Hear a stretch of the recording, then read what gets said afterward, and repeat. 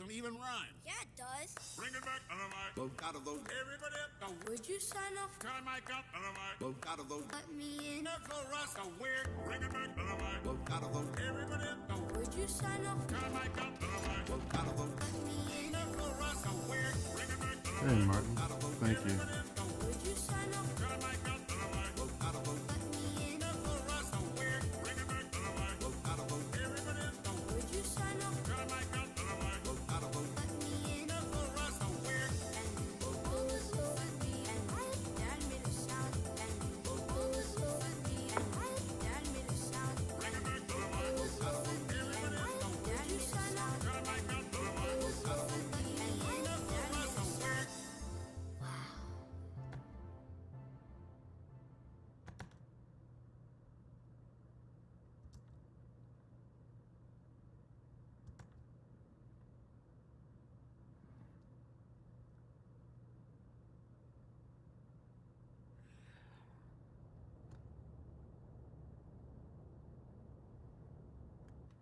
You know, back when I was in the academy, we would follow every toast with a song.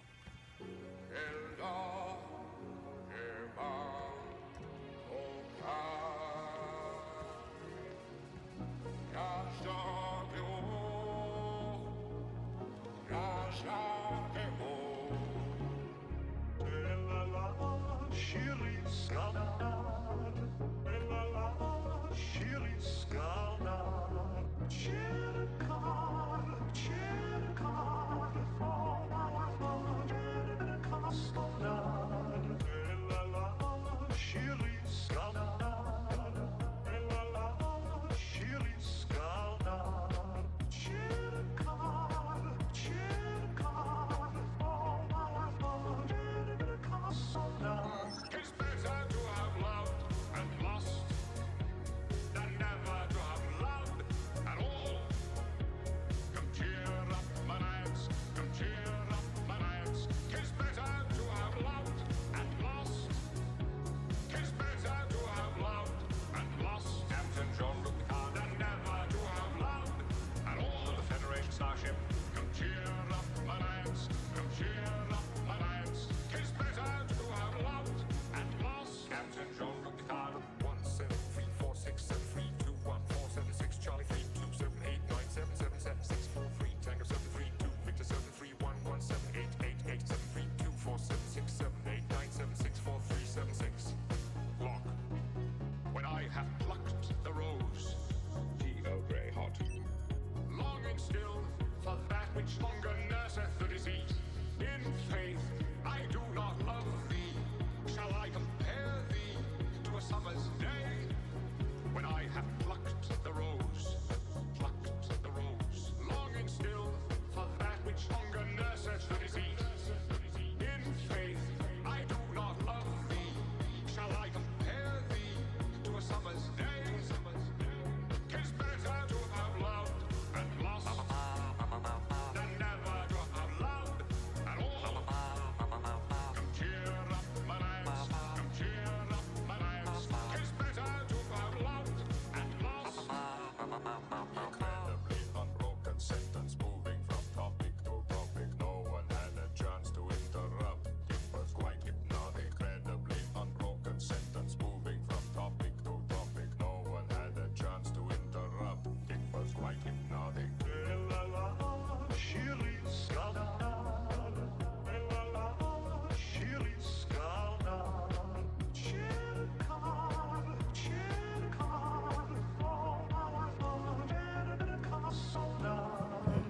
That's an interesting twist. Oh boy.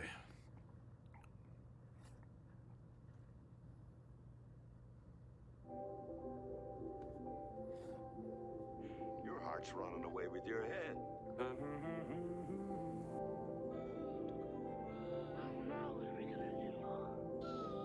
Come on. I've thought it all out. It just wouldn't work.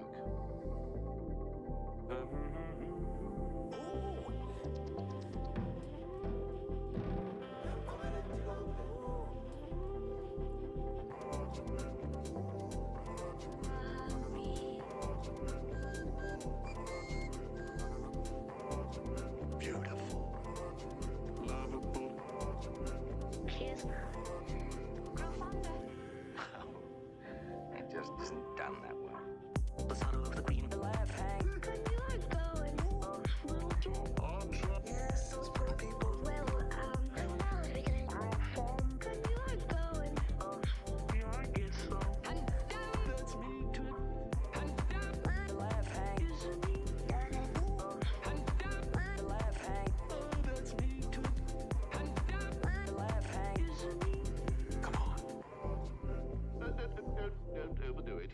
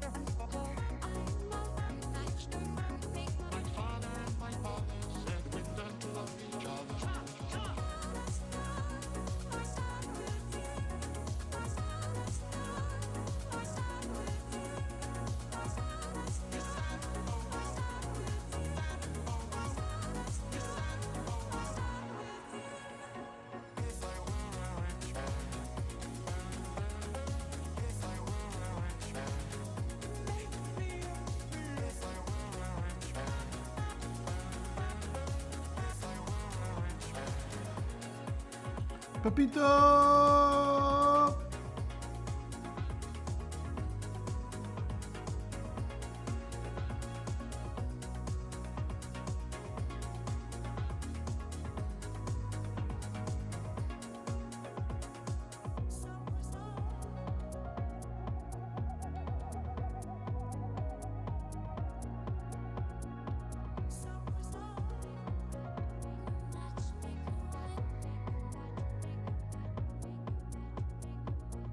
I don't understand what's happening today.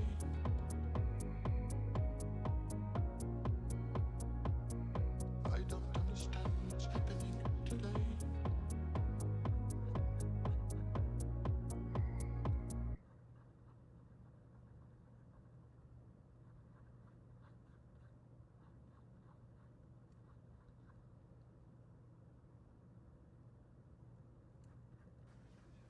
Euphigenia Doubtfire, dear.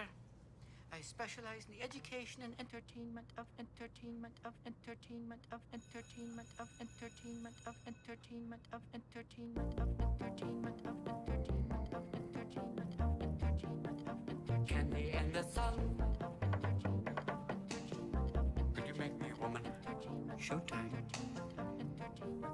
I know you're used to Lucy, but I run daggers for you. Daggers for you. I know you're used to Lucy, but I run. Go pump some neurons. I know you're used to Lucy. Such a shunt. Such a shunt. I know you're used to Lucy, but I run. Surprise. Hip hop, bebop, dance till you drop. Hip hop, bebop doesn't mean that they don't love. Hip hop, bebop, bop, bop, bop, dance till you drop. Hip hop, bebop. Just a little bit of nicotine. The sun, Just a little bit of nicotine. cream in your sugar now. Little bit of nicotine. Doesn't mean that they don't love you.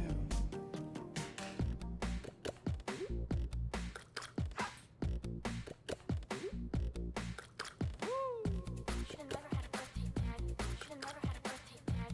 Should've never had a birthday pad. I know you're used to Lucy, but I run daggers for you. I'm in charge, daggers for you. I know you're used to Lucy, but I run. Go pump some neurons. I know you're used to Lucy, but I run. Such a shunt, such a shunt. I know you're used to Lucy, but I run.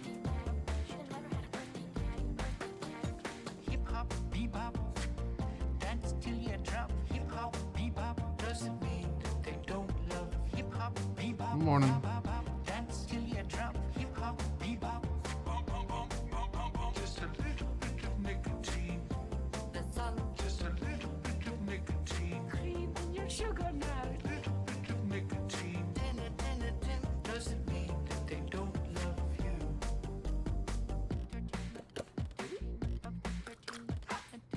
When I'm in charge.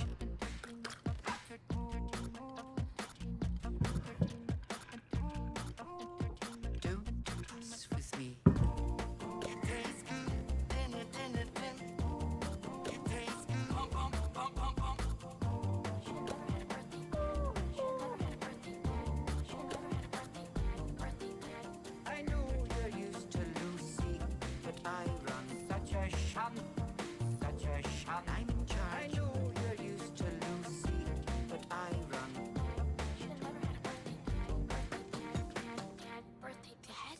Hip hop, bebop, dance till you drop. Hip hop, bebop, mean that they don't love. Hip hop, bebop, bop, bop, bop, dance till you drop. Hip hop, bebop, candy and the sun. Just a little bit of nicotine.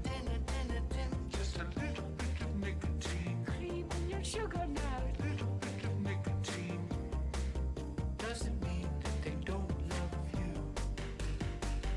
Well, that's all for today. Bye bye.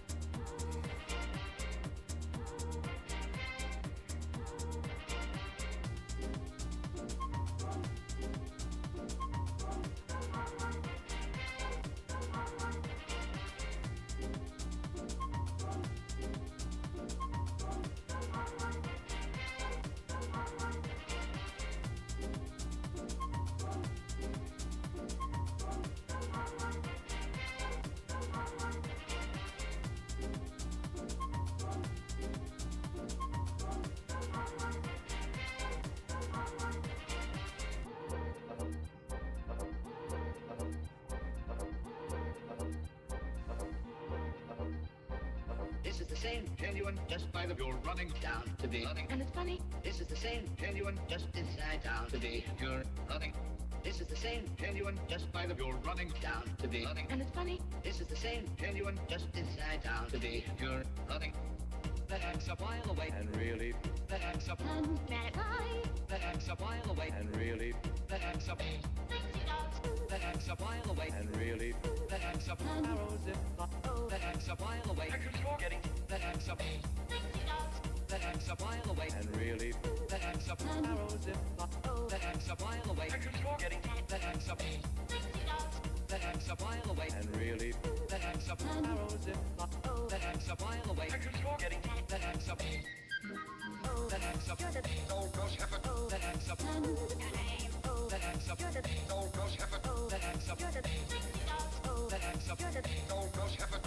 a that X a that X a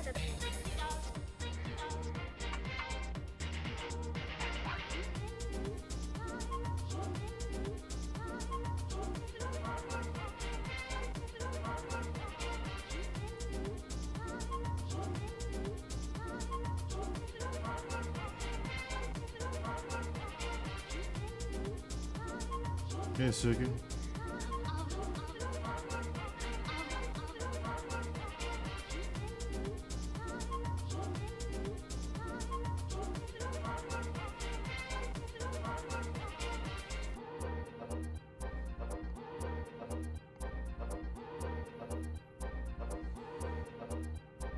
Used. and you're on 'em.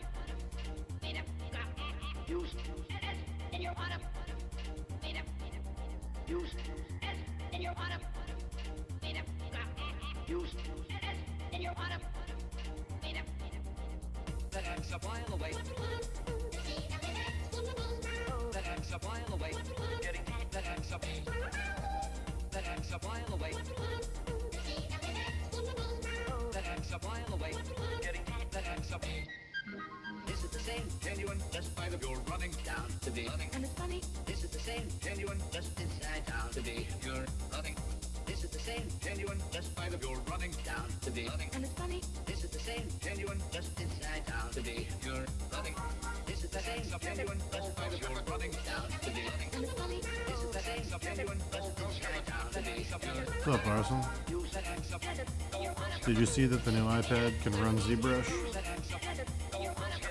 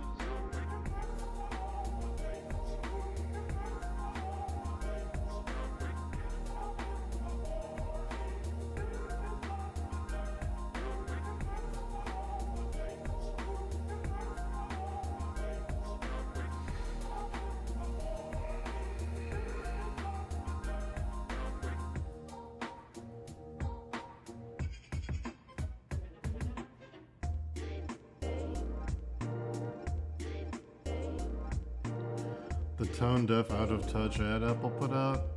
No. What did they say?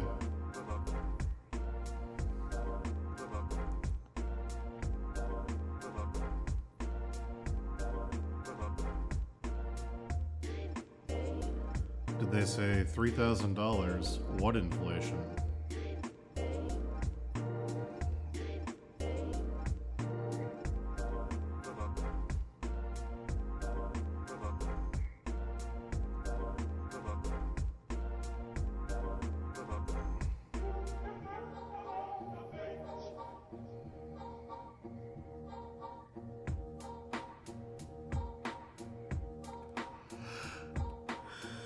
Oh.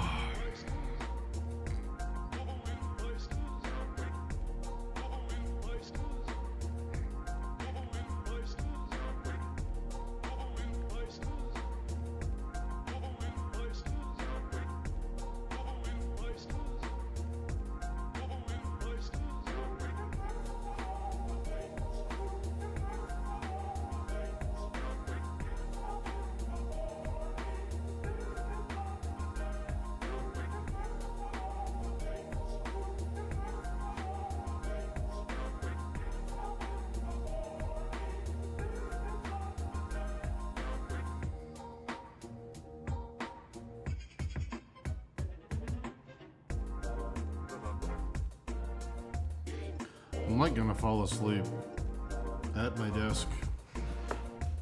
Oh boy. Oh boy. This is rough.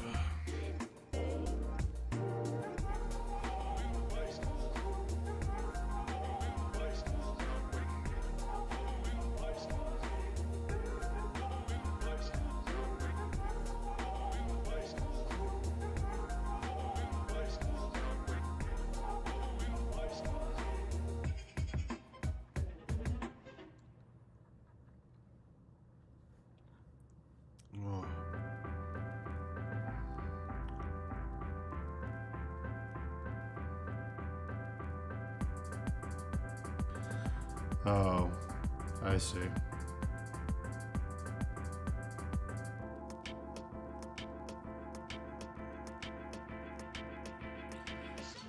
That's a bad way to do it. Crushing them is a bad way to do it.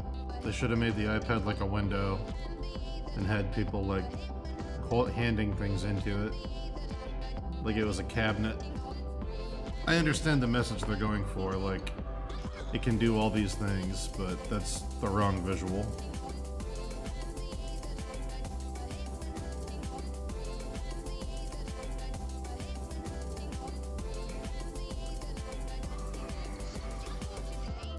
Yeah, I understand the message, but that's the wrong way to do it.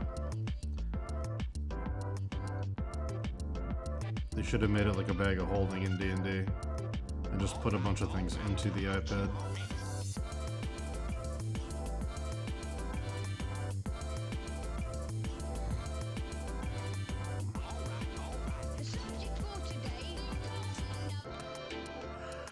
That sounds retarded. Fuck me, dude. Oh no, I'm tired. Oh.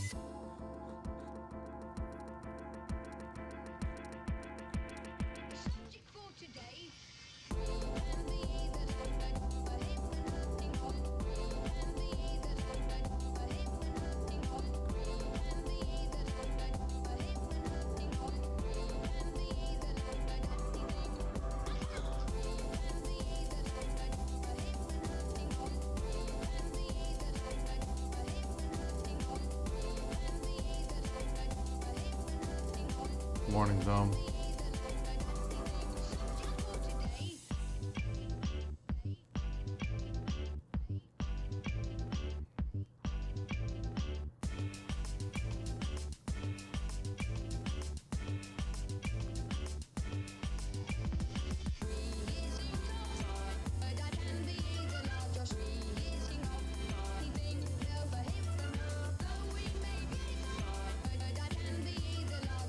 Oh god.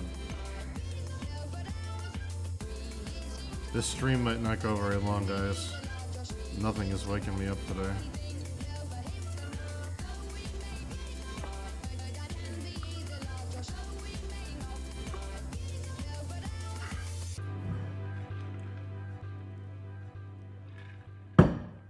Oh. Today might be the day that all the lost sleep of the week just finally. George, I think we should listen. Go very well. Never give and I'll never be this. Sing songs, us sings this. Never give and I'll never be this. Sing songs, us sings this. Never gives and I'll never be this. Sing songs, us sings this. Never gives and I'll never be this. Sing songs, us sings this.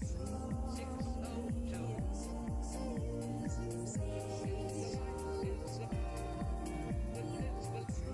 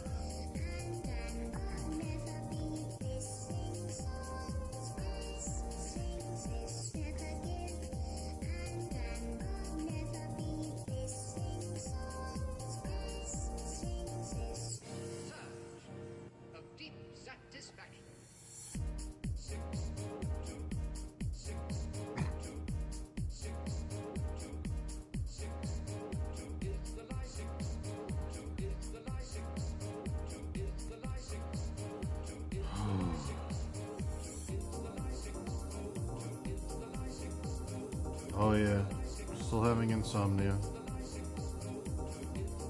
I got one night of maybe 6 hours of sleep this week.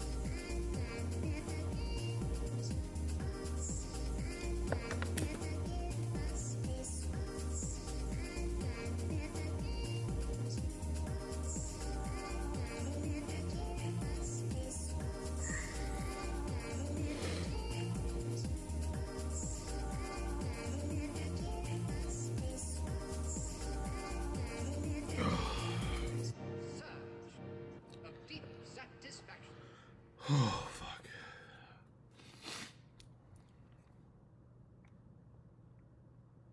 Ugh.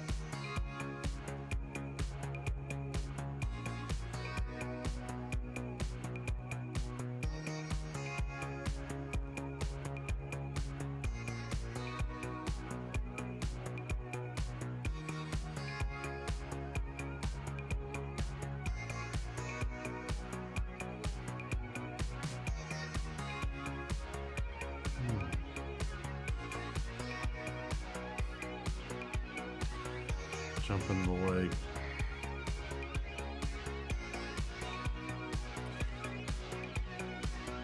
Tim, if you go to Margarita Mile tomorrow, I'm not gonna make it.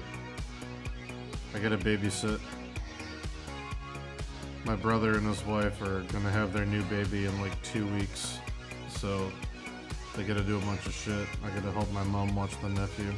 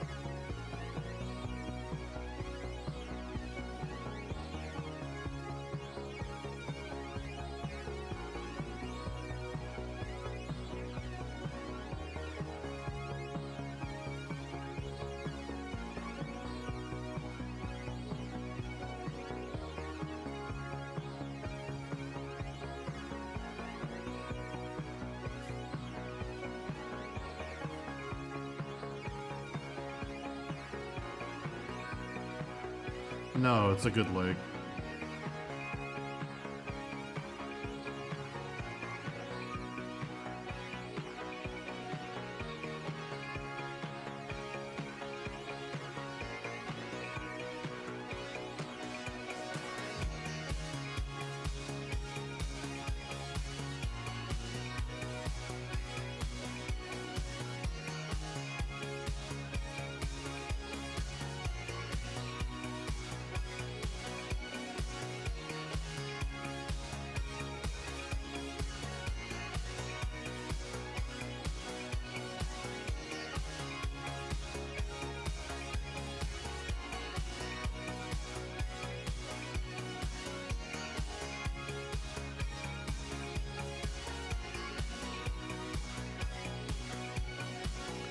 Are you coming to Memorial Day, Tim?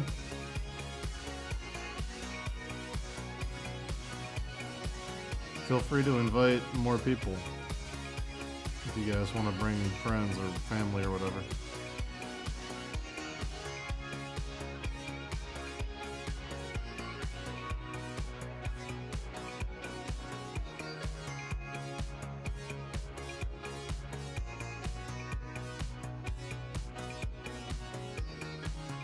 Hey, Artie. Trying to decide if I want to keep streaming or call it. Today is not it.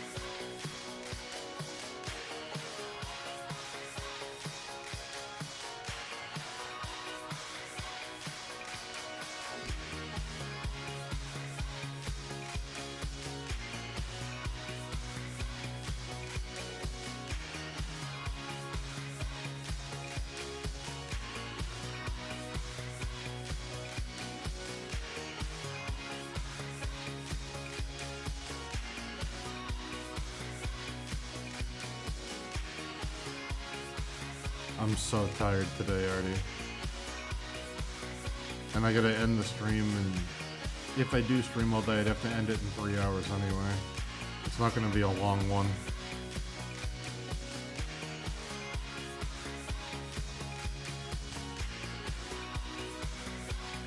Taking my mom out tonight for Mother's Day because I Can't See Her Sunday.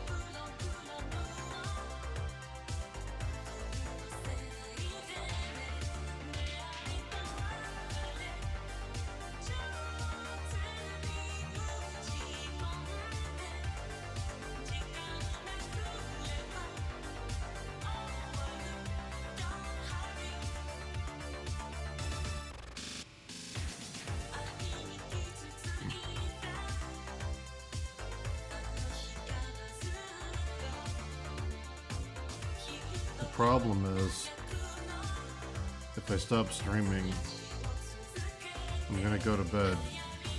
I'm gonna sleep all day. And then I'm gonna become nocturnal.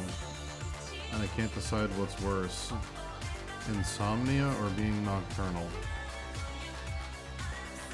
I don't know which one is worse right now.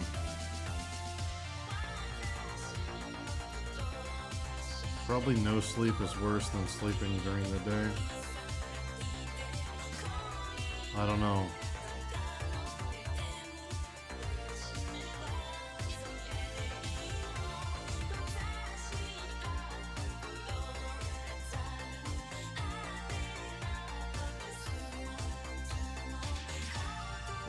Being nocturnal fucks with your hormones, your stress level.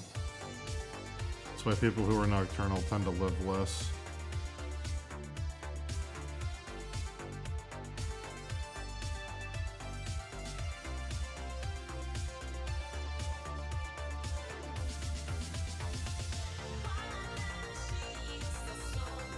If I could be nocturnal and be like hormonally healthy, like if it didn't fuck with everything in my body, I would do it. I prefer being nocturnal, but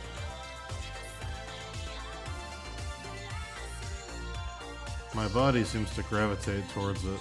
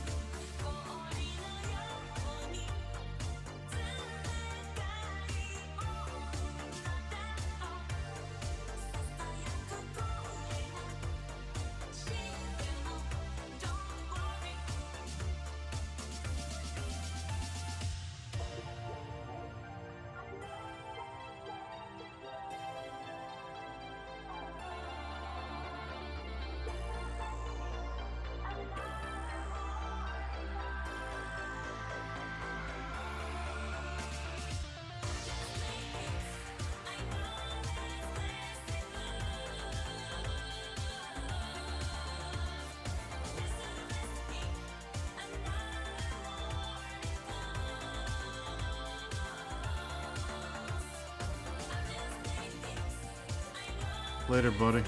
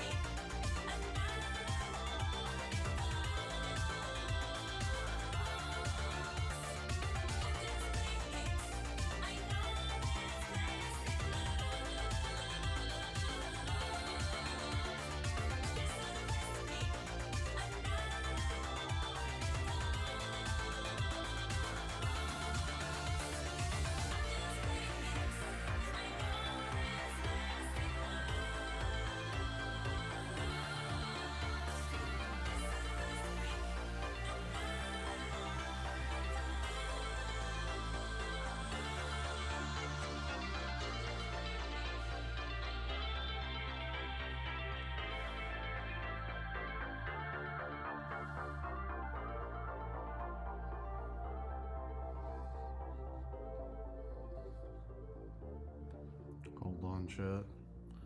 Please hold.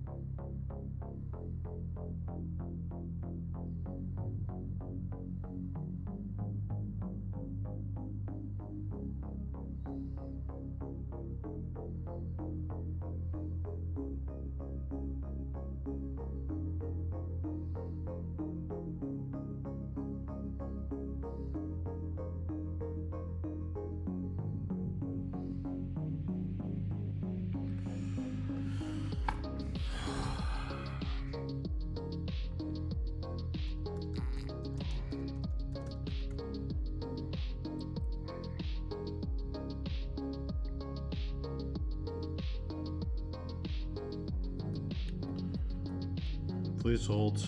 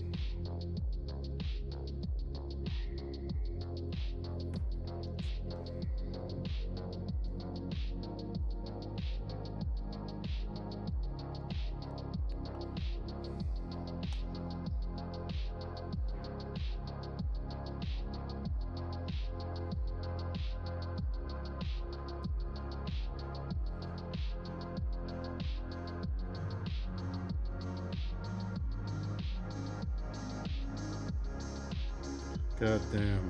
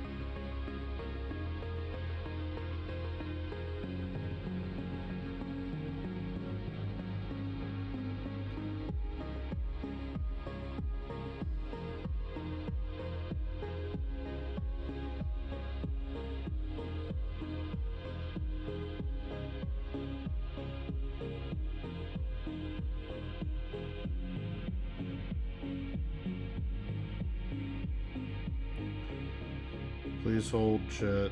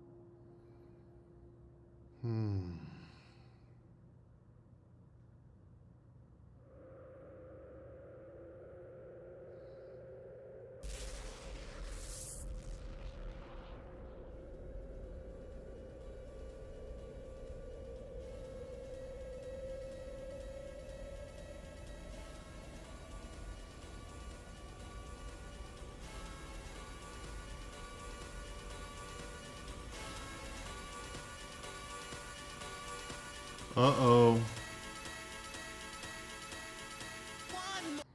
Can't listen to that, or I'm gonna get banned. Please hold. Please hold, chat.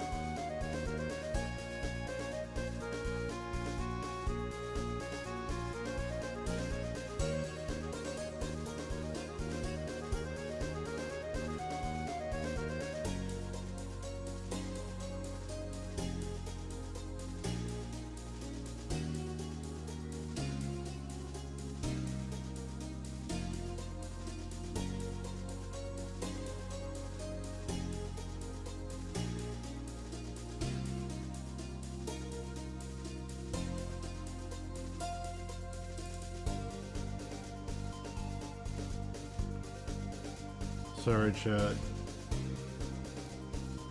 Trying to deal with an issue here.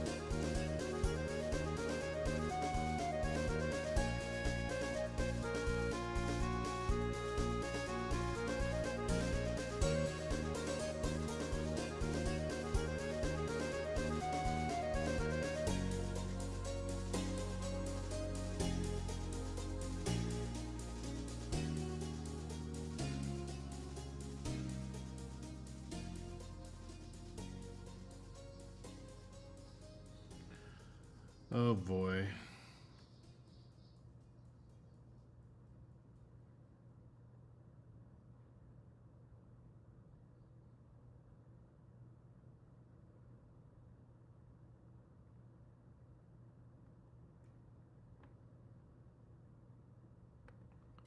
Oh boy.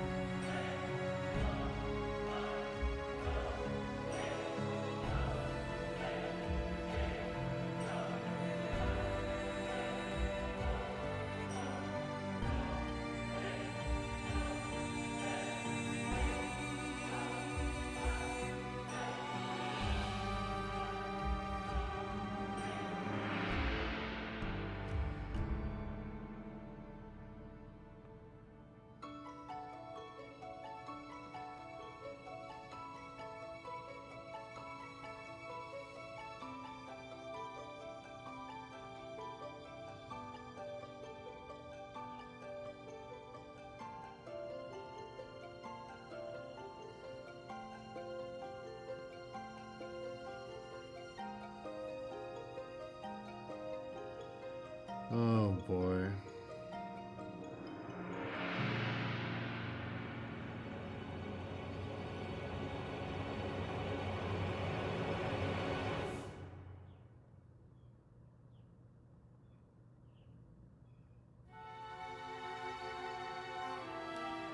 Right back, chat.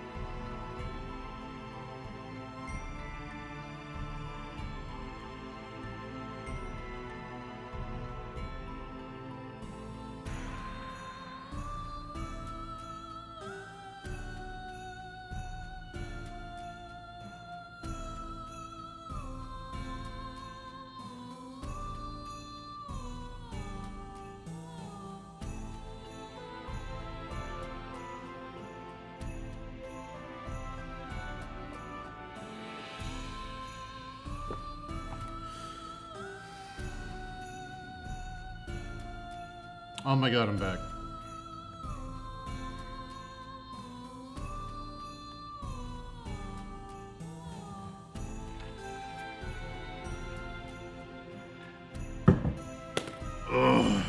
Ugh.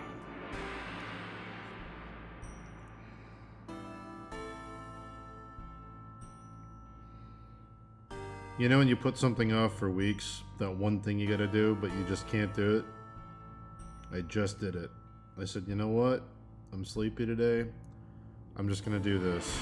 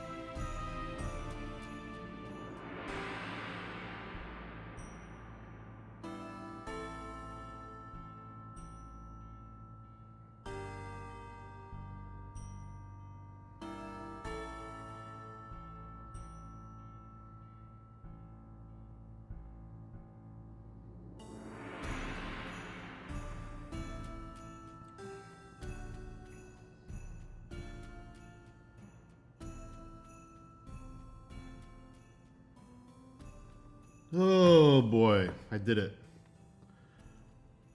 Hey Ichigo Senpai, what's going on? Ugh. Somebody in Amsterdam wanted to buy the Steve books. I've been putting it off for weeks. I looked into multiple channels to try and save the money. I couldn't find anything under like 150 bucks. So I just kind of stopped looking. I'm just gonna send them myself through USPS flat rate, but I just been putting it off, so I just did it. I just printed the label through stamps.com, got everything sorted, so.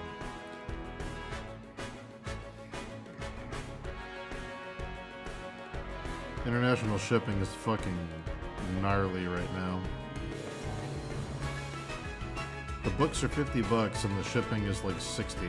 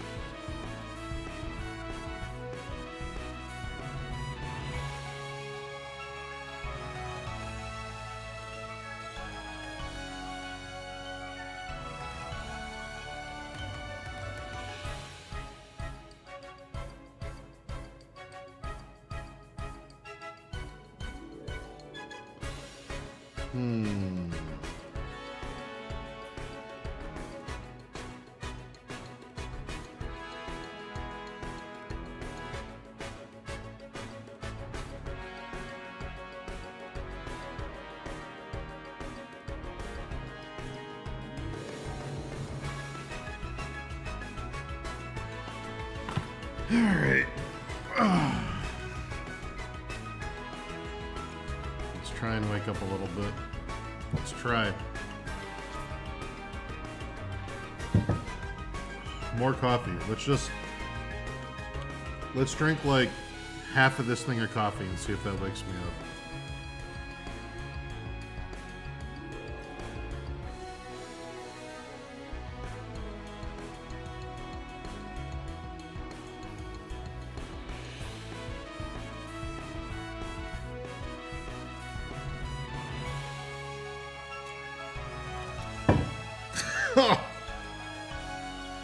Oh. That coffee is black.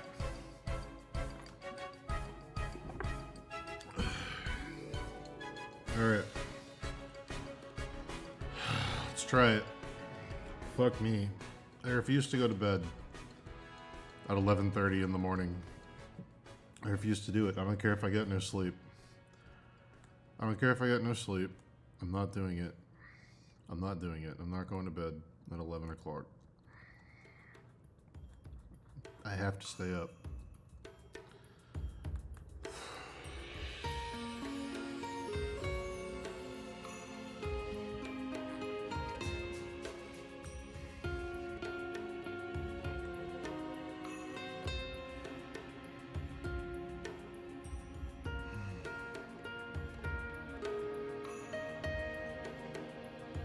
I'm sorry, Gnome.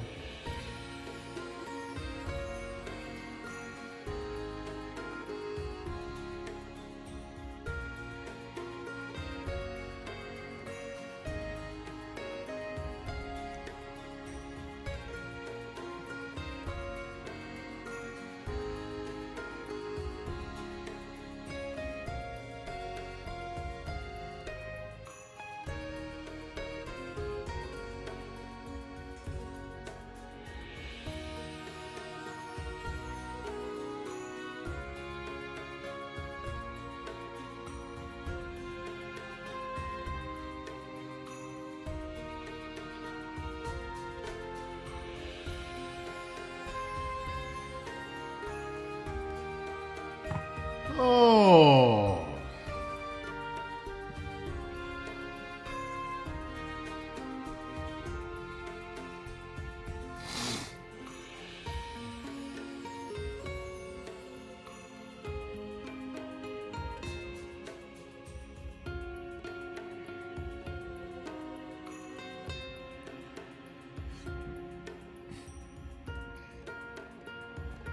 All right.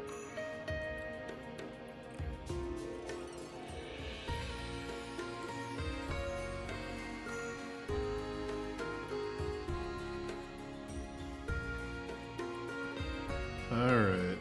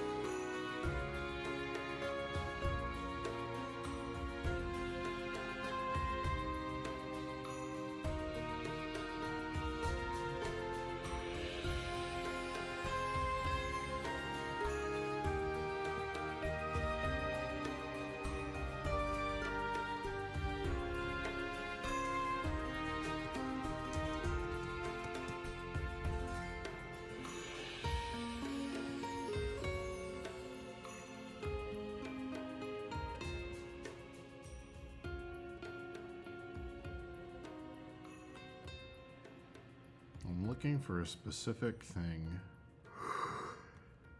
A specific thing in Elden Ring. Oh boy. Come on.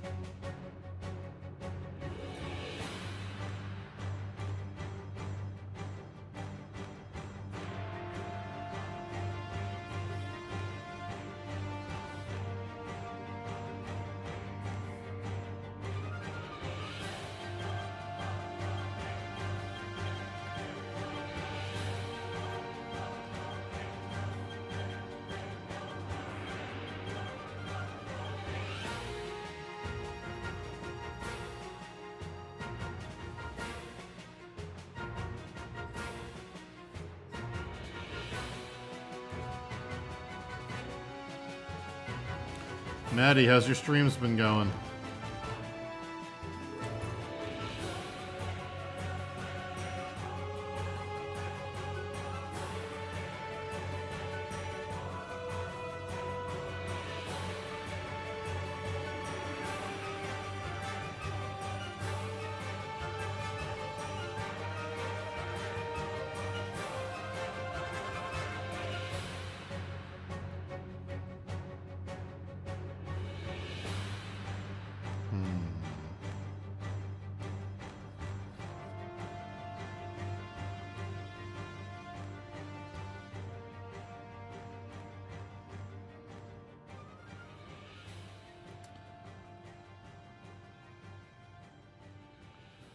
I don't know. Trying to be consistent. That's good. Consistency's good.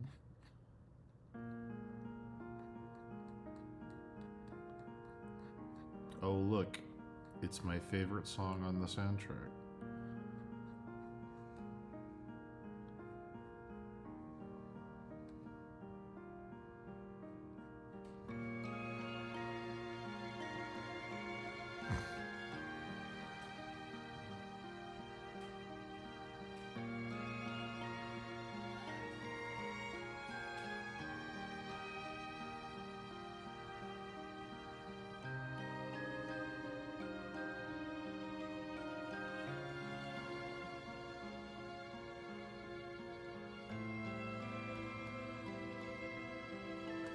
Sharky, are you here?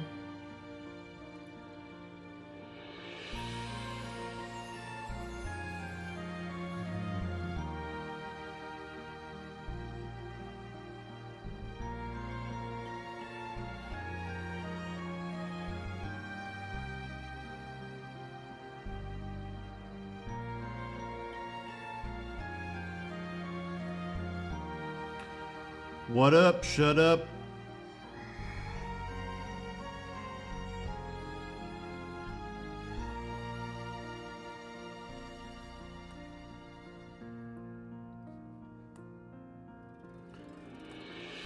Sharky, how did your thing go yesterday?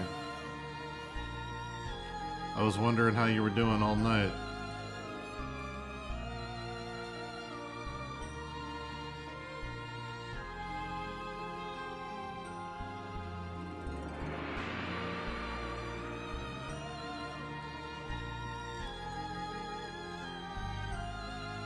I just found out a company I charged $10,000 for a job. Was it 10? I can't remember. I just found out a company I charge some number of thousands of dollars for a job. It was either 10 or under 10. It's worth over $1 trillion. Whoops. Should have charged more.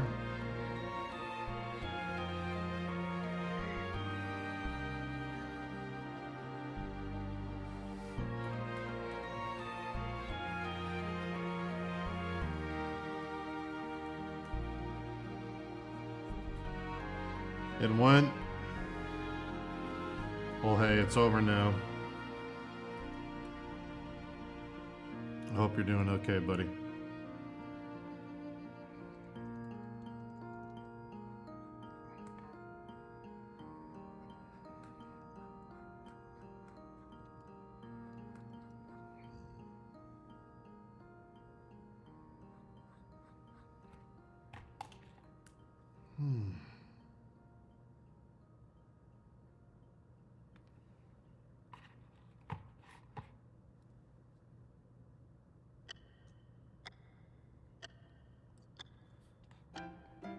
I mean, for what the job was, the money was still really good, but holy shit.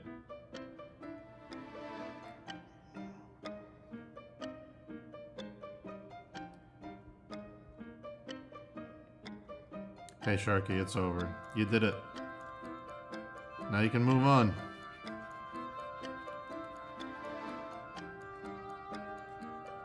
Now you've got one less thing in your life, which will give you more room to grow. Guys, listen.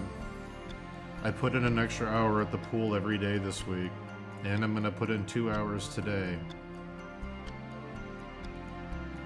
just so I can take my mom to this restaurant she's been dying to go to for Mother's Day. Alright. Let me read you some of these recipes.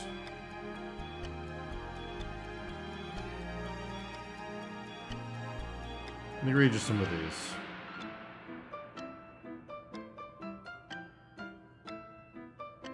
My God. My God, chat. I'm gonna learn how to make some of these. This has been one of those things where I have one bite of everything, but I don't actually eat a meal. But I'm so scared of French cooking that I wanted to have like a 10,000 calorie deficit just in case, because they use a ton of butter in French cooking. Bacon wrapped dates with Vermont cheddar, parsley salad, and red wine syrup. Saffron and Maine crab ravioli with farm cheese and mustard crumbs. Crispy duck leg cassoulet with braised white beans, pork sausage, buttery herb crumbs. Orange glazed pork belly with lavender aioli. Foie gras on a toasted butter cake with green grape gastrique and salted almond crumble. Jesus Christ. I'm gonna die. I'm gonna have one bite of everything and I'm still gonna die. Pork schnitzel with palm puree, sauteed spring vegetables, and a lemon caper butter. Duck breast with goat cheese croquettes, white sweet butter potato, asparagus, and port wine cherry reduction. I'm gonna die.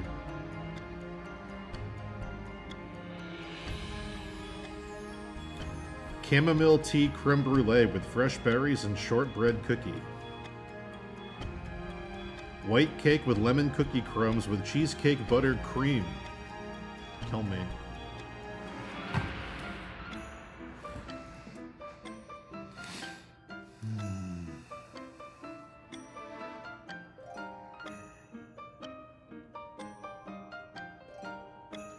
Dude. French cooking is wild. I have to try the foie gras, and I have to try the, there's a couple things on there I gotta try.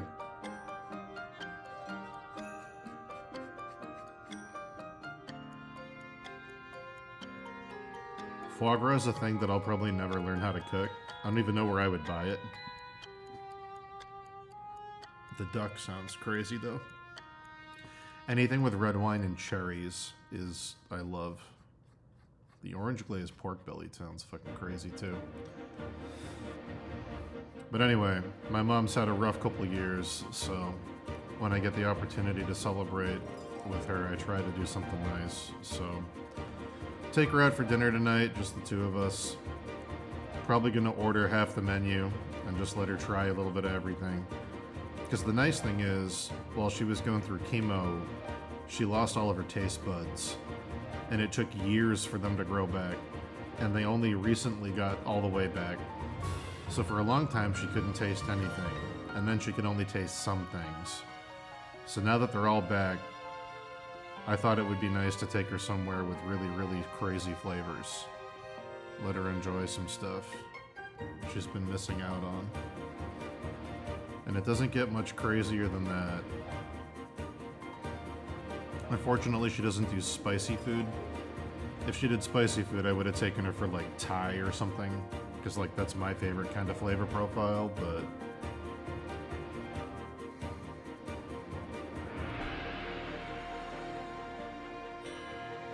I think the plan is to just...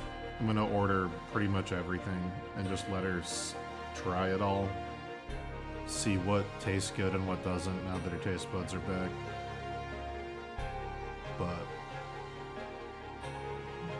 because the weird thing is when your taste buds come back, sometimes the way you taste things is different. So like, she mentioned that for probably 4 years she couldn't taste chocolate. Chocolate was just completely gone. But now she can taste chocolate, but she says it tastes different than she remembers it. She said chocolate tastes more mocha-y. So... but yeah, for years, chocolate just tasted like nothing.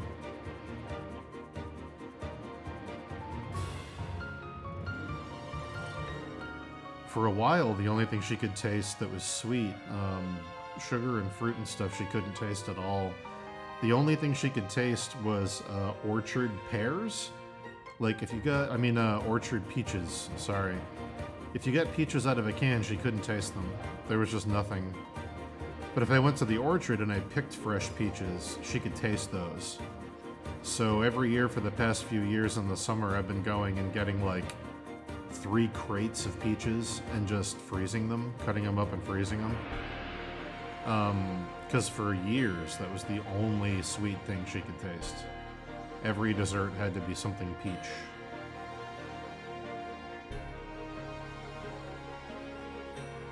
But yeah, throat cancer, good shit.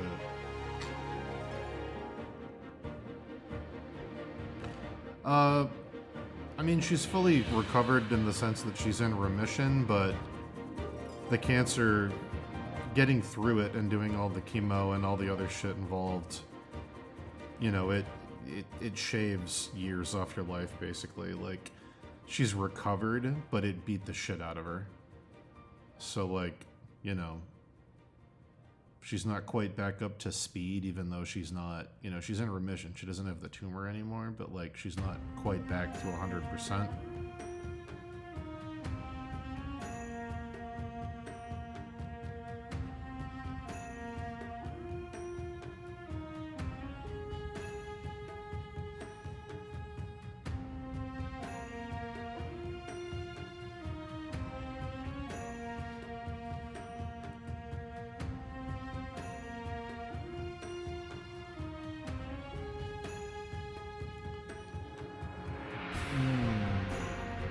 No. She got the form of, she got that form of cancer where if you're born with a certain type of, it's a skin condition. If you have a certain skin condition when you're a kid, it can become cancer when you're an adult. But she never smoked. Not even a little bit. I can't remember the name of the skin condition. It's super common. But, I think it's more common for women to develop cancer out of it.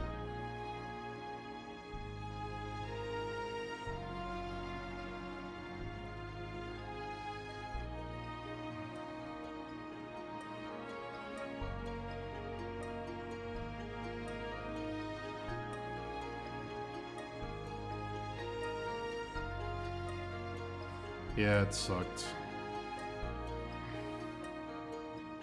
That's why we were so shocked when she got the cancer. We were like, you've never done anything that would cause cancer at all.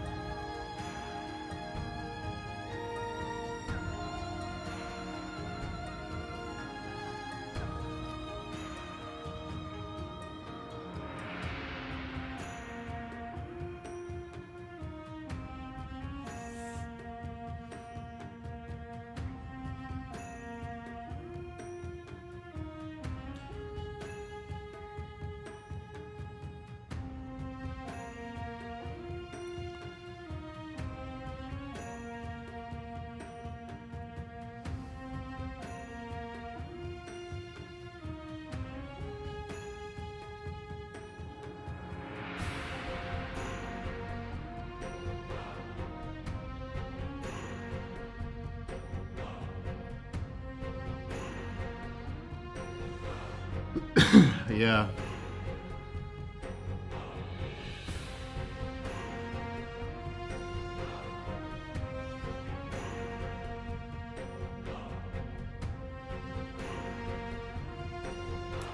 It was, oh,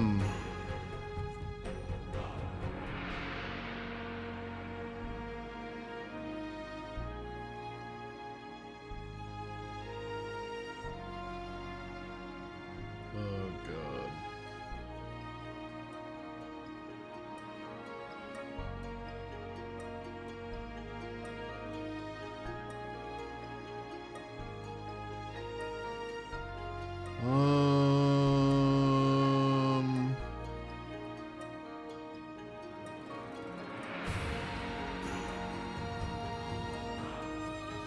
What is the name of it?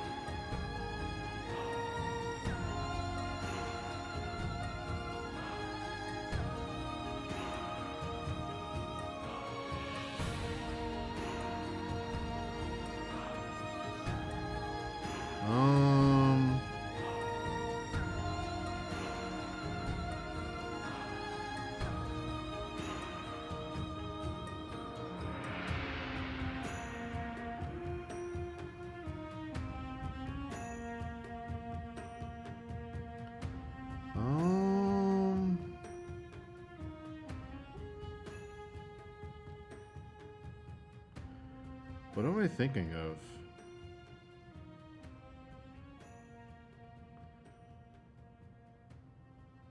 What am I thinking of?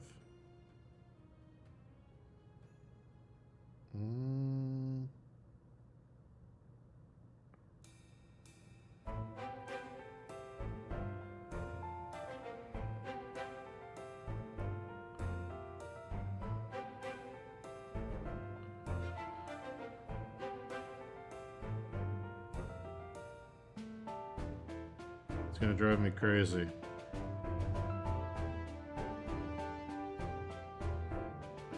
I can't remember the name of it. Sorry.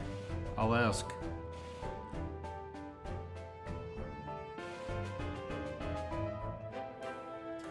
It's something you're born with that doesn't have any, like, symptoms. It's just something you can have that's, like, dormant. But, it increases your risk of certain types of cancer. I want to say it's either a skin thing or a blood thing.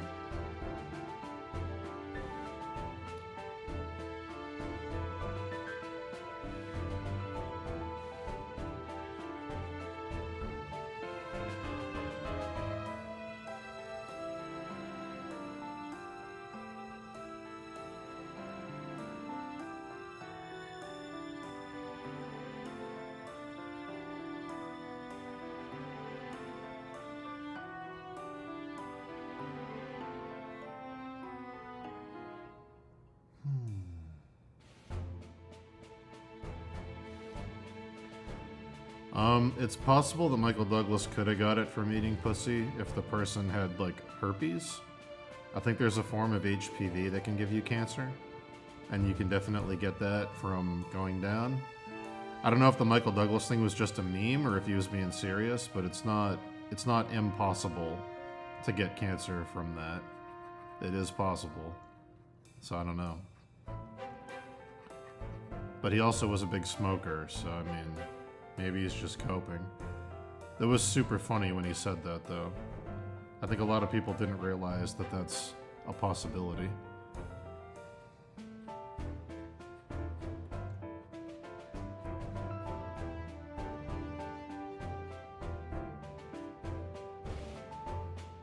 Yeah.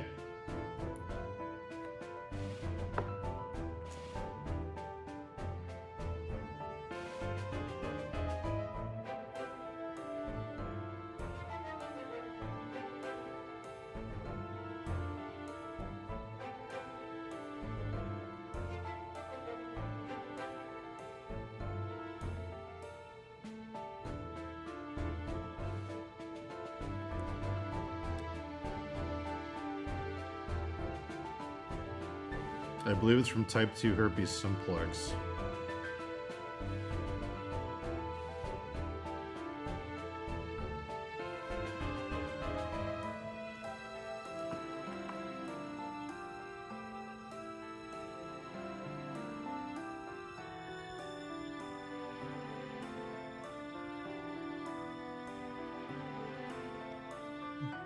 But yeah, no, that's definitely a possibility.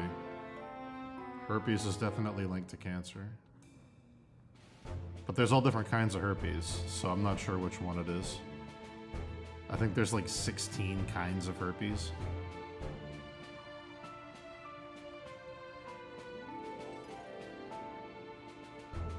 I think some of them you can just be born with. But I have no idea. There's a bunch. I just know there's a bunch. I remember we had to learn that shit in school. There were like, I can't remember how many there were. I just remember there were a lot.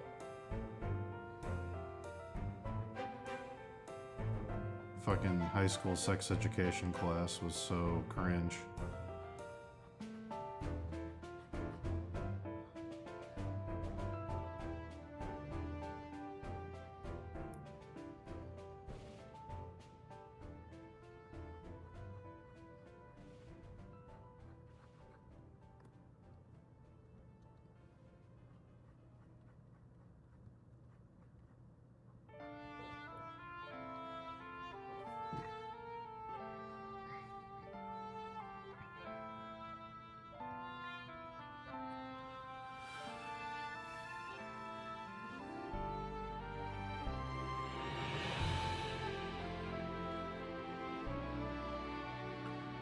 But I mean, I don't know. If you're gonna get cancer from anything, I mean, come on, Michael Douglas. If you gotta go, that's the way to go.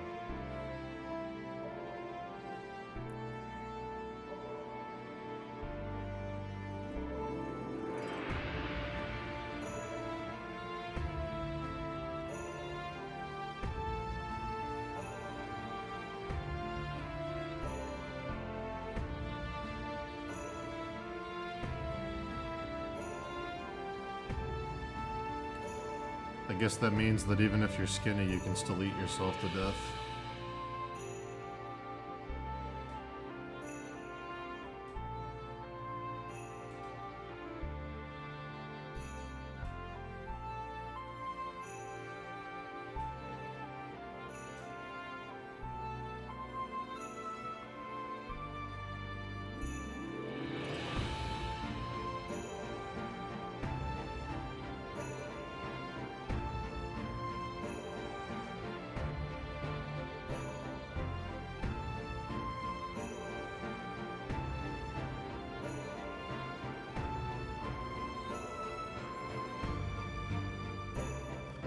I rewatched Band of Brothers, switching topics.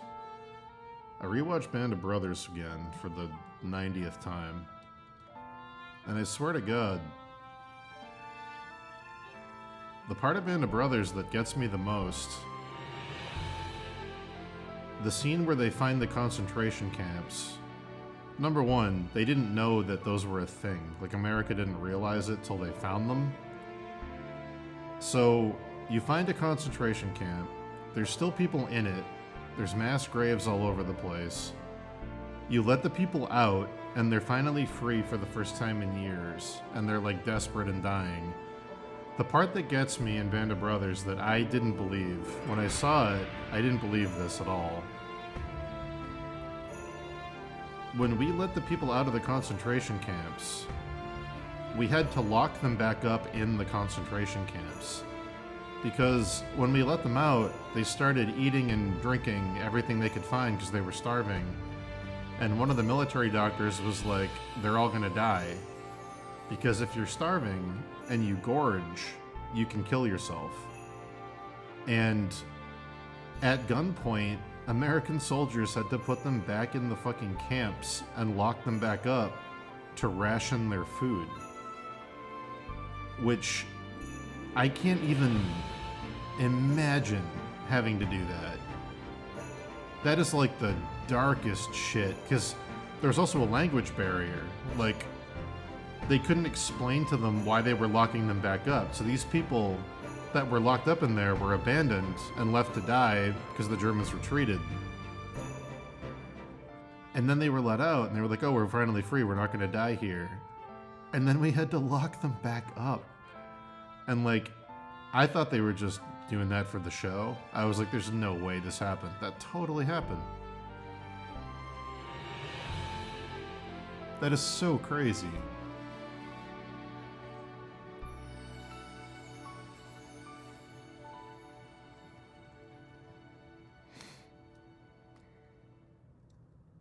Man, Band of Brothers is so good. Stupidly good. Yeah, Miguel. It's great. If you haven't seen it, it's fantastic. It's great because at the end of every episode, when they filmed it, there were still people alive from the air infantry that are like the characters in the show were still alive, the real people. So the real people talk about the events after each episode, and it's pretty gnarly, for lack of a better word. It's pretty gnarly. Let's listen to Presidential Pump Volume 2.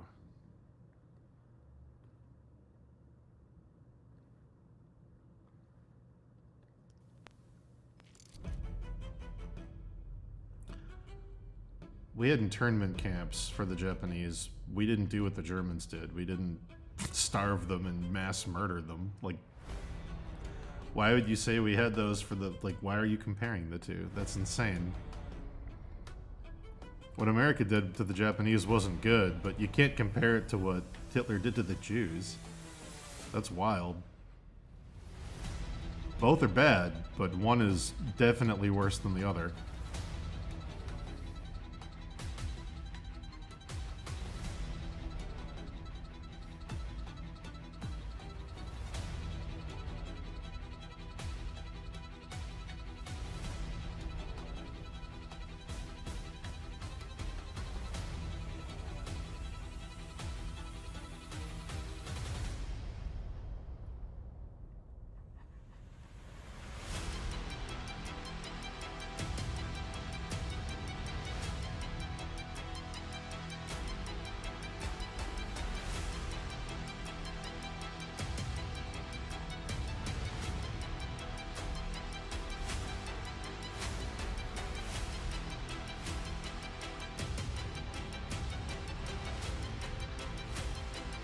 Oh yeah, Shane's a big history guy.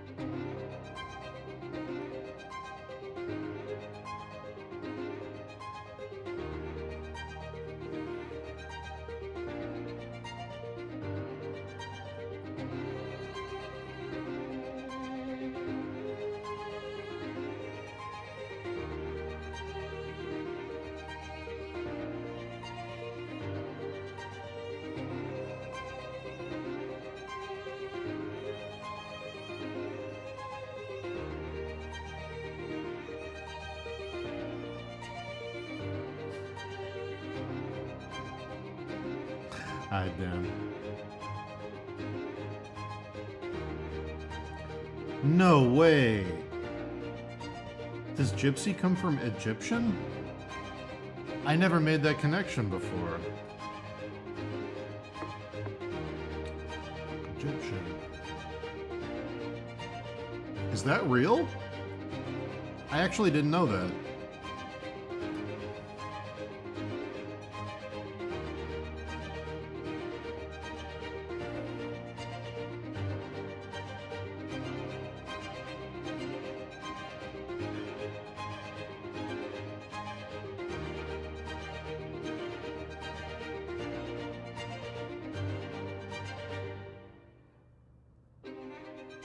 I believe Slav is considered a slur in some countries.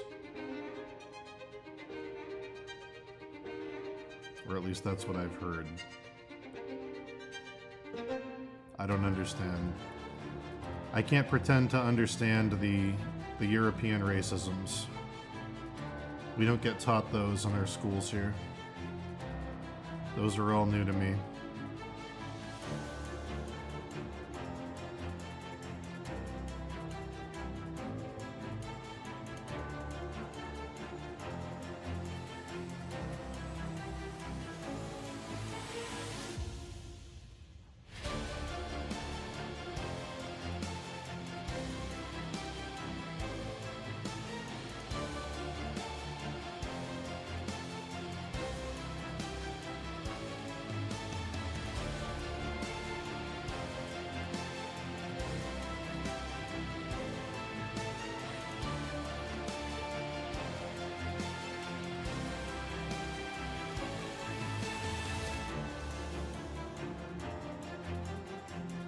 People will always find a new slur. It's inevitable. If something isn't a slur, it can be turned into one.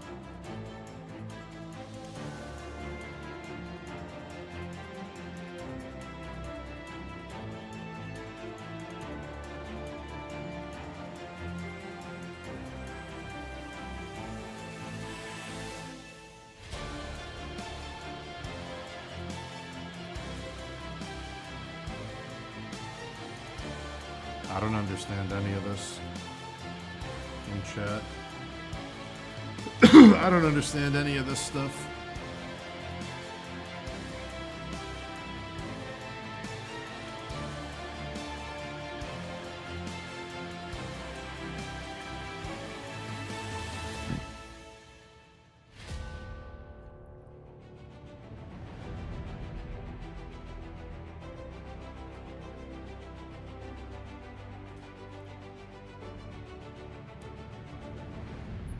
All I know is that I don't even want to say it. I'm not gonna say it. I'm gonna keep my mouth shut.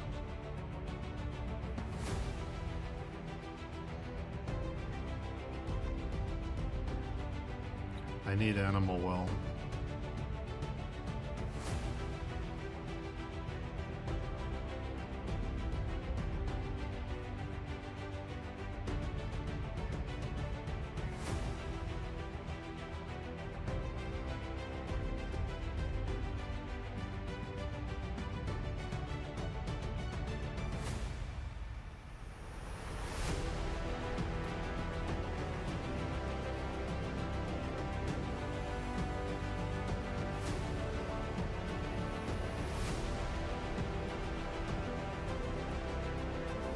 I might be wrong. Dan DeSalt, back me up on this.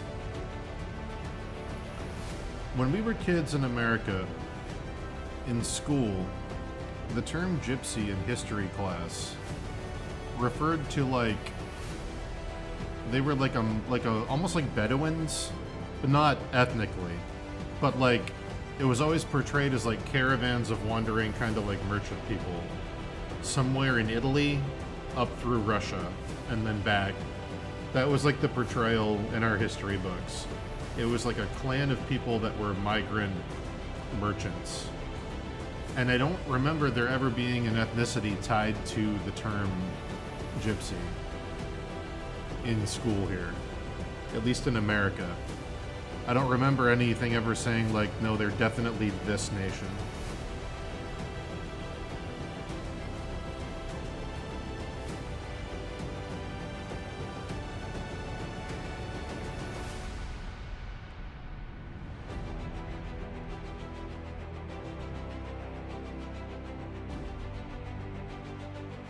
It wasn't until way later in life that I heard more context around that term.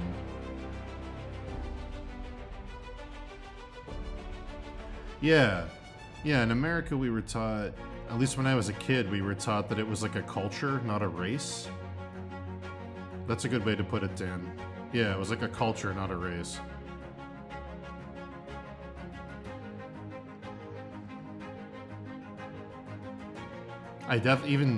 today was the first time I ever heard somebody use the in connection with the word Egyptian, which makes sense. The root of the word is there, but I never heard that till today.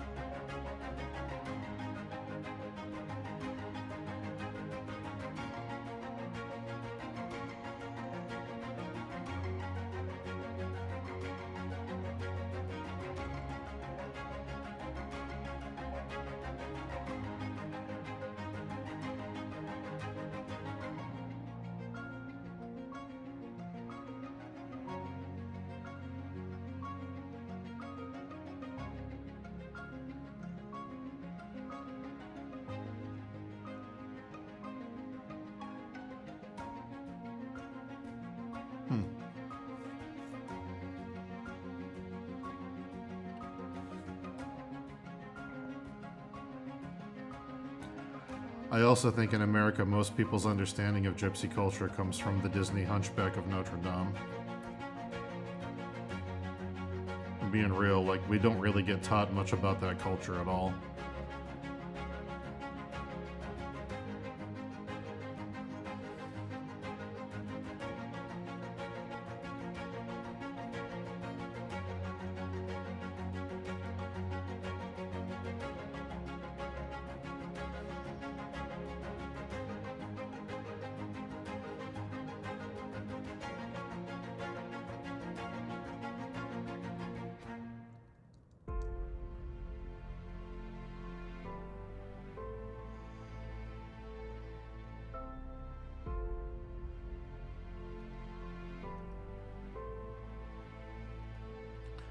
It's weird because, like, I don't know. In America, again, this is just what I was taught. I'm not saying I agree with any of this. I'm commenting on, like, the American educational system. In America as a kid, historically, gypsies, Bedouins, and Jews are all kind of, they're like similar things. The way we're brought up, like, they're all considered like a migrant culture that goes from place to place, and they are like merchant based, or like, yeah, like, we were taught that Bedouins were like a desert version of that, gypsies were like a European caravan version of that, and Jews were just kind of an all over the world version of that. They were all kind of portrayed the same way, of like a clan of people with a distinct culture that never really belonged in any given place and just kind of moved from spot to spot. That's how we were sort of taught about those three cultures. I understand that there's a lot more to it than that now as an adult. It is weird that we were basically taught. They're all sort of similar as kids, though.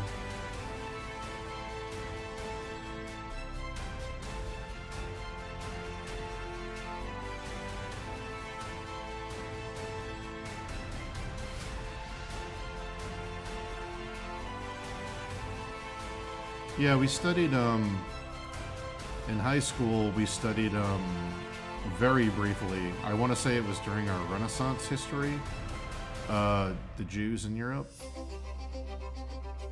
Very, very briefly. And, so there's some gypsy stuff mixed in with that.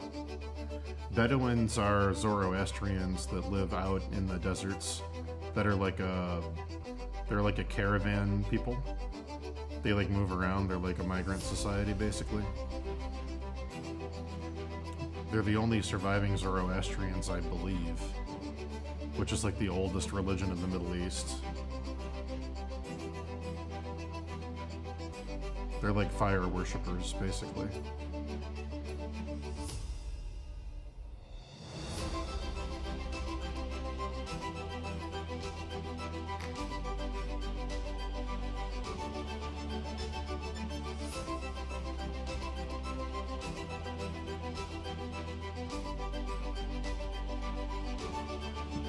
I've only heard the term gypsy used as a slur in England.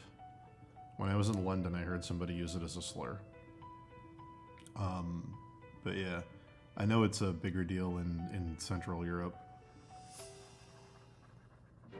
Just from friends. I've had friends tell me it's a bigger deal. I've never experienced it.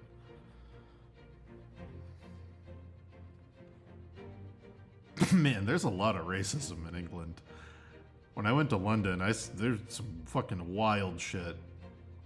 They fucking hate Indians and Middle Eastern people. My God. I've never seen, like, the way that America's taught that we spoke to black people in the 60s is like how I saw people treating like cab drivers and restaurant owners in London. I was like blown away at like the very open, like, yeah, I don't know. That was shocking to me.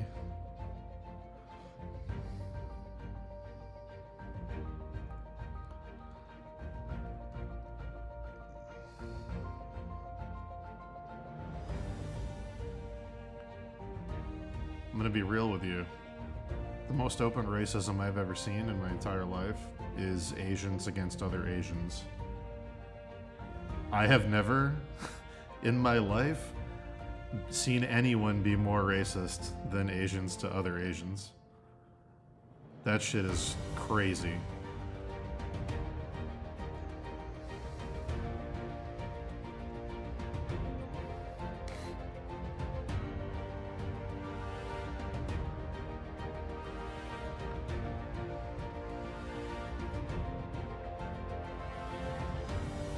What about people from South America? What do you mean? In what context?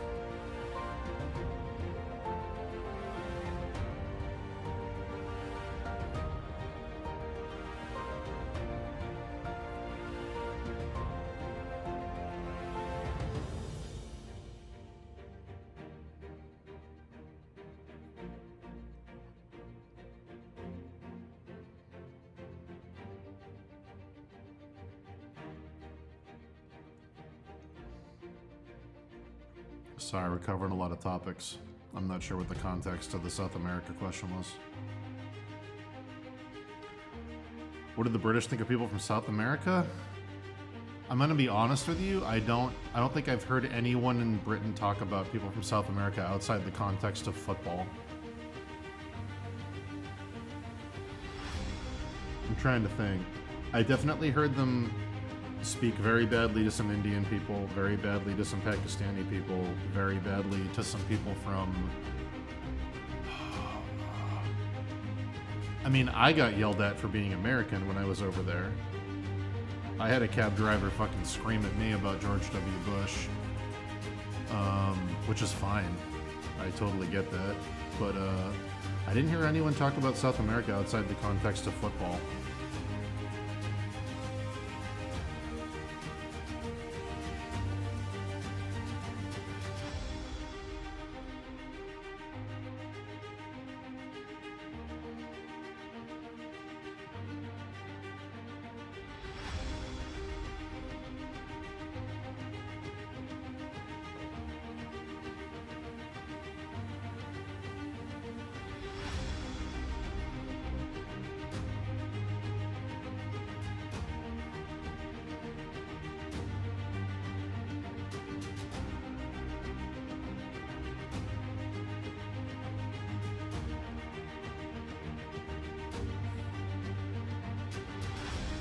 Damn.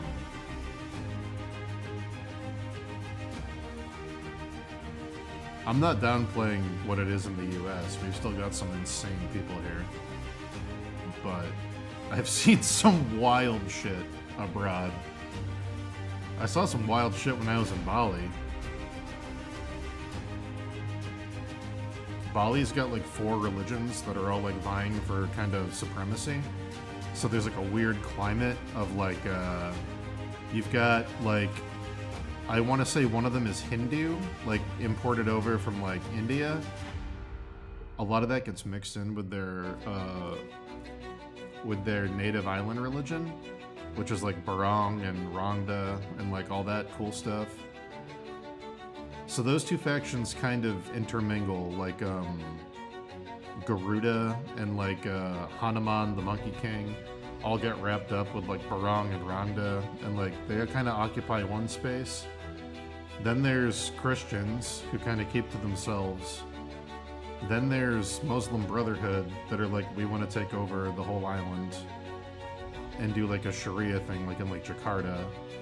So there's like a weird climate of like everybody was kind of like looking at each other all the time in Bali. Like when I got off the plane, the guy who picked me up, name's Kadek, super nice guy. He was like a native island religion guy, but the truck in front of us was full of with a bunch of guys with guns. And he was like, oh, those are Muslim Brotherhood, like, you know, stay away from them if you're a tourist. And I was like, oh. And then I just started to notice that there were like little, I don't know what to call them. Everybody was like sectioned off into their own little thing. Like the Christians go over here, the, you know, Bali people go over here, the Muslim Brotherhood people go over here.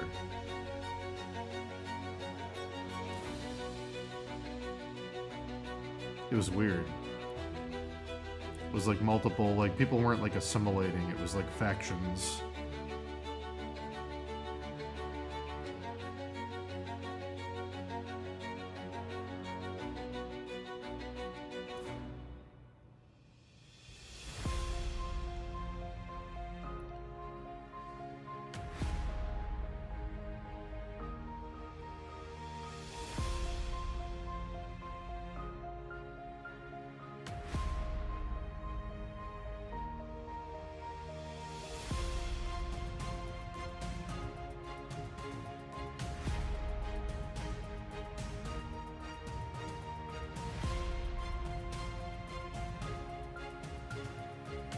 What was I there for?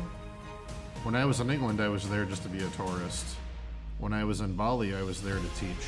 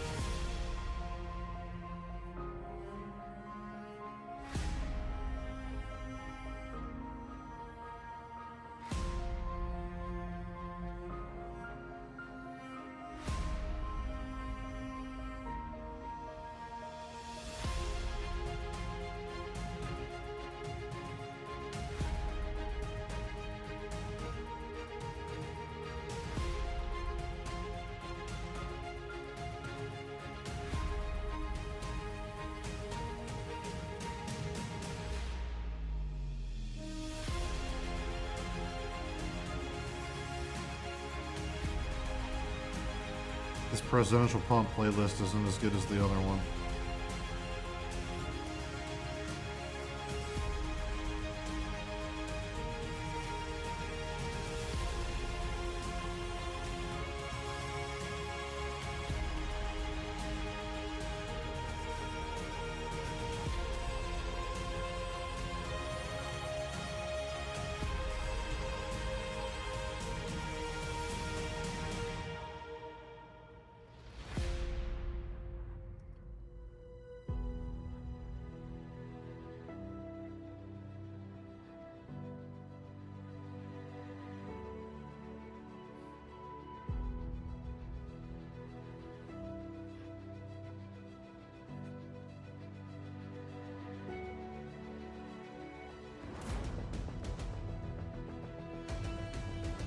Yeah, teaching art.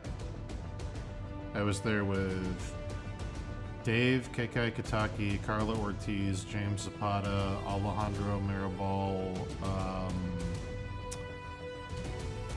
oh god. Fuck. I know his name. Why am I forgetting his fuck me. He was in Crimson Daggers with me. Fuck, what was his name?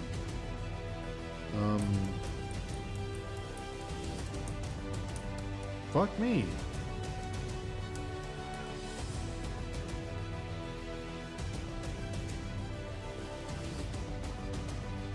I can't remember. Fuck. I can see his art in my head. It'll come to me.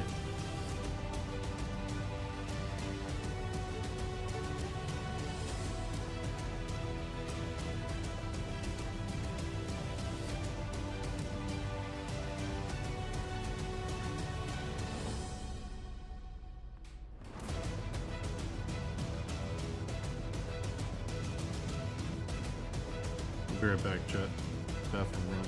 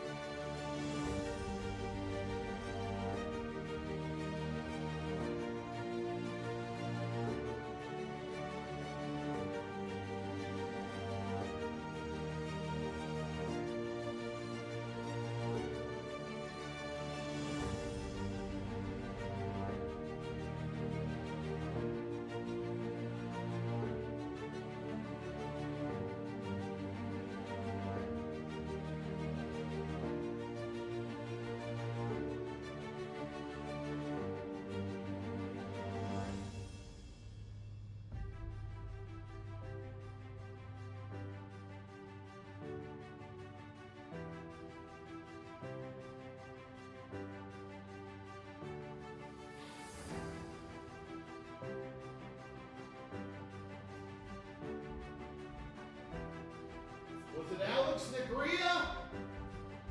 I think it was. Oh, God. Pretty sure it was Alex Negria.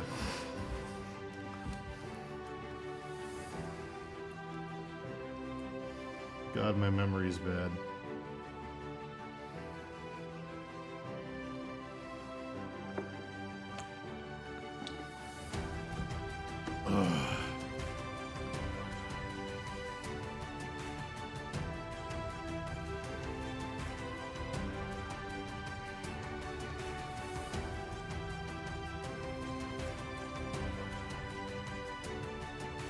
Alex Negria was there, though.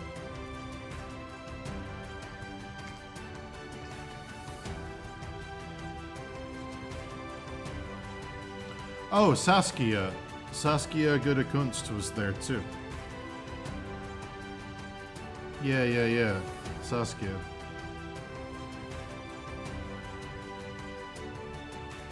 What did I like and hate the most? The thing I hated the most was that I couldn't drink the tap water. Finding water that wouldn't make you sick was the shittiest part, for sure, pun intended. What did I like the most? The art, the culture. Holy shit. the amount of craftsmen and like people that just like did woodworking and stone carving and tapestry weaving and the statues everywhere, going to all the towns and seeing the giant statues of the gods and goddesses that were like carved out of beautiful stone. Yeah, the art was just, I'd give anything for our country here in America to embrace art the way that Bali has. My God, it plays such a huge factor over there.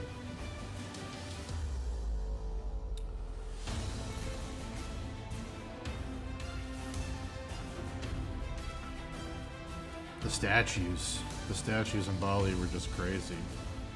I mean, like, hold on. Puppy.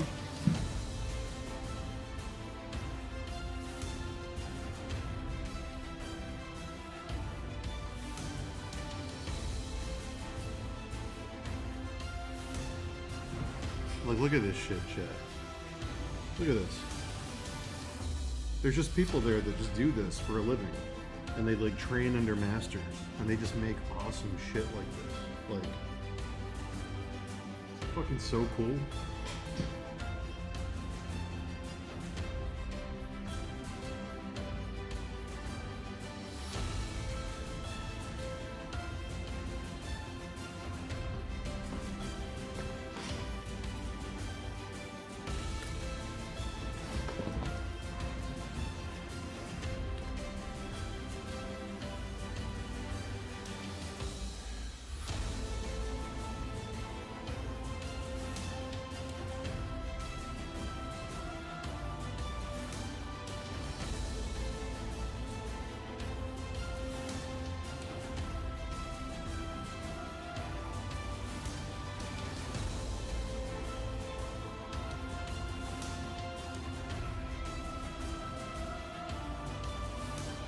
I think that mask was like $120.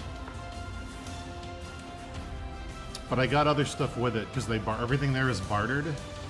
So I think I got 2 smaller masks with it for free.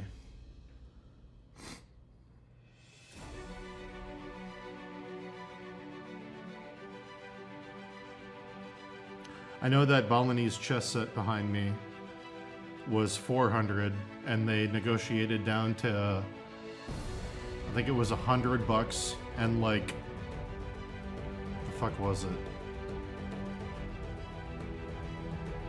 No, they wanted $400 and I bought 6 other things with it, so they gave me $400 for everything.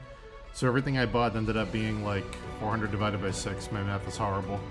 Everything I bought was like cheap, but they were like, I was like, oh, I'll buy it if you give me this, this, this, this, this, and they were like, okay, like really, really cool.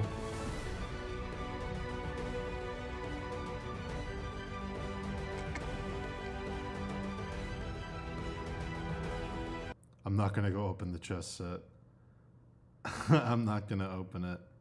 I'm sorry.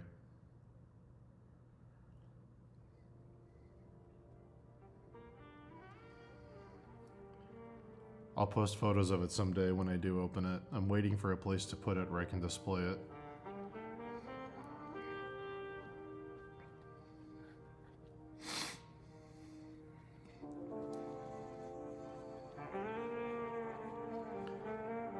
I'm so pissed. I got that chess set home undamaged all the way from Bali, and then when I got to Logan Airport in Boston, it got chipped.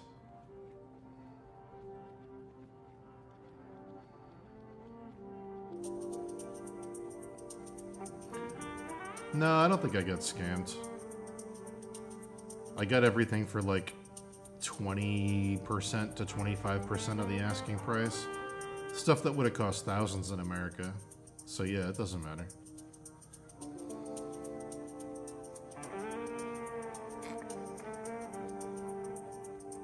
Yeah, we haggled way down. I paid less than half for everything I got. Besides, with the standard of living there, I don't care if I give them a little extra. Like, I respect the creativity. The living standards there are not great.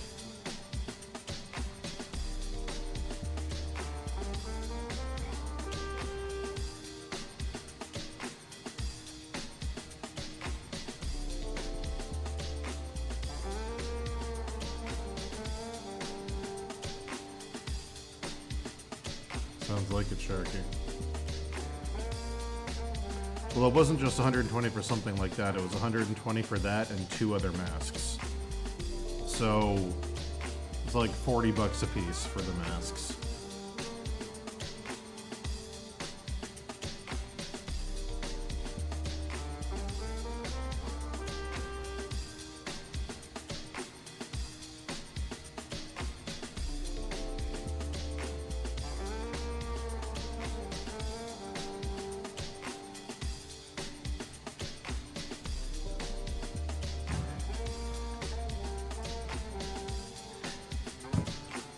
I've got a bunch of chess sets. I used to collect them. I've got a beautiful one from Mexico that's all carved out of bone.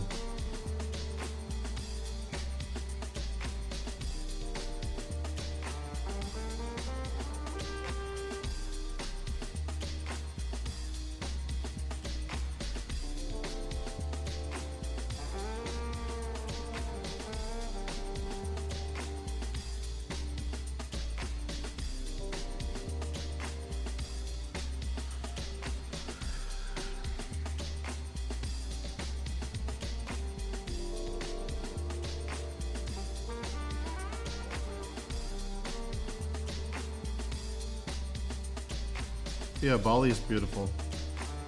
The only thing I regret about Bali is I didn't get a chance to scuba dive. We were so busy with the teaching that I couldn't get away from the group to go dive, which is why I have to go back. They have some amazing reefs there. I really gotta go back.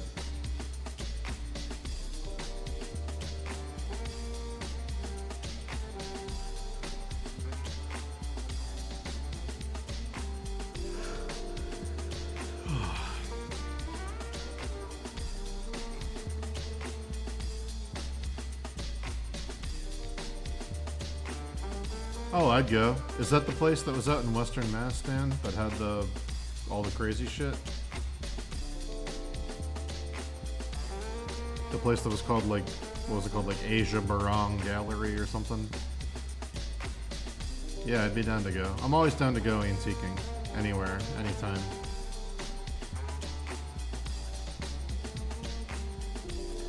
I was there for a month total. 2 weeks, and then 2 weeks again.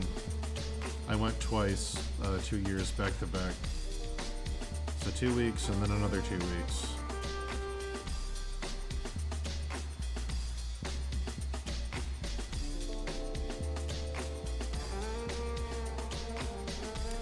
You can get a fossilized triolobite cheap. You should get one.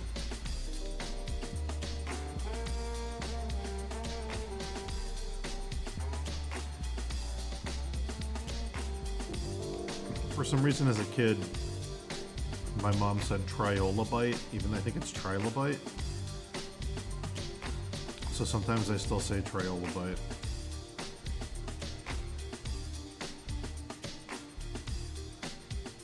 Any Indonesian lingo? Yeah, bentang. Because water isn't safe to drink. So when you go anywhere, you go, bentang, and they give you a beer. Bintang is a Bali beer. Nobody drinks water, they just drink Bintang because you can't trust the water. So you're always a little tipsy. You're just day drunk in 120 degree fucking jungle weather.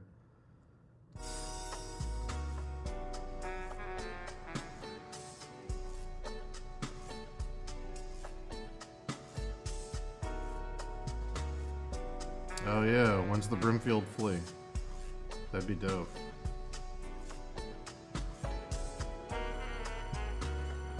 Dan, did I ever take you to Aardvark in Newport?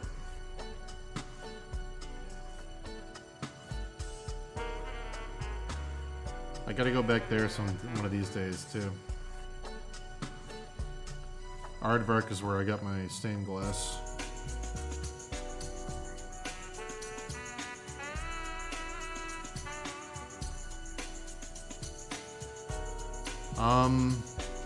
I didn't see anyone drink water other than the hotels. The hotels had bottled water and chlorinated water. But outside of the hotels, I saw people drink bintang and coffee.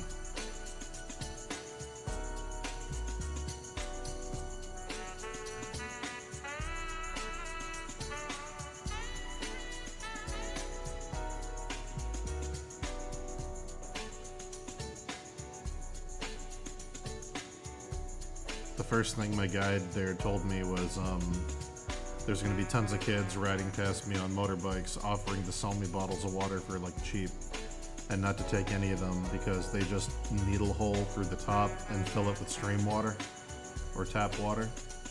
And he was like, you'll just shit your brains out. You just don't trust anything. If it's not from a hotel, just don't trust anything.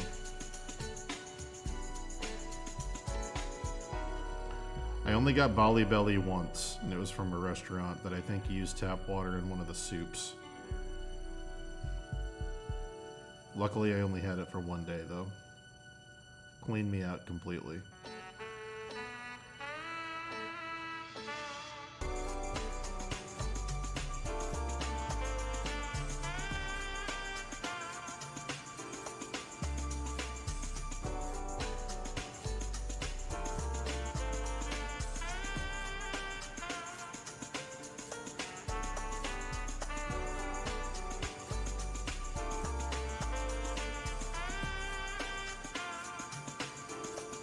The other thing I didn't love about, well, this only happened in one place. This didn't happen everywhere. There was a gas station with a bathroom, and the bathroom was just 2 holes dug in the ground. And they gave you a stick before you went out to use them. And they were like, you're supposed to put the stick in and swirl it around the shit in case there's a cobra hiding down there. Because you don't want to be shitting and have a cobra bite your ass. And I was like, this has to be a joke, right? And my guide was like, no. You had to stick a stick into shit, swirl it around to look for a deadly snake, then hover your ass over a hole and take a shit. I'm like, alright.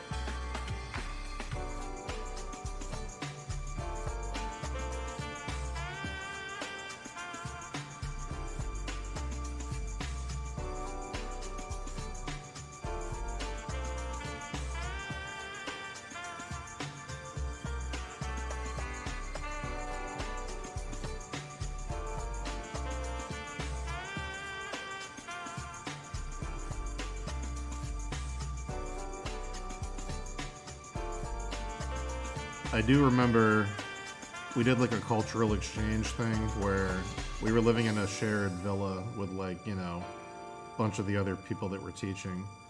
And we were like, let's all take turns cooking each other dinner. So when it was me and Dave's turn to cook American dinner,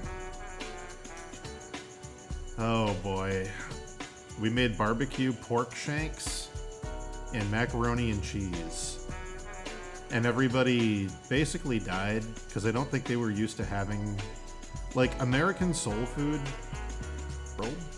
And I forget that people coming from other cultures don't necessarily have a tolerance for eating that level of carbohydrate, saturated fat, sugar.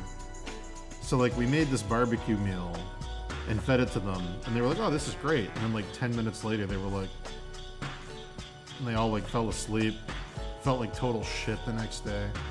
Then I was like, oh yeah, their diet is like, they're eating like rice and chicken every day, like vegetables. Like, oh no, like what did I just killed all these people.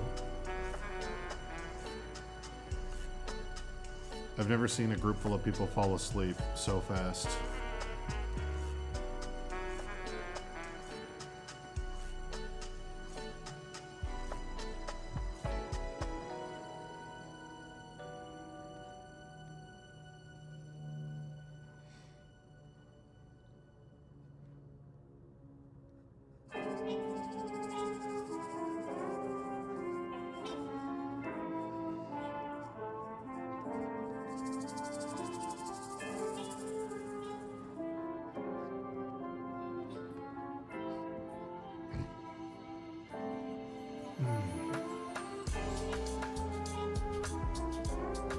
America doesn't really, I guess barbecue is our cultural cuisine. I guess, because everything else, what else originated in America besides barbecue? Everything else we have is imported from somewhere else, basically.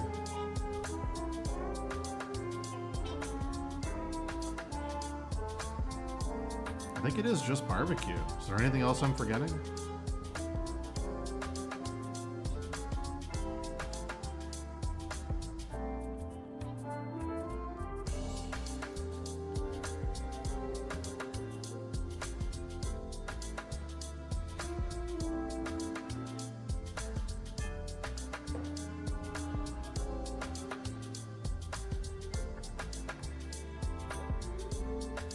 Funeral potatoes.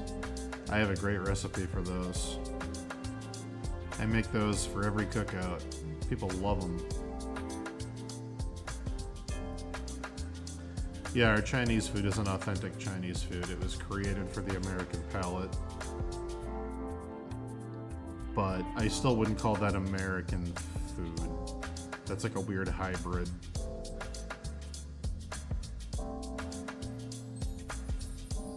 Hi, Almathea.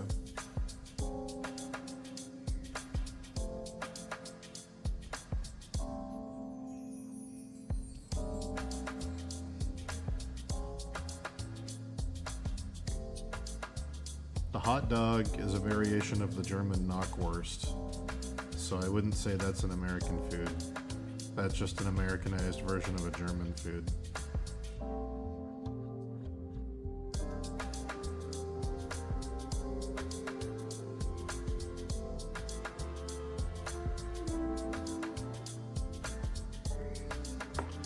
Dude, I made a chopped cheese for lunch today before I started streaming. Why would anyone ever eat a hamburger when they can have a chopped cheese? Chopped cheese, sub. My God, so good.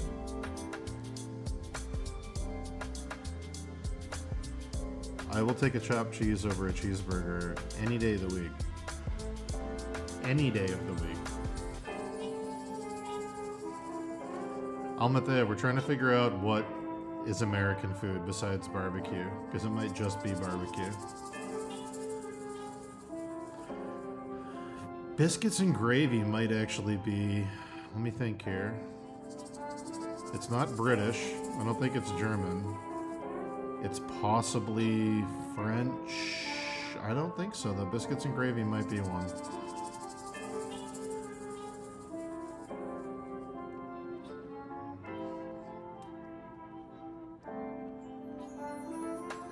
Hibachi is a real thing. I've been to it. AW Gus. Dude, chopped cheese sandwich. The greatest.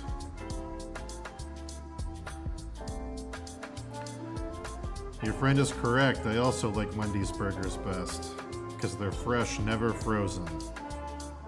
Or at least that's what the commercial says. They also use a potato bun, so the bun is a little bit sweeter than a normal bun.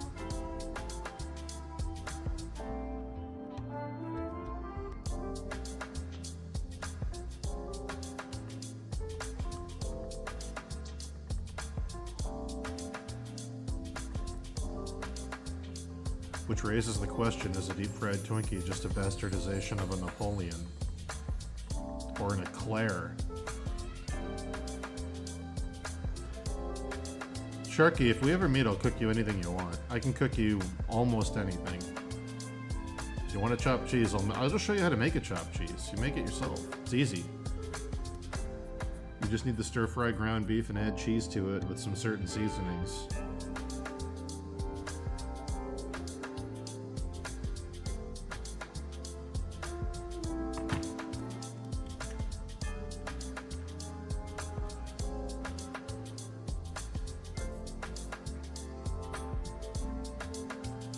The tater tot is basically a latke.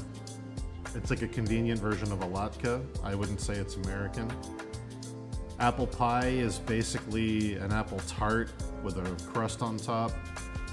I guess you could maybe call it American, but I'd call it French. Hot dog is German. That's a Knockwurst. Barbecue, I think, is... We've all agreed barbecue, I think, is one of them. Cheesecake Factory has the biggest menu on the fucking planet.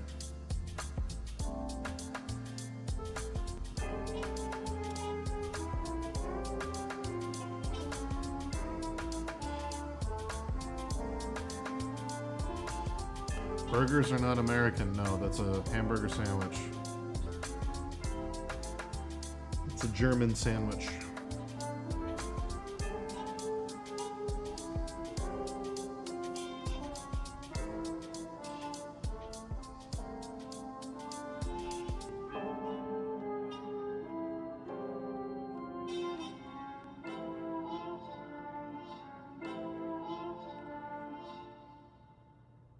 feel like all of our food came from the South.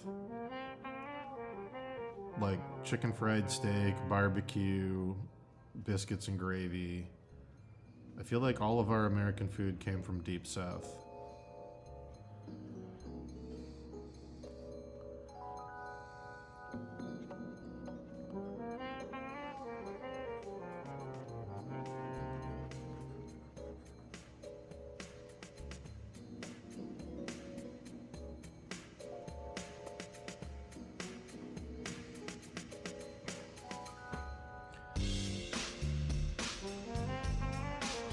Apple pie definitely existed before America.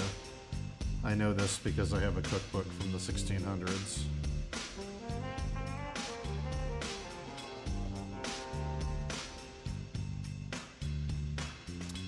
No, meatloaf was French. There's an American version of it, but it was French. The buffalo wing is American, that's true. Buffalo wings are an American invention. A corn dog, I mean, I don't know, that's kind of a hybrid. It's just a hot dog with cornbread for a bun.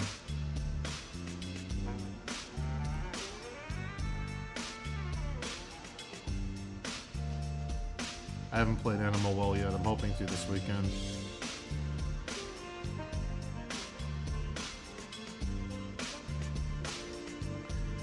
Oh man, a full English breakfast versus an American breakfast. Oh my god.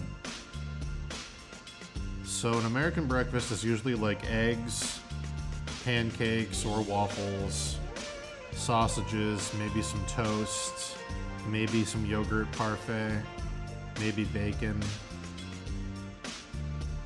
A full English breakfast though, oh my god. Unbelievable. I've only had it twice in my life. What an insane spread. Roasted tomatoes and banger sausages and crispy bacon and eggs and toast and fucking black pudding and fucking, beans.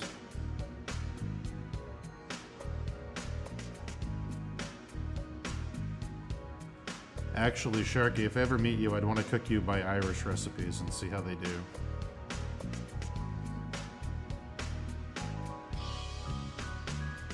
I'd want to make you like beef and Guinness stew, or like a lamb pasty, or a shepherd's pie.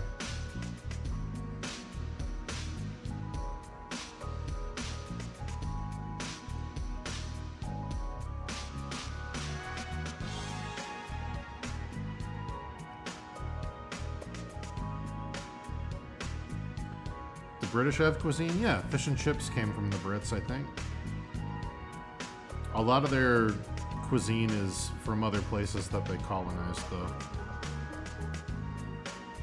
A lot of Irish and Scottish food has been adopted into British. A lot of Middle Eastern and Indian food has been adopted into British.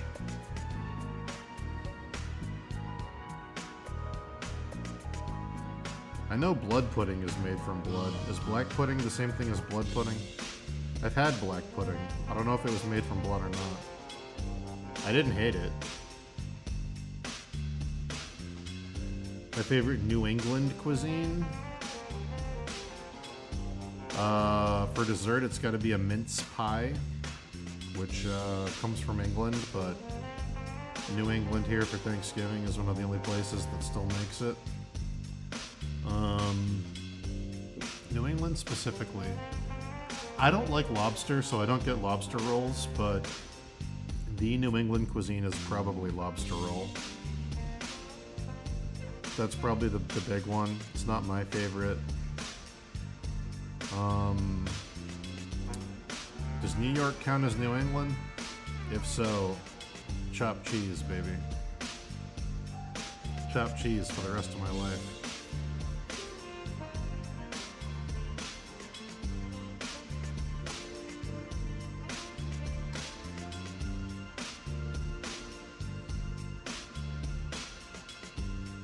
Yeah, I'll take fried clam strips.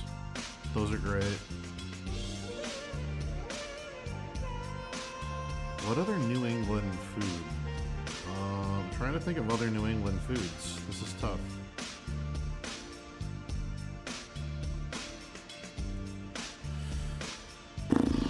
Lobster roll's probably the famous one, but I don't like it.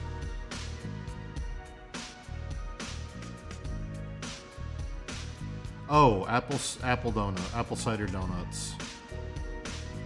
Apple cider donuts is a New Hampshire specialty. Those are probably my favorite. A warm apple cider donut is just the greatest thing ever.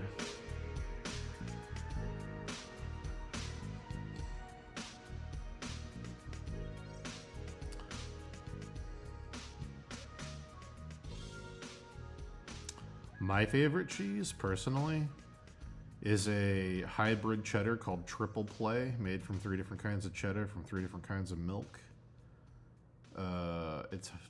You can probably find it if you Google it. It's a 3-way cheddar. Is American cheese even American? Yes, I believe it is.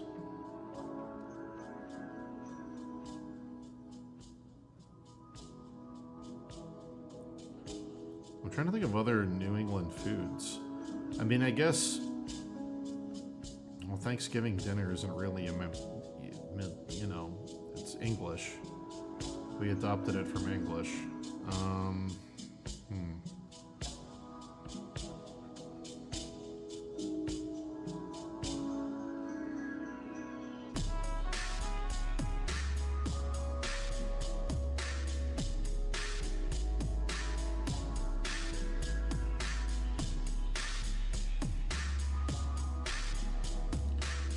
Having a hard time thinking of other New England foods.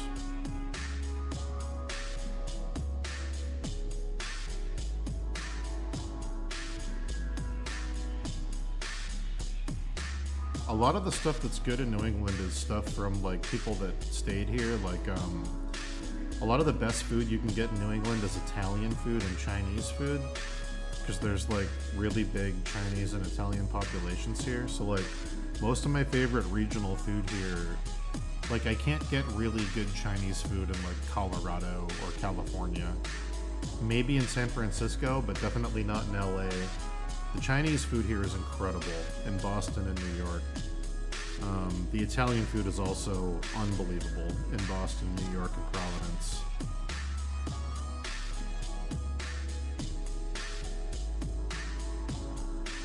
Lobster's popular. I don't really like lobster personally, but that is, yeah, that's the big one.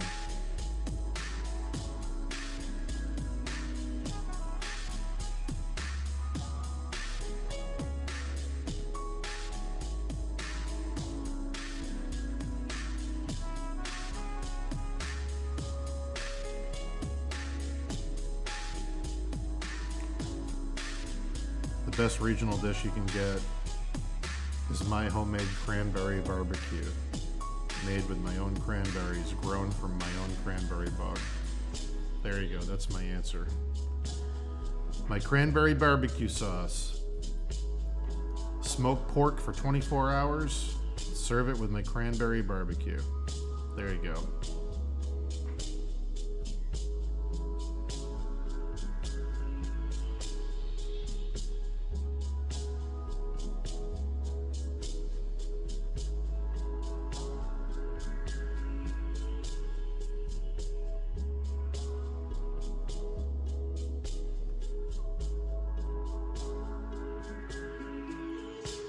Yeah, Boston cream pie is okay. It's just a chocolate eclair turned into a pie, though. It's not really... It's fine.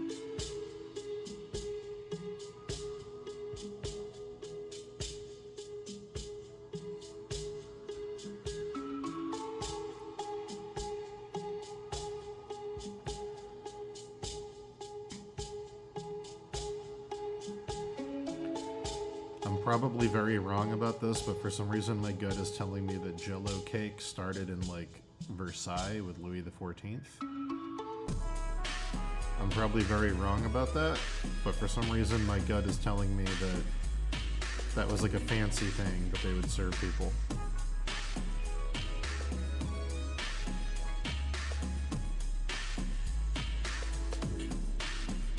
I don't know when Jell-O became the predominant form of gelatin, but I think gelatin-based recipes like that have been around for a while.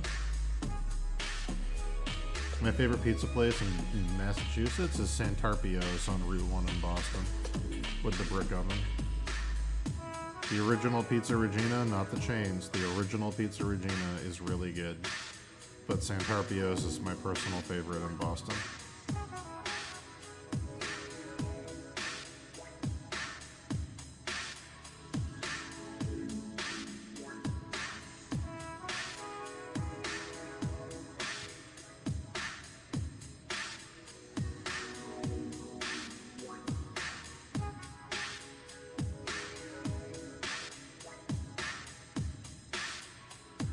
Not gonna lie though, Market Basket has a really good cheese pizza, New York style, for $8. Surprisingly good for an $8 supermarket pizza. I haven't been to Regina's in over 5 years, so...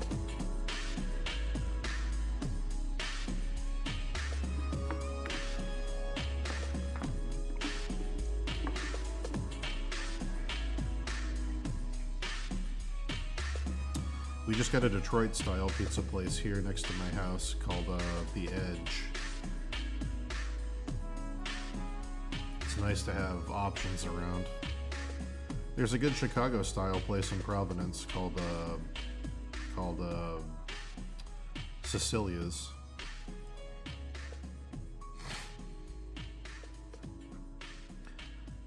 Yeah, there's good pizza in Boston. I guess Boston's more famous for bar pizza, though, mostly because of Dave Portnoy. But it is true. Bar pizza's not really a thing you find elsewhere in the country, at least not the way they make it here. Do I have a favorite bar pie?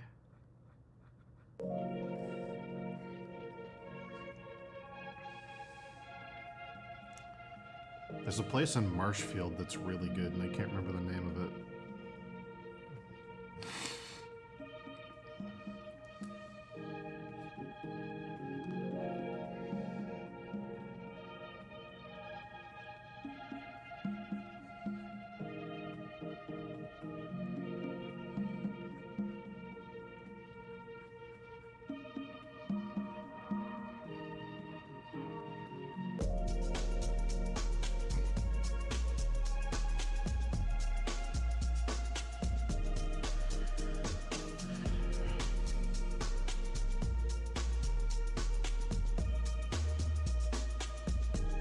Oh, fruitcake goes way back. I'm talking specifically Jell-O.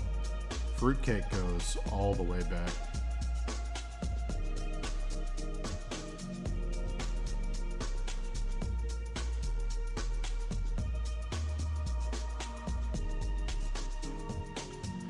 Can we say that Chicago pizza is different enough from Italian that it's a fully American invention? That depends, because I don't know enough about Sicilian-style pizza. Supposedly there's a form of deep dish that's in Sicily. I've never had it, though. I'd be comfortable calling it an American version, personally, but I don't know enough about pizza.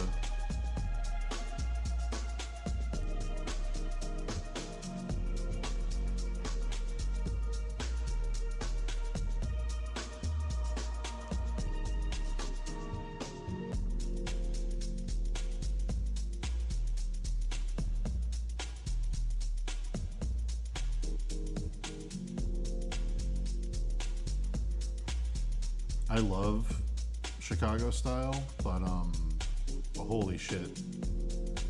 It's just sleeping medication. I can't eat it, I just pass out.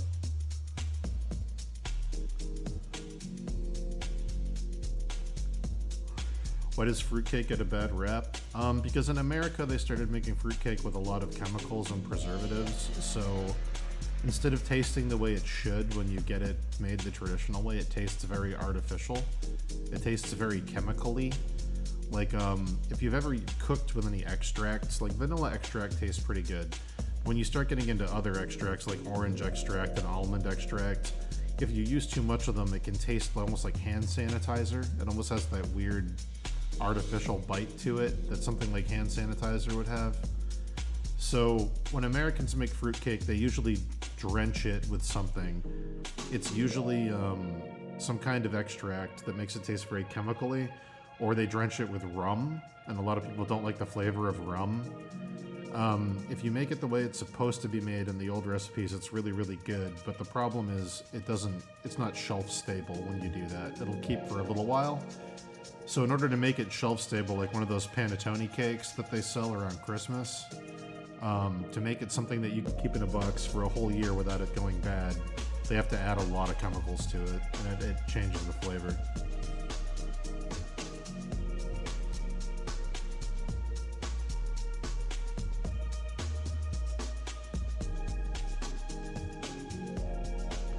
Fruit cakes are different than fruit tarts, yes.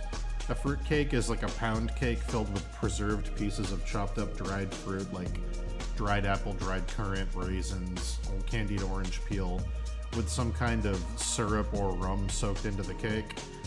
Fruit tart is a crisp like layer of like pastry, like pie crust basically, with fresh fruit on top of it that is baked usually with a simple syrup. So yeah, one of them uses like fresh fruit, fresh ingredients for the tart, and the fruit cake uses all preserved ingredients. A fruit cake is a derivative of the Old English version of pudding.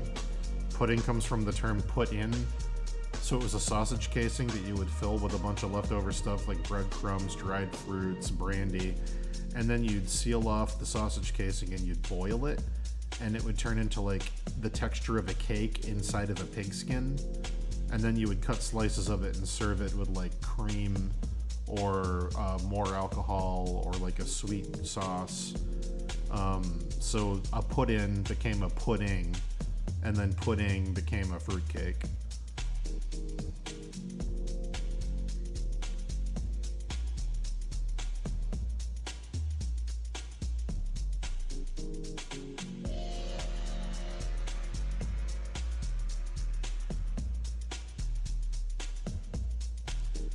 My brother used to be a historical reenactor at the Plymouth Plantation, and he used to have to make traditional puddings, the sausage casing full of like leftover stuff. My favorite pie is a derivative of an old Pilgrim recipe called mince pie. If you don't know what that is, look it up. A lot of people don't like mince pie. It's my personal favorite pie.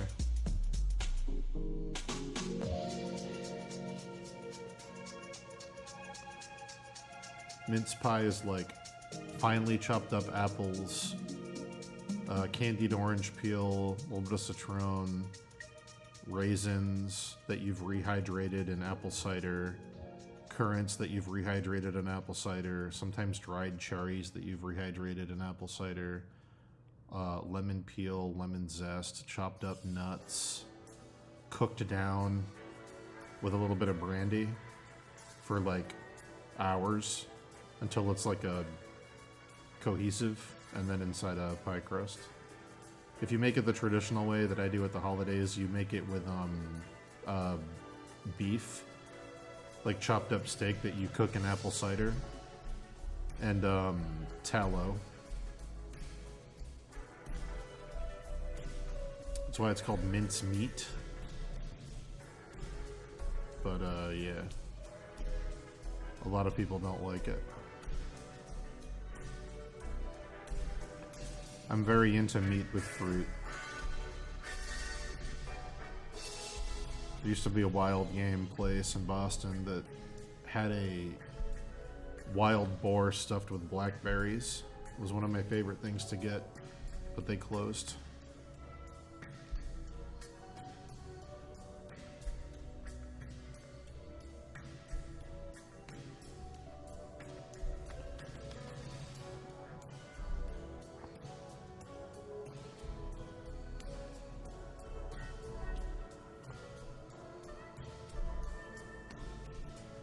What's a good meat-fruit combo? I mean, the most famous one is turkey with cranberry.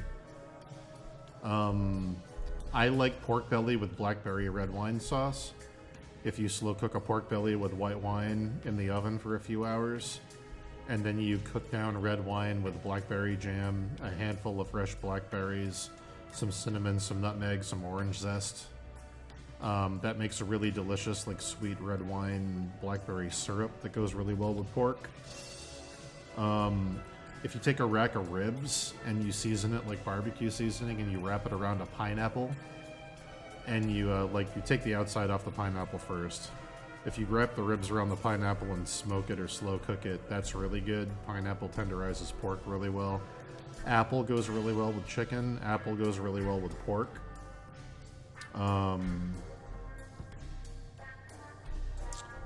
Apple and pork, like applesauce with pork, is a pretty famous one. What's a healthy way to consider yourself a man of sex, or at least a man of pleasure, and if not, that a man of leisure, and is that going to make me happy? A healthy way to do it? I mean, a healthy way to do it is to have sex every day and keep an advent calendar with a journal about your feelings before, during, and after the sex. And then have to do that for 100 days, and then look back at it and make a chart and look for trends and go, how happy was I before sex? How happy was I during sex? How happy was I after sex? And only then will you know if you're actually cut out to be a man of sex. A lot of people think they are, but they're not, you know? You gotta practice it. You gotta practice it before you preach it. You might find out that you're actually happiest right before the moment it happens, you know? And that's okay. You just gotta be willing to admit it.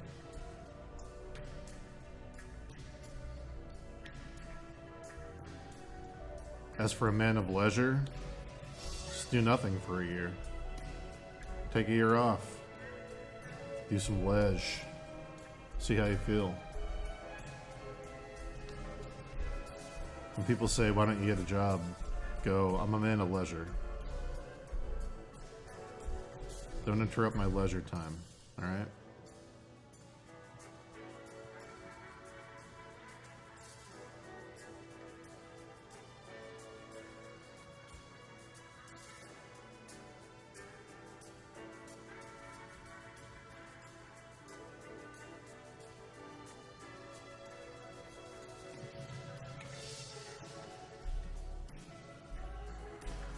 I would like sex, but I'm worried my penis is too generic and unappealing for the second sex to me. Not the man, but the vagina one. Makes sense? It does make sense, but you're also married. So I feel like by default your penis is acceptable to at least one woman. And it happens to be the woman you decided to spend the rest of your life with. So if you're still feeling that way, you should probably go to couples counseling. And say, Doc, I know my wife says she loves it, but I just don't believe her. And then pull it out and say, look at it, Doc, it just isn't appealing, am I right? And then the doctor's either going to agree with you or agree with your wife. But either way, it should bring you closer together as a couple. So good luck with that.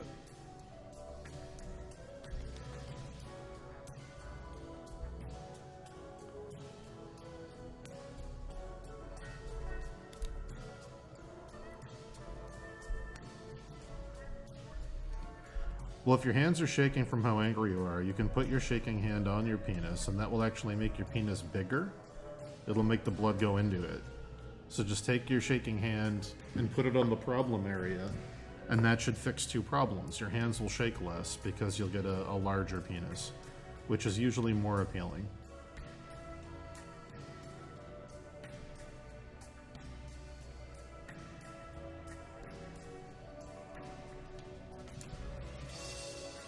The advice is appreciated, but it's not the advice I want. Can you tell me the advice I want without asking me further questions?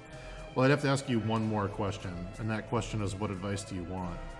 If you tell me what advice you want, I can repeat it to you, absolutely. So feel free.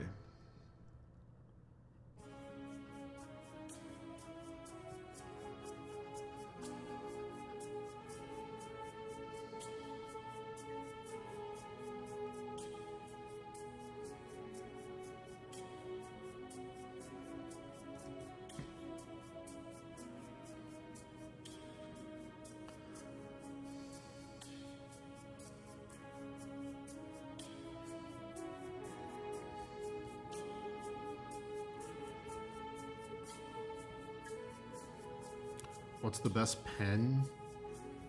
Oh god, what were their names?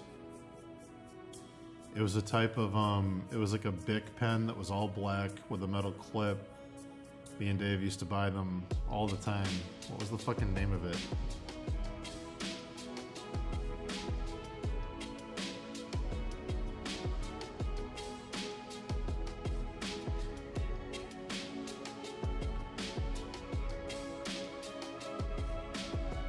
Sometimes I run into the woods like so far, and I find a glen. Has to be a glen, and they scream and the leaves shake and shake like my hands, and I realize how close I'm related to nature.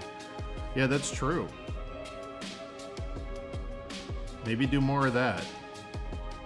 Do more of that, and you'll feel closer to the primal essence you've been chasing, you know?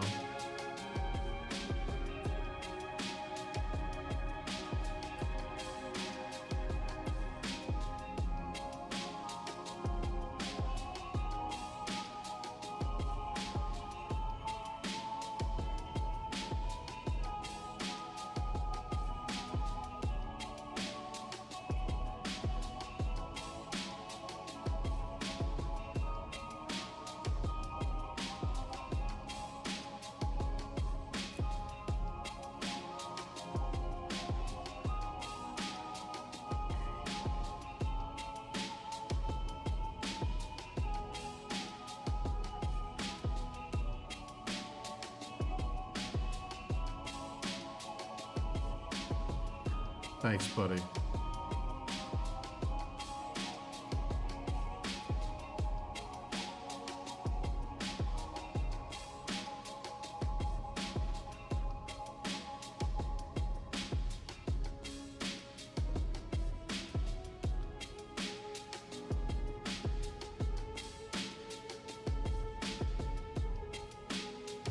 Yeah, I don't think they make them anymore.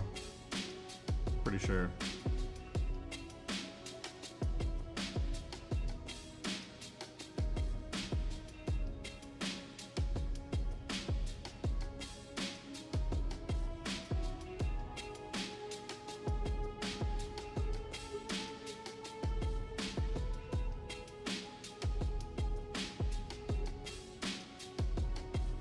Dave, you should just get on Discord.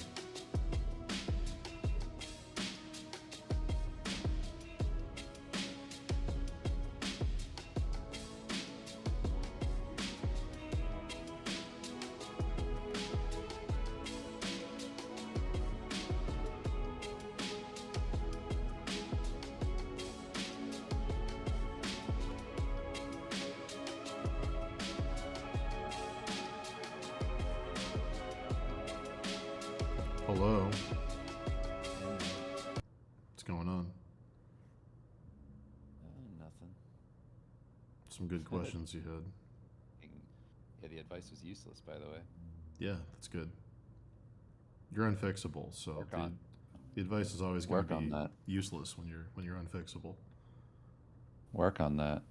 I can't work on you. You're unfixable. No, I don't need fixing. You need better advice, telling skills. That's If you don't need fixing, why are you asking for advice? Shouldn't you? because be, I'm fine. Shouldn't you be perfect? I am. Then I'm totally fine. Why do you need help? I just want to see what you think of what's, of me as a person and what's up. I want to do the other You know. version of the "It's Not Your Fault" thing from Good Will Hunting, where Will snaps and kills the psychiatrist. I always wanted to see the reverse of that. It's like, stop! Don't say that. Not you. And then, just bludgeon him to death. When he's holding him, just going, squeezing him. Yeah, exactly. Is this my fault, you son of a bitch? I didn't Come want here, to give me a do hug. it. Yeah, Squeeze him to death. exactly. What up? Why is it always the smart ones that eat the girls? Must mean they taste really good if it's the smart ones. I see what you're getting at. I just want to be a detective sitting there with another detective that I'm taking with me on a call. Yeah. Why is it always the brilliant ones that eat the girls? It's a good idea for a plot twist where the detective becomes a cannibal because he just needs to understand. And I go, It's always the You're smart new ones. you're new to the job. I do that. Put Yeah. a cigarette in my mouth and then kiss the new detective on the lips. I'm on to something. Yeah. Come on. Just go with it. I'm following the grab his dick. I'm following the lead.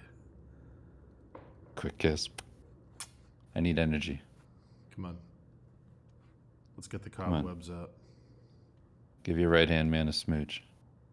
Let's get back on the case. I'm hot on the trail. Never thought I'd find the victim in 6 pieces. Come here. That's for good luck. I clean this place up. This happens to me every time we hunt these guys. I get turned on. I need an outlet. I'm not Let's turned kiss on and by then them. get back to business. I'm not turned on by the woman murder. I'm turned on by being so close to catching the culprit. You believe me, right? It's important that you believe me. I need to trust you. You believe what I'm saying to you right now, right? I'm not turned on by the dead woman covered in blood on the floor. I'm turned on by almost catching this maniac. This isn't police corruption. What? This is just how I feel. I'm allowed to express myself. Now give me a kiss. I need 2 things in this order. I need to go in that bathroom and rub one out. And then I need to catch this son of a bitch. They should have, like, the therapist for cops. It's just a guy that you go in and see, and he gives them all a smooch and then sends them out on Absolutely. the trail of the killers. He just hugs him and says he's Are you- proud of him. Gives him a little kiss. Yes. You're big and strong. You're doing so good. You're going to catch this maniac. Come here. Come here. You even smell good. Come here. All right. Get out there, handsome. You're handsome today. Yeah. New cologne? Thanks. I'm sure the wife noticed if I did. And if the wife did notice, it's something we can talk about. Yeah, fuck her. Who needs her?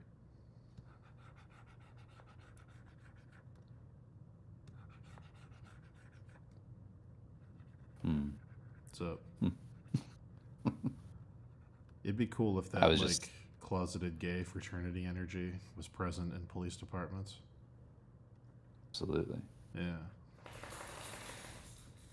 I was just thinking of like a Uber Eats thing called Go Figure, where you order a father figure, and he comes and Oh, okay. does that kind of stuff for you. That's not the direction I thought you were gonna go, but that's good. I thought you were gonna say when you order food, it shows you a figure of projections of how much money you'll lose over a 10-year period if you keep ordering food that way.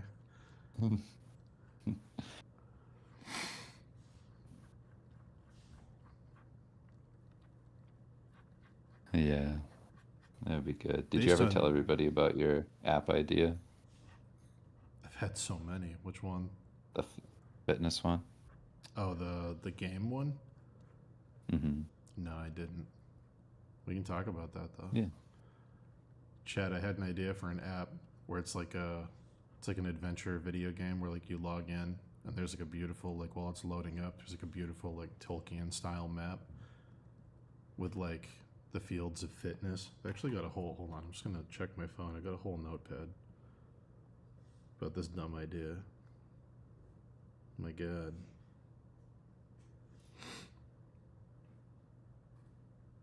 Yeah, there we go. At the center of it, there's like an ivory tower from the Neverending Story called the Citadel of Self-Improvement. And a wizard or like an empress or something sends you on a quest to make yourself better. You've got 12 months to do it, or else the world's going to end. So then you go around the map, and every day is another step on the map. There's 365 like dots going around the map. Every day you go forward on one. Every day there's a random encounter to inspire the realm and break the evil's hold over it. There's like a miasma of depression, and every time you check a day off, the miasma starts to like recede and the map gets better. So there's like a gluttonous goblin who challenges you not to eat certain things. There's a lethargic lich who makes you go for an extra walk that day. There's a siren asleep who challenges you to get 2 extra hours of sleep, stuff like that. Then there's daily encounters with challenges like swap a meal for a healthier option. Like monsters pop up like, "Ho ho, brave warrior. You sure you're strong, but are you strong enough to replace your dinner with this healthy salad? I don't think so." And then like little animations of them getting beat. There's a zombie with like, "I used to say I'll sleep when I'm dead, but now I'm more restless than ever. Please, adventurer, don't end up like me. Get the 8 hours you need tonight."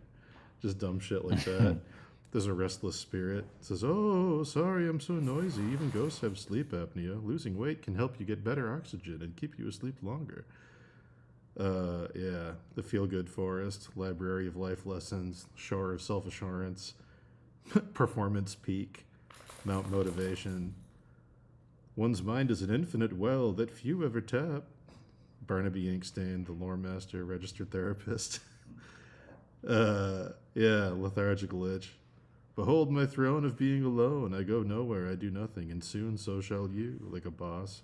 I was once a great king, but I did nothing for so long I became a skeleton.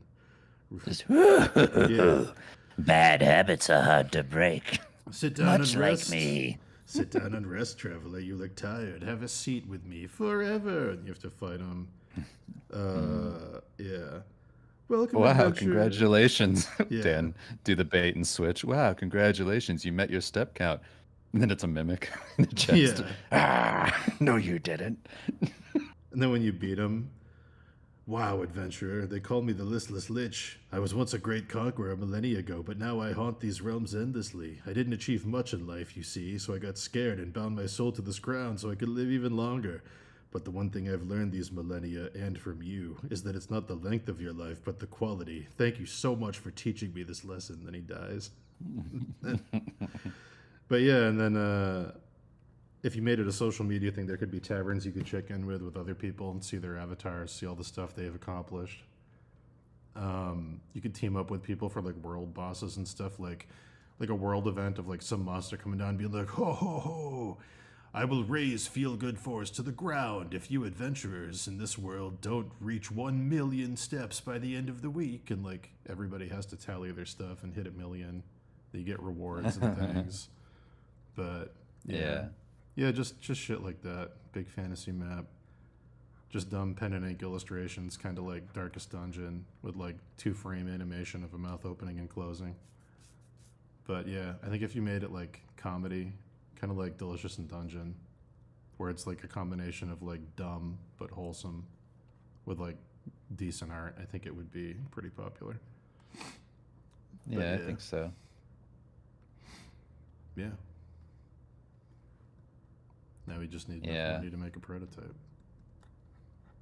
The Tavern of Torment, where you go there and that's where they make fun of you for not meeting your goals. Just a bunch of bullies. If you don't log in for more than 2 days, it starts texting you, the wizard just texting you, his little face on the icon. "Is everything okay, adventurer? You can talk to me about it, you know. Are you lost? Do I have to send out an adventuring party? Please don't go, our kingdom needs you." Just pictures of people dying, dragons burning villages down every day you don't log in. Oh! And so you gave up. Yeah. I guess you weren't the hero. I guess you were the hero we needed after all. But if you ever decide to be again. Yeah. Yeah, it was the idea. It's the idea for the app. The random encounters were my favorite part of it, where every day it just rolls like a 200-sided dice and have like 200 options of things that can pop up. Of things you can do to make your day a little bit better, whether it's like read something, go somewhere, add extra time to your workout, you know, call a friend that you haven't spoken to in a long time, do that thing you've been putting off. Like, those were my favorite part of it. Just the dumb classic D&D. Yeah, do our that's like our golden boy stuff. Yeah. I mean, our whatever we called it, our challenge that we were doing. Gauntlet of goals. Yeah, gauntlet of goals. Yeah, do You something try and do nice for something nice. But yeah, I thought it was funny. You need to make some kind of prototype for it before we could get investing, though. I did talk to my friend who's at that startup place. It's a good idea, especially if like we wrote it, you know. Oh, like yeah. if we wrote it like we write Steve, it'd be so easy. Oh, we could write the whole thing in like 2 weeks, like easy. Yeah. Yeah. It's just getting an animator and getting a programmer. But yeah. Yeah, it's an idea. If anybody knows any programmers, we could probably do 2-frame animations ourselves for a prototype, but Yeah, Don Bluth animation would be really fun. oh, that would be very good. I mean, It that- looked like Dragon I mean, that's Slayer. like a far off goal though for that. Yeah, if it looked like Dragon's Lair, it'd be Start very pretty funny. simple. That would cost us so much money, though. Like the best way to do it would be some kind of almost anime thing. Yeah. If you wanted to make the most money. Yeah, we could just make it look like Delicious in Dungeon, and it would be more marketable, which is probably the Yeah. way to go. get the Honkai Star Rail crowd, whatever that game's called, where you get waifus for doing so good. It'd be great if you could like attach it to the other stuff your iPhone can already do, like track your sleep and shit, check your quality, your steps, step counter, things like that. Mm-hmm. But yeah. You've caught the eye of the princess with all your effort. Oh yeah, She wants to talk to you. having like a shop, but the currency is like your achievements and unlocking more options for like waifus or whatever the husband equivalent is. Getting better options that unlock the more you do would be very funny. Have an AI read a full body picture of yourself to You've determine earned how a good you're doing. Big titty goth consort. You're doing well. Wow, rare. You've earned a That's a- white-haired, dark-skinned mommy. My goodness. That's a 5-star pull. What's the wizard talking like that? W Oh, hell Riz. yeah. W Riz adventure. W Riz indeed. Now go. Look what you got. Yeah. Whoa. Nice. No matter how just a wizard lifting weights. No matter how fit I get, I can't protect this realm from the evils out there. I need help. Maybe That's you're where you the come one in. I've been waiting for. Yeah. I can't decide if it would be funnier with like Shining Force animation where it's just open mouth, closed mouth with the sound going, or if you want people to actually read it. You'd have to do boo-doo-doo-doo-doo for a little bit. Yeah, that's what I'm thinking. And then if you wanted to, you could expand past that. Yeah. If you made enough money. Stretch goal. Voices. But yeah. Yeah. And then it would just be us. Yeah. Hello there. Just be us recording them. Yeah, exactly. 100%. Hello. Yeah. What? You like my body? It's me, the girthy goblin. Well, well, well. Hello. Don't you look tasty? Come give me a smooch. Oh my god, having pretext encounters where like a goblin will or won't attack you depending how lean you are based on how much you've done. Like if you haven't done enough fitness, he's like, oh, look at the marbling on those bones. Think I'll take a bite. You're far too skinny Yeah. for me. This will be easy. Yeah, integrate it with Fitbit. Yeah. Yeah, and then have your friends who you're in groups, RPG teams. Where you all link up. They can jump in and help you when they're on the app to defeat certain goblins and stuff. Yeah, having monthly world bosses is my favorite idea. We have to collectively all Yeah. sleep 1 million hours this month. If we don't, the nightmare will kill us all. But if we do, we'll unlock this special gate to the ultimate waifu. Yeah. Just market it to just incel dudes. Just weebs. Yeah. Just going to the pitch meeting. Guys, what's one thing we all agree everyone hates? Fat, nerdy weebs with no bitches. We've got a What if solution. you could get them in shape? What if we get them in shape and feeling confident, having fun together so they don't bother us? Check out this app for Chads.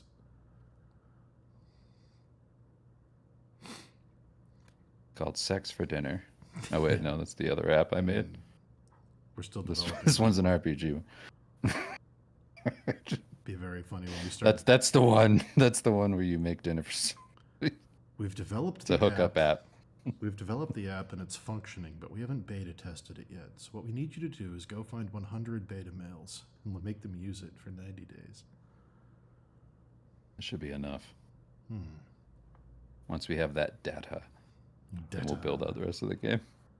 We need more data. These are our beta testers. We talked to a scientist. Obviously, our alpha testers finished it faster, so they're not here. And our sigma Yeah, testers. the alpha's done. The sigma testers don't even need to use it.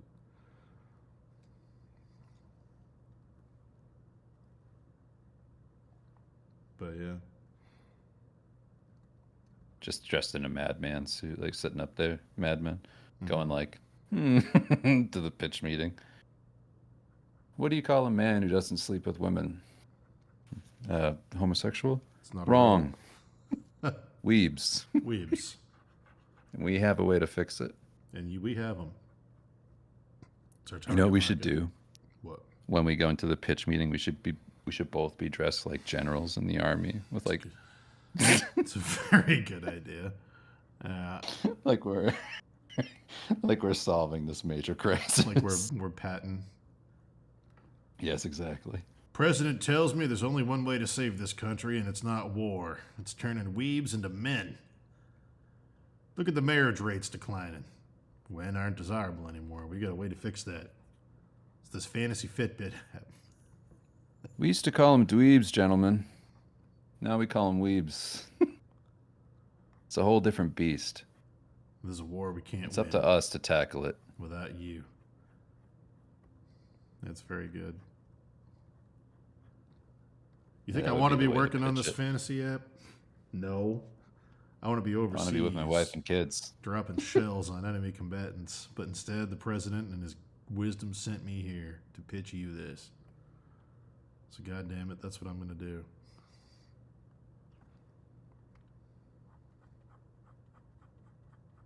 Schools aren't going to be safe unless we have this app in place. Ghouls. The schools. Okay. I was like, what? We're gonna stop school shooters in their tracks. By giving them With something this else app. to do. Instead of killing their classmates, they're going to be killing goblins for loot. All right? That's our target audience. Yeah. What? A fitness app for school shooters? Wrong. A fitness app for A everyone. program to stop them. Once and for all. Yeah. But I don't understand. This has nothing to do with gun violence. It has everything to do with gun violence, Mr. President. It's just not the president, just a guy. It's a It's an question of angel investor. Sir, respectfully, it's a question of incentives. While you're busy in Washington signing bills and kissing babies, our people are dying out there. Because guys aren't getting laid. Yeah. Come on. Operation GGL, get guys laid. Phase 1, develop an app that nerds are going to love. Phase 2, use that app to backdoor a fitness program that turns them all into chads.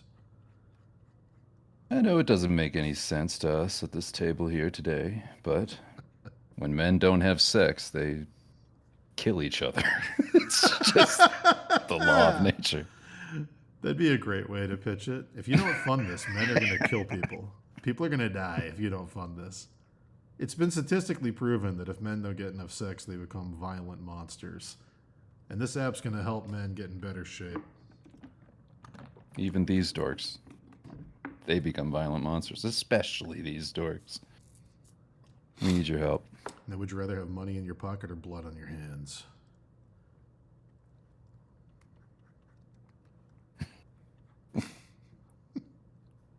Very good.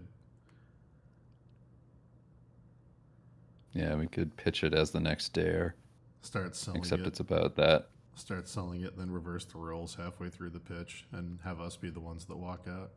I think this meeting's over. Gentlemen, walk out. I'd say it's been fun. My mama raised me not to lie. Come on. Yeah. This was a lesson in patience for me. Just do the Don Draper. You either believe in Jesus or you don't. I don't have to tell you he exists. It lives in your heart.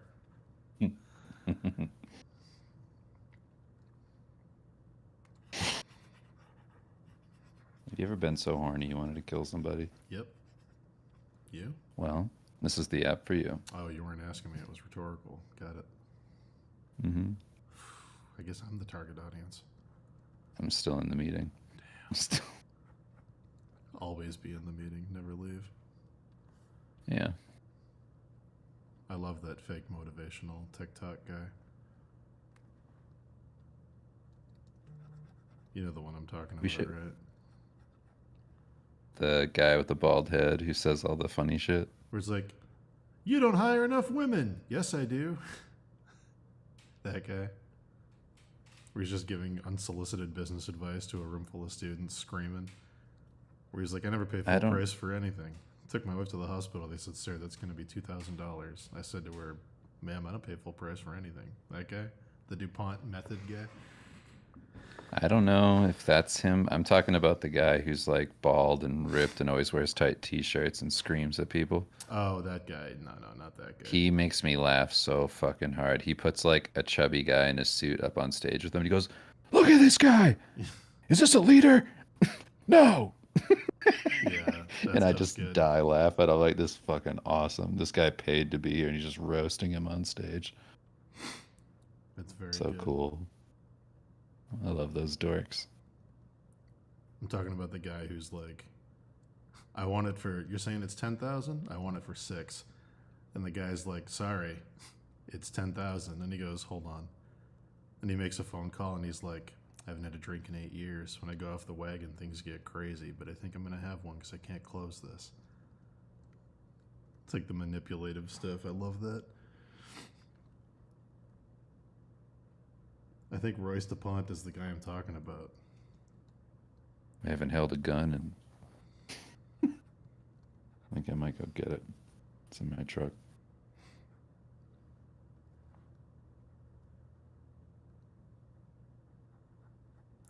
My dad used to do forceful stuff to get deals. It always made me extremely uncomfortable when I was a kid. Just because of the immediate awkwardness that it places everybody under. So we'd be like anywhere. We'd be at like a fast food place. And my dad would be at the counter and be like, you know, placing the order and then go, "Are there any coupons?" And they go, "What?" He'd be like, "Are there any like coupons for this?" And they'd be like, "Well, you need to bring them here." And he went, "You could just ring it up, the coupons." And I'd be like, oh shit. That he just wouldn't stop until they put in the coupons. It's beginning, yeah. And I go, oh no. You just walk Dad, out, don't. stare at the sun. Dad, please. I would just walk away. I would just walk away to like a different part of the restaurant, just make believe it wasn't my dad. That's what I did. Are you guys familiar with the Alpha Male boot camps? Yes. I'm most familiar with Andrew Tate's. I know almost everything about that one. The other ones are very funny, though. The one where he's like, push me. And the guy won't push him. He's like, do it. The guy starts pushing him, and halfway through pushing him, the guy starts crying. And then they hug each other at the end. He goes, that's okay. That's okay. You just got in touch with being a man. That shit's so funny. The Andrew Tate one's great, where he makes people fight each other. He makes people pay him $10,000 to go on a retreat, where then he makes them beat the shit out of each other. And then the ones that win getting the shit beat out of each other get the privilege to give him more money. It's like, I mean, hilarious. it's so funny. No, it's so funny that I like it. It's like, okay, Yeah. like, these dummies don't deserve their money. If they're gonna do that, like, take it. It's awesome. I wish I thought of that. Yeah, not approving of anything the guy does, but that is No. objectively hilarious. Like, Of course. yeah. Dude, it's super funny. It's just the best. You know, if you're gonna make money from bullying, that's the way to do it. Yeah. Yeah, that shit's wild. Give me all this money, Bully boot camp. then get beat up by a guy, and then give me more money.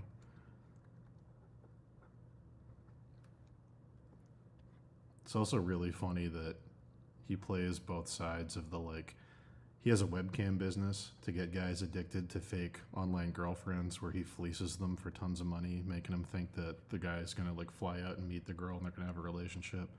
Steals tens of thousands of dollars from dudes doing that, gets them addicted to porn, addicted to fake relationships, breaks them down, then has a male, like, alpha male boot camp for the same guys whose lives he just destroyed to come learn how to be manly and attract women. Like, it's unreal. It would be like if drug dealers owned recovery centers. It's so crazy. Like, I'm gonna be the problem, and then I'm gonna also be the quote unquote solution, and neither of them work. And people are just gonna like go in circles giving me money for both sides of a problem. Yeah, it's incredible. It's unreal. And people, man, the amount of people that fall for it is just crazy to me. I mean, I'm not going to say any names, but there's a person in my life that's a member of like Seventh Day Adventist, and like I'm always shocked at like because Seventh Day Adventist is a borderline cult, Yeah, they're like a cult. and Similar. so this person said that people who weren't in this cult, like this is somebody I've known for a long time, and this person just maybe joined Seventh Day Adventist like I don't know, like 5-6 years ago, I just realized who you're talking and about. and called my wife and I outsiders Jeez. that were, and I just like whenever I see that stuff, I'm like, how dumb What was the are you? What was the context of calling you an outsider? That's so creepy.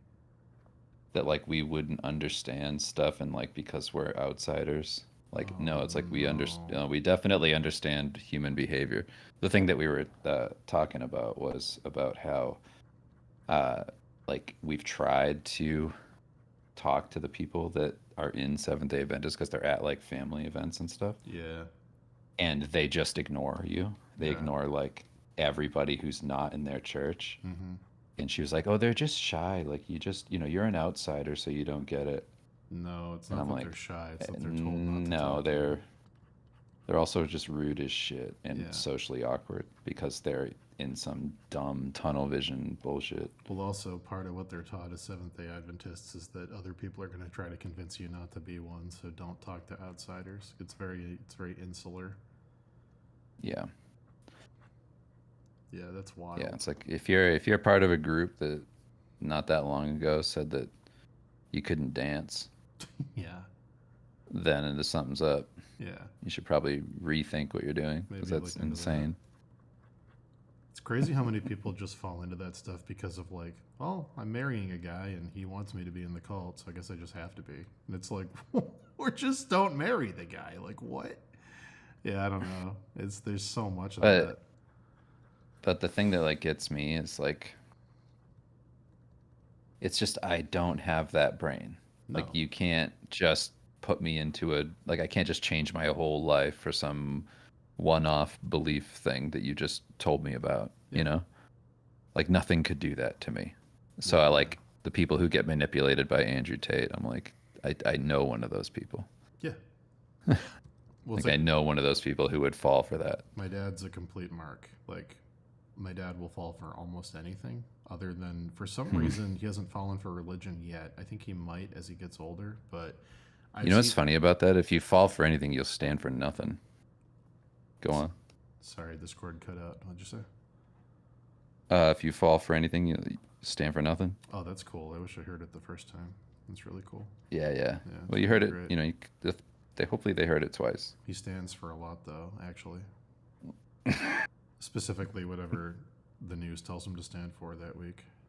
It changes week It's to week, true. but he does stand for all of it. He stands for all of it, even if it changes.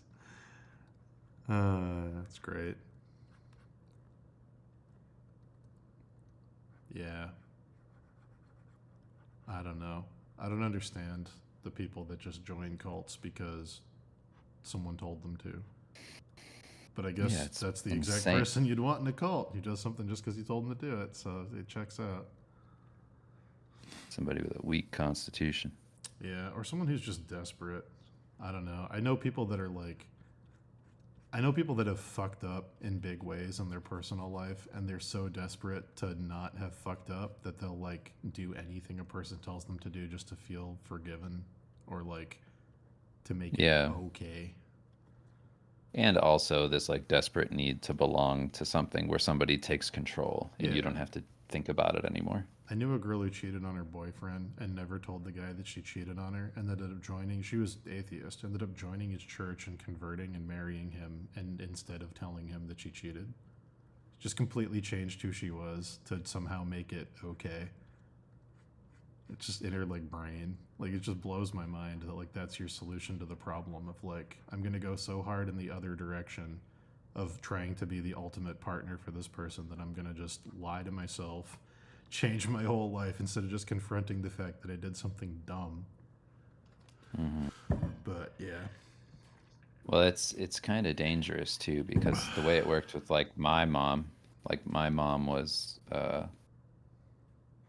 you know, she had mental issues and then and instead of like finding a way to deal with it, she went to a place where it was like accepted, and it was just the church. It was just the born again Christian extreme church. So that stuff is also like that. It's like I grew up around that stuff. Yeah, it's wild. Where I'm like, can you please stop telling her this is okay? Like, can you stop doing this? Like encouraging her to just be terrible. What's the thing of just everything's okay as long as you're part of our club? Yeah, and it's a thing of like, oh, she's not wrong. We are all wrong for not also doing what she did because Yeah. this is righteous. It's so stupid. And you're like, God damn it. Is that relationship starting to fall apart?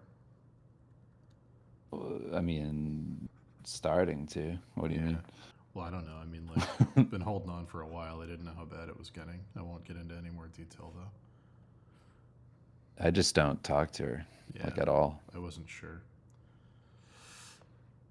Yeah, I never had a relationship with her. I wasn't talking about your my mom. whole life. I wasn't talking about your mom. Oh, I was talking about the Seventh-day Adventist. yeah, it's going a little better. Yeah, I knew you didn't have one with your mom. Yeah, I know. I was gonna Yeah. say, I was like, what? No, I was, yeah, I've been aware of that since day one. But yeah.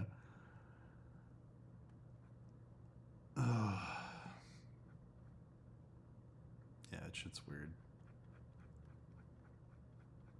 Is born again a specific thing? Yes. Yeah, it is, but there's also like, you know, I'm sure that there's more moderate versions of it, but There's multiple where versions. where my mom went, there was like it was just it was all the people that, you know, were basically pushed out of society in some way or another for being fuck ups or just having like big problems or whatever, and they kind of all came together in this church that was more like almost more like rehab-ish Yep. than anything else. So it was a lot of like like drug dealers, drug addicts, like killers, like all sorts of stuff like that. So I was just like around those people a lot when I was a kid. For people that don't understand, who might be abroad or even here that have never encountered it, born again. A lot of my family's born Well, again. too. let's not single out women. Huh? I said let's not single out the women. What do you mean? It was a joke about you said abroad. Oh, Go on. Gotcha. Completely missed that. Great joke, though. Really good. Thanks. Anyway, born again kind of automatically selects for the worst possible like people to be in a born again thing. So automatically from the start becomes like a feedback loop of bad, because the whole idea behind born again is that no matter what you've done, no matter how bad it is, no matter who you fucked over or who you hurt, you're wiped clean immediately. And in their version of Christianity, you don't have to really do anything to atone. You just accept Jesus, you're born again, and the slate's clean. You're a new person after doing it. So it attracts people with huge problems. Like a lot of my family that fell into it are all like ex-felons, drug dealers, people that like fucked over their families, thieves, shit like that. And they, because it's the only thing in their life that will forgive them and give them a second chance, they get devoted to it like a mania, basically, where it's like it becomes their new family because their family didn't forgive them for what they did, but this thing did because this thing wasn't affected by it. It's easy to forgive somebody when you're not affected by the thing they did. Yeah. But yeah. Yeah, I mean, like the worst part about that is that you're constantly being gaslit by somebody, Yeah. which is like somebody thinks that they're better than you and they've done nothing but worse things than you. My And like favorite. whenever I went to the church, it was like all the people at the church were like, "You need to be saved," and I was like, "I never did anything. Yeah. You all are fuck ups. Yeah. I never did anything. My Stop acting favorite, like I'm a weirdo." My favorite example of this in my family is my uncle Clint, who basically stole from everyone in my family, had a bunch of illegitimate children, like up to like 20 illegitimate children that he's never even met. Completely robbed my father's business, fucking stole from everyone, slept with some of his brothers' like wives and fiancés. Just an absolute like sociopath of a guy. And then he, after he fucked over everyone in the family down to like one of his brothers was dying and he fleeced him for money, like an insurance scam basically. He got born again, baptized in a horse trough, and half of my family was like, "Well, we got to accept him back in the fold. He's born again. God forgave him, so welcome back, buddy." And then he just started doing the shit again. And it's like, how many times can you punch the punch card? How many times can God forgive you? And people just go, "Oh, he got born again. We got to let him do it." It's also a weird. It's not even like an addiction, but it's like a weird addiction to just being a piece of shit. Like, Yeah. it's And like it's I'm addicted also, to being an ass. The other thing about it that's scary is like actual like sociopath people that don't care about stuff. It attracts them too because they know that the people in it are marks, and as long as they say that, if God forgave me, then you got to trust me because God forgave me, and they can absolutely ruin the lives of the people around them by stealing and taking advantage and manipulating them. Like, I've seen some crazy manipulation happen just from people pretending to be godly and using that born again thing to be like, "Oh, I've repented, I'm good, so people are just gonna trust me now." Yeah, it's that thing of like, God forgive me. Yeah. God forgave me. And I'm like, yeah, but I didn't forgive you. Yeah. Like, I've got members of my family that are in it that don't actually, I know they don't believe in God. They're just in it because it's the fastest way to make other people do what they want, because the other people they're talking to do believe in it. It's like super shameless. But yeah. But I think the worst thing that you can take away from that is that like all religion is bad or something. No, not all. And it's like, no, it's just the bad actors in it. Yeah. Like, it's not, like not everything about it's terrible. The idea, in all religions across the board. The idea behind Born Again is a good idea, where it's like it's never too late to turn your life around. I think that's a good message. The problem is that people take advantage of it and do really awful shit with it. And I think a lot of people use it as a crutch too, where it's like, I don't have to do the hard work of actually improving. I just need somebody to throw water at me and say some words, and I'm good. I think it's just get out of jail free. Yeah, it's. I think a lot of people use it as a Band-Aid instead of doing actual self-improvement a lot too, which is just like, ideally it would be both, but yeah. Yeah. I think the ideal religious person is the person you don't know is religious. Absolutely. Yeah. When You people just go, this guy's super nice. And you're like, oh, okay, that makes sense. If someone's just content believing what they believe and they don't feel the need to change your mind about it, that's the kind of person that's like, that's a healthy relationship with your religion. That's also the kind of person that actually does convert you. When you find out that they're religious and you go like, "Whoa, okay, Maybe wow, you've just been Yeah. you've just been a great person this whole time." Yeah. Yeah. The only times I've ever willingly like gone to church have been to support people like that are going through something, and they're like, we're doing a fundraiser thing. It's like that's the only time I'll usually go to one, but it's always for the people that don't try to change my mind about things. Yeah. And that's the con. They're playing the long game. No, I'm just kidding. The Big Short. Yeah.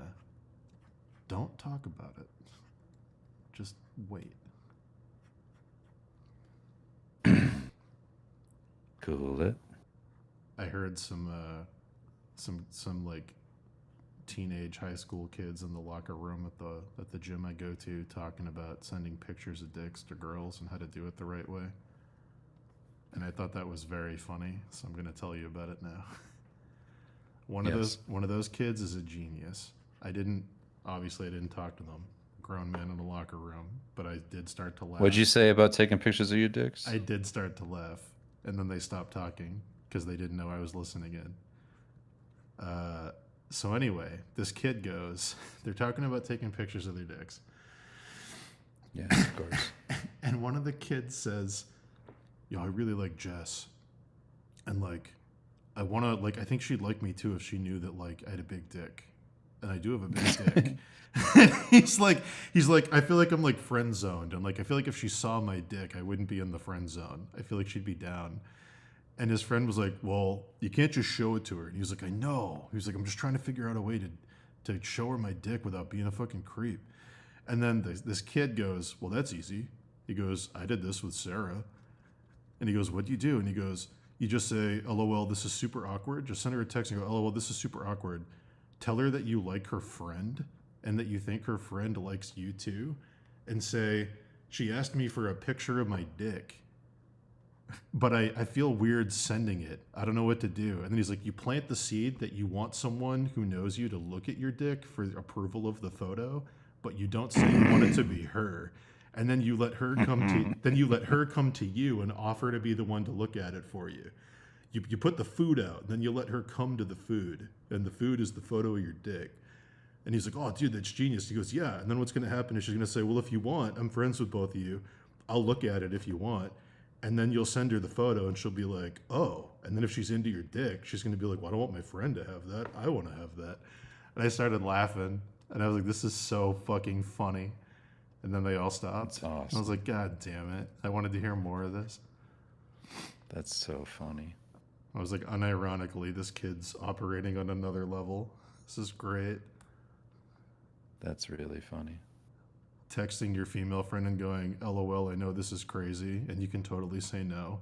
But this girl I'm into wants me to send a photo of my dick, and I've never done that. I'm not the type of guy who would do something like that at all.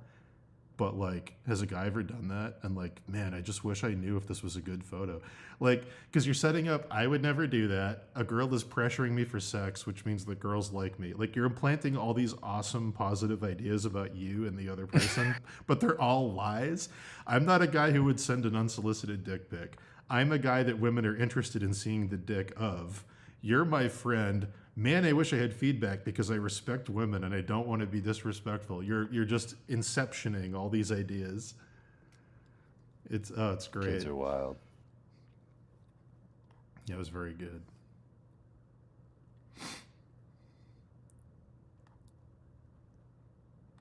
I tried the sauna for the first time.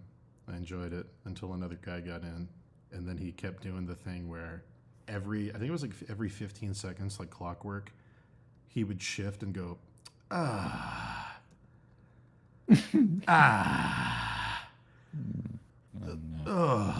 just constantly, like almost like an NPC in a video game that's on like a timer. Like every 30 seconds, they have to go like, oh, oh. Yeah, it was like, can you just shut the fuck up, dude? Like, no human needs to make that much noise sitting down. Like, stop. It's really funny. I kind of want to try it again, and then if he does it, also do it.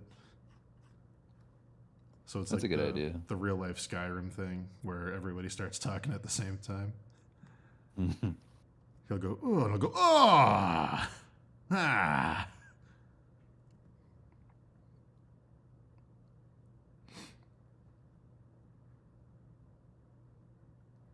Just scream. I should. It's always a good way. We get the angry little Italian men. I get out of the pool and I go in. He goes, was that you out there swimming? And I was like, yeah. And he goes, you've been swimming for what, like 2 hours? And I was like, 2.5. And he goes, that's fucking good, buddy. That's fucking good. You keep doing that. It's a good habit. It's just fast talking. It's angry, but I it's miss those positive. guys. Oh, they're the best. The angry positivity. That's good, buddy. That's good. You fucking get at it. You keep going. You don't stop. Yeah, it's my number one miss of New England at this point. We got that guy. Is those people. We got that guy, and we got the other New England guy, who's the old man who's always smiling at the entrance, and every time you walk in, he goes, "There he is. Here he comes. What's going on, boss? There he is. Was hoping I'd see you today. Hey, look who's coming in." Is that guy, yeah.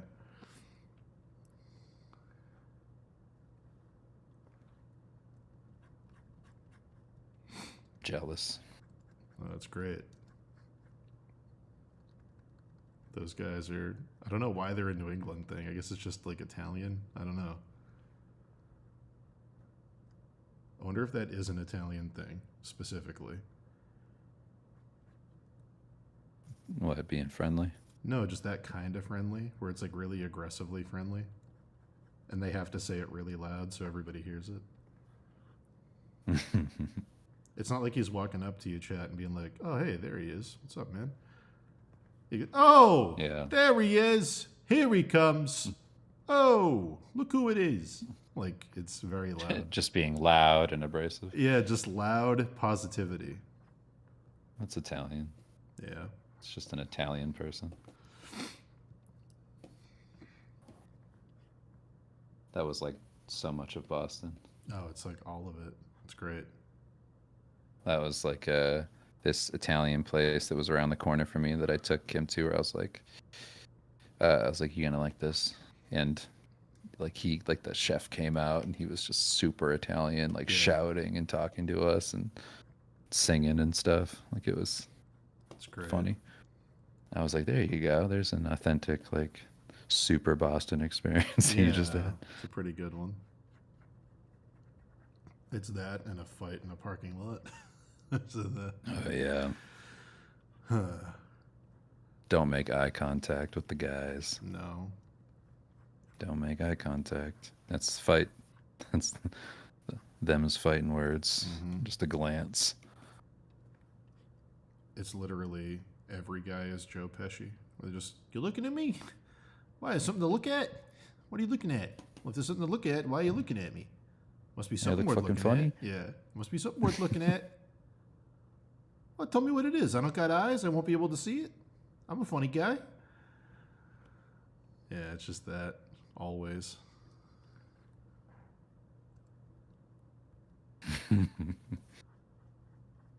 There's one super I don't miss that. There's one super accurate TikTok guy who makes fun of that.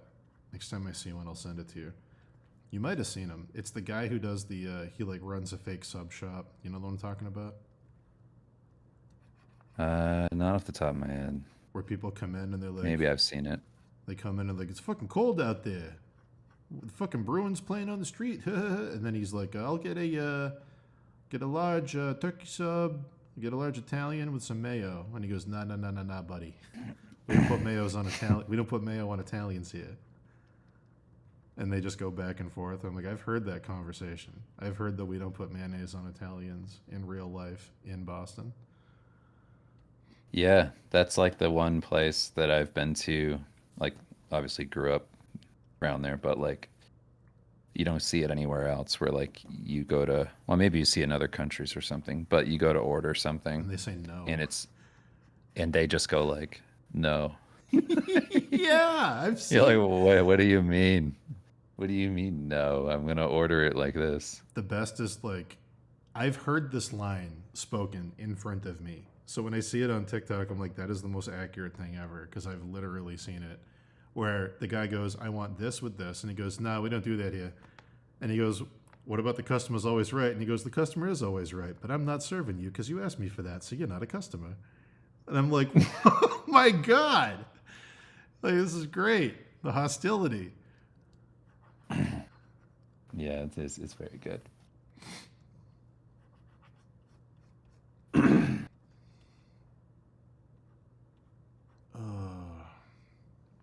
Yeah, I miss those dudes.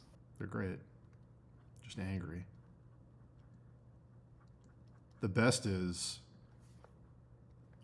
when they get mad at somebody and then the person leaves and then they drop the compliment to everyone who's left. So get the fuck out of here, you piece of shit. Take your bad attitude with you. And then they leave and he goes, I fucking love that kid. Mm-hmm. Yeah, he's a good kid. I give him shit, but he's a good kid. And they're very nice. Yeah. Like they're the amount of free stuff I used to get from just like going to a place multiple times from Yeah. people who just like talking. Like, I don't know. I miss that. You know that thing that happens in Goodwill Hunting where like the like up his own ass professor, Yeah. he looks down on like the Boston guy. Mm-hmm. Like gets like uncomfortable around like the way that those people talk and Yeah. all that stuff. Yeah. That sort of thing is like that's how I feel like artists are when they come to Boston. 100%. They're so uncomfortable. Yeah, I hated that reaction. I was like, oh, I didn't know I didn't like you. 1 That's like my million, yeah. reaction to it. 1,000,000%. I love the people yelling at each other in traffic and then helping each other. That's another favorite. I've seen that on the bridge a few times. The fuck are you doing? You're gonna cause a fucking accident. What, you want me to call AAA for you? Hold on, I got gold. They just call a tow truck for the guy. Like, what are we doing? Are we fighting or are we friends? Well, the good thing about that area and those kind of people is that if you're fighting with somebody, you're very close to becoming their friend if you play true. your cards right. It is If you true. don't, it's that bully thing I talked Yeah, about. they respect it. I was like, it's just like, you know, when you do end up fighting with somebody or whatever, you are like a little bit closer to them if you talk to them and do all that.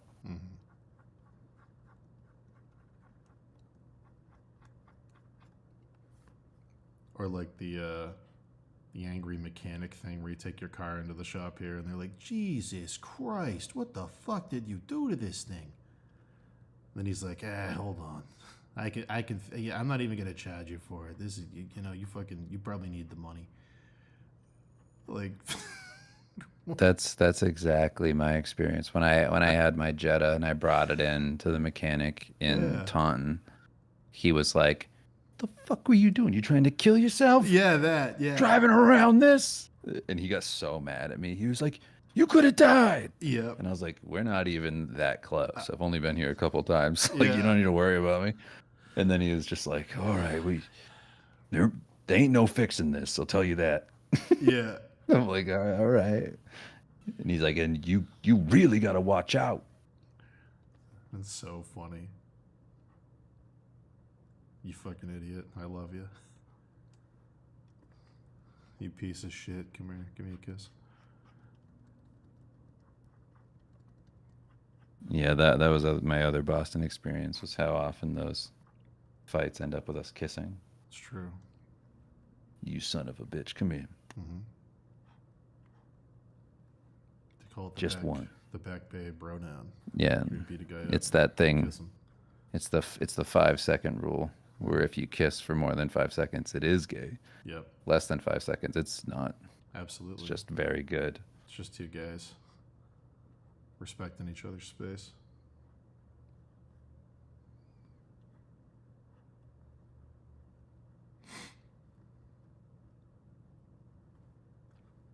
Man. Yeah, it is weird. Every time I go to Colorado or LA or anywhere, really, I don't know how to talk to anybody. And I don't know what anybody means when they talk to me because they don't have the anger. Yeah, and you can't joke around in the super aggressive way, which is like how you just naturally do it all the time because that's what you like to do. Like, you make fun of people, whatever. It's very hard to change that. Like, I don't change it. I've accepted that I'm going to come across as abrasive, and if anybody really talks to me long enough, they'll understand it. And that's usually what happens, is like, okay, at first I might come across as, whatever, just like always sarcastic or always joking or whatever. But then people, the good thing about it, I would say this, is that it makes people really comfortable because you shit on yourself so much. And like, you make fun of things all the time, and like, you say like really honest things about whatever you are, because that's just kind of like That's just how I grew up. So it's like then people tell you things that are real about them. Yes. And then you actually have more interesting conversations, which I like that side of it. And I think that isn't lost here for sure. People aren't trying to be like, LA, you definitely run into people kind of yes-anding you, but they're doing it and they're trying to adapt to your personality. They're trying to be like you, like fake. They're trying to like adopt what you do to make you comfortable. The other thing I run into a lot in LA, specifically LA, is people that I'll make a joke at my own expense that reveals something about me, which in Boston is like the way to win somebody over. And then in LA, they do the hold up, buddy. I don't like the way you're talking about my friend Dan. What's going on? And I'm like, oh, just don't. Yeah. Just and you don't, go, just, like, you're like, hold on for a second. Can you stop being the least funny person in the world can for you like a second? just, like, oh my God, dude. Yeah, I hate that. Hold on, buddy. I don't like the way you're talking about my friend, and their friend is yourself. Makes me, oh God, I hate that more than anything. Yeah. Don't make fun of my friend. Soft that way. times. Yep, soft times. Soft times make soft people. Soft people get a 50% discount. Make me hard. BlueChew.com. Sign Yeah, up today. exactly. Yeah. Why do you think we need Blue Chew? The soft generation. Soft times make soft men. That's why. Hard times make men hard. Yeah. When I know I'm gonna die, that's when I'm fucking. Whoa. What? It's a good motto. I think Yeah. Napoleon Bonaparte said that. Yeah, absolutely. When I know I'm gonna die, that's He did when say that. That's when I'm fucking. Except it was in French. It sounds like an ad. When I die, that's when I'm gonna be fucking. Yeah, when I know I'm gonna die, that's when I'm gonna be fucking. So I need to be ready. So I need Wrangler jeans. Yeah. The jeans that are ready to fuck whenever I am. Wrangler jeans. The jeans that can take a beating. You look good in them dead. Wrangler jeans. You'll look good in them dead. You'll look good in them dead. Just a cowboy. I could die at It's any actually a good. living the life It's a I good live. name. I could die at any time. Occupational hazard of being a man. That's why I choose Wrangler jeans. The only jeans where I know I'll look good in them dead. Yeah. Bury me in my Wrangler jeans. Yeah. We should pitch that. Should take that to I know we should. to the old Grayson animation guy. Big Grayson, whatever that cheese. Yeah. Big- That's what I call it. Big Grayson. Come on. The really fast shooting. That one is what kills me. They cut the tomato slices about this thin, just about this thin. Just right. Just right. Yeah. It's very good. Now that's a big Grayson. Yeah, we should take it to that guy. You look good in them dead. When I was a kid, I searched for Wrangler jeans, like old ones from, like, you watch like 70s shows when they have those Wrangler jeans that fit, Dusteroos. but they're not too tight. You know what I mean? Yeah. They're like that perfect fit on the actors and all. And like I would see that in those old shows, and I'd be like, "Those are the jeans I want." And you could never find them. I found them one time at a thrift store. And it was like find a little mini miracle. Mini miracle. And now I can be buried in them. Yeah, because they'll look good on you dead. It's a good reminder to make sure that I use them for the right purpose. Put that in your will. These jeans. No other ones. These jeans. And all my blades. Yeah. All my blades all over my body. Switch, kitchen, cleaver, all of them. Cover me in knives. Bury my knives in my wounded knee.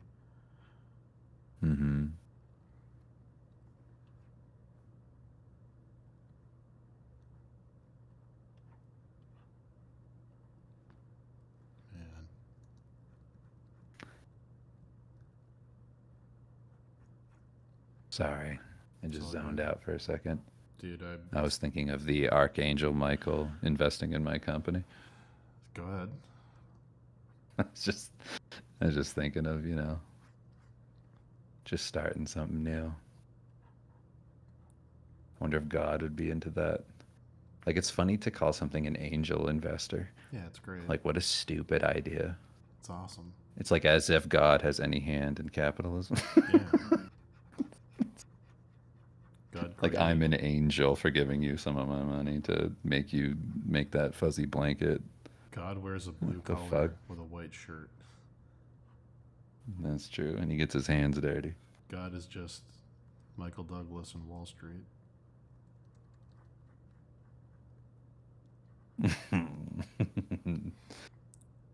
Angel investor. I guess it's because what? Like, you saved me? Do you think that's where it comes from? I think it's just somebody coming out of nowhere to give you a bunch of money to start your dream. I think it's as simple as that. Yeah. An Angel is a angel. weird word choice, though. Yeah, it's very funny for something like that, where it's just an Investor, an yeah. injection of cash. Well, it's also like they get a return. It's not charity.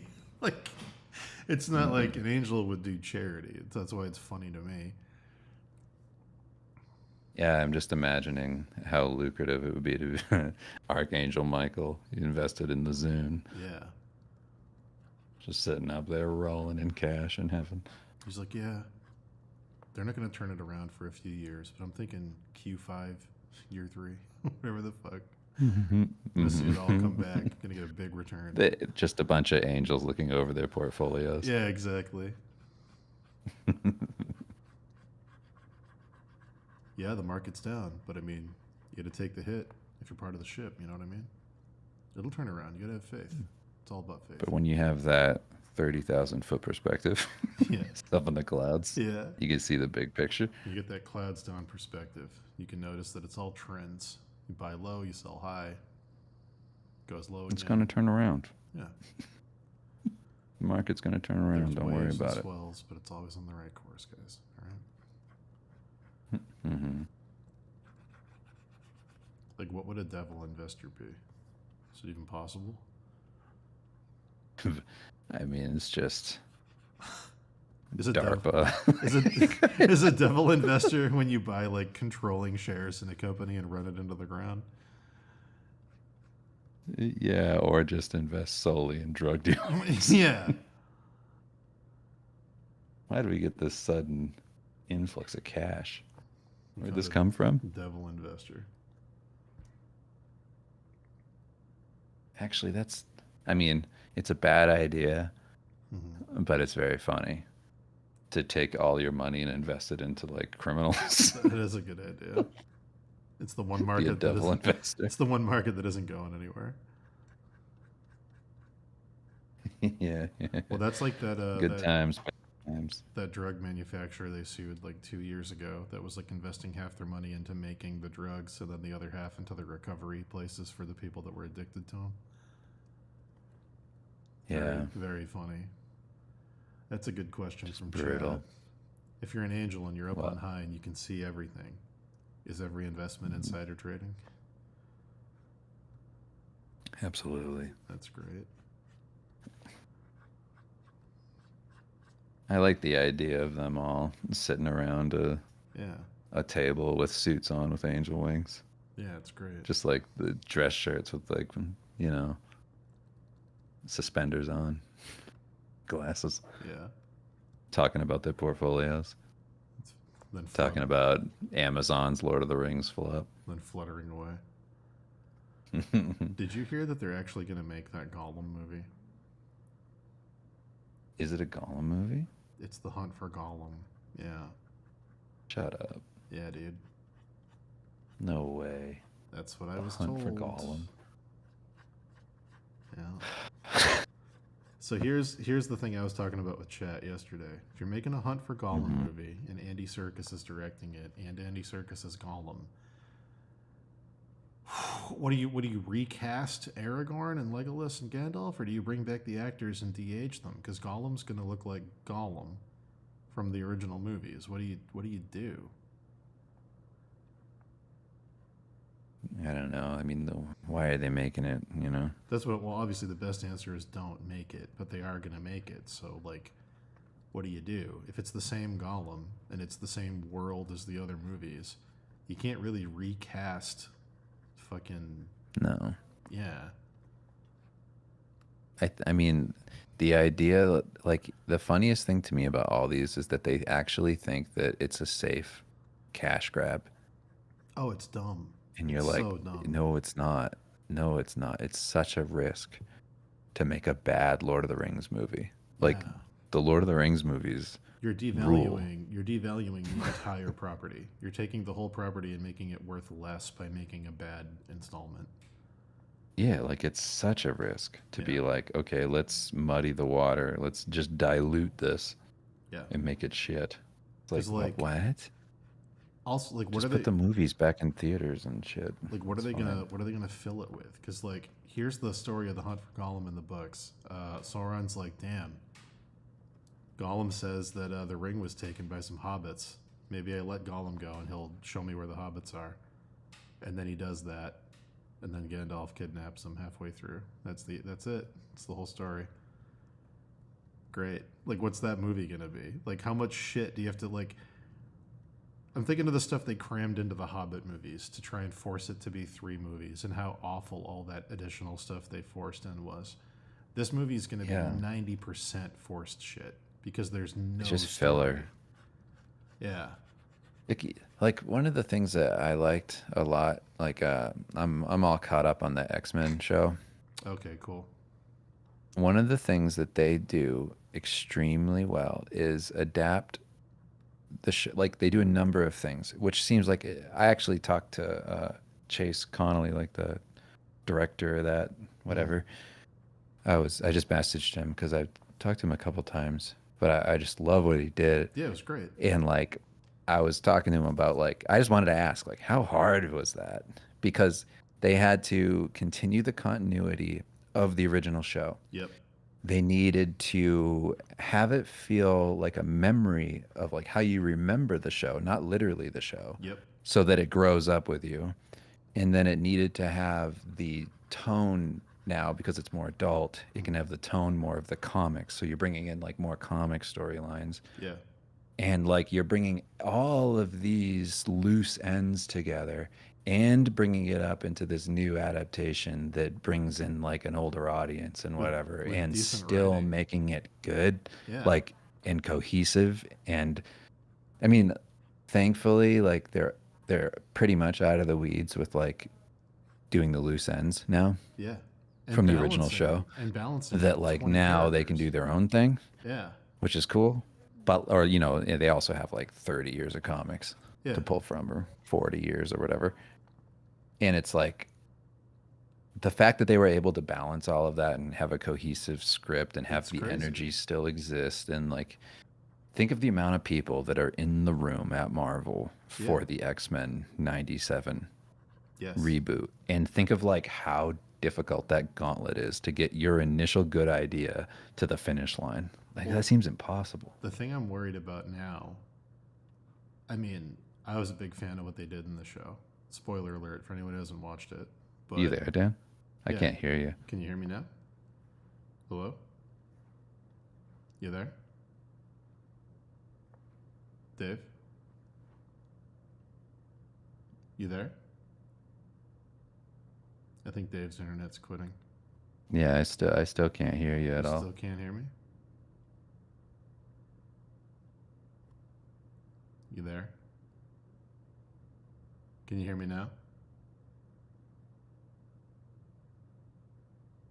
You there? Oh, I can hear you again. There Can you hear go. me now? Hey, what was Yeah. that? What was that about?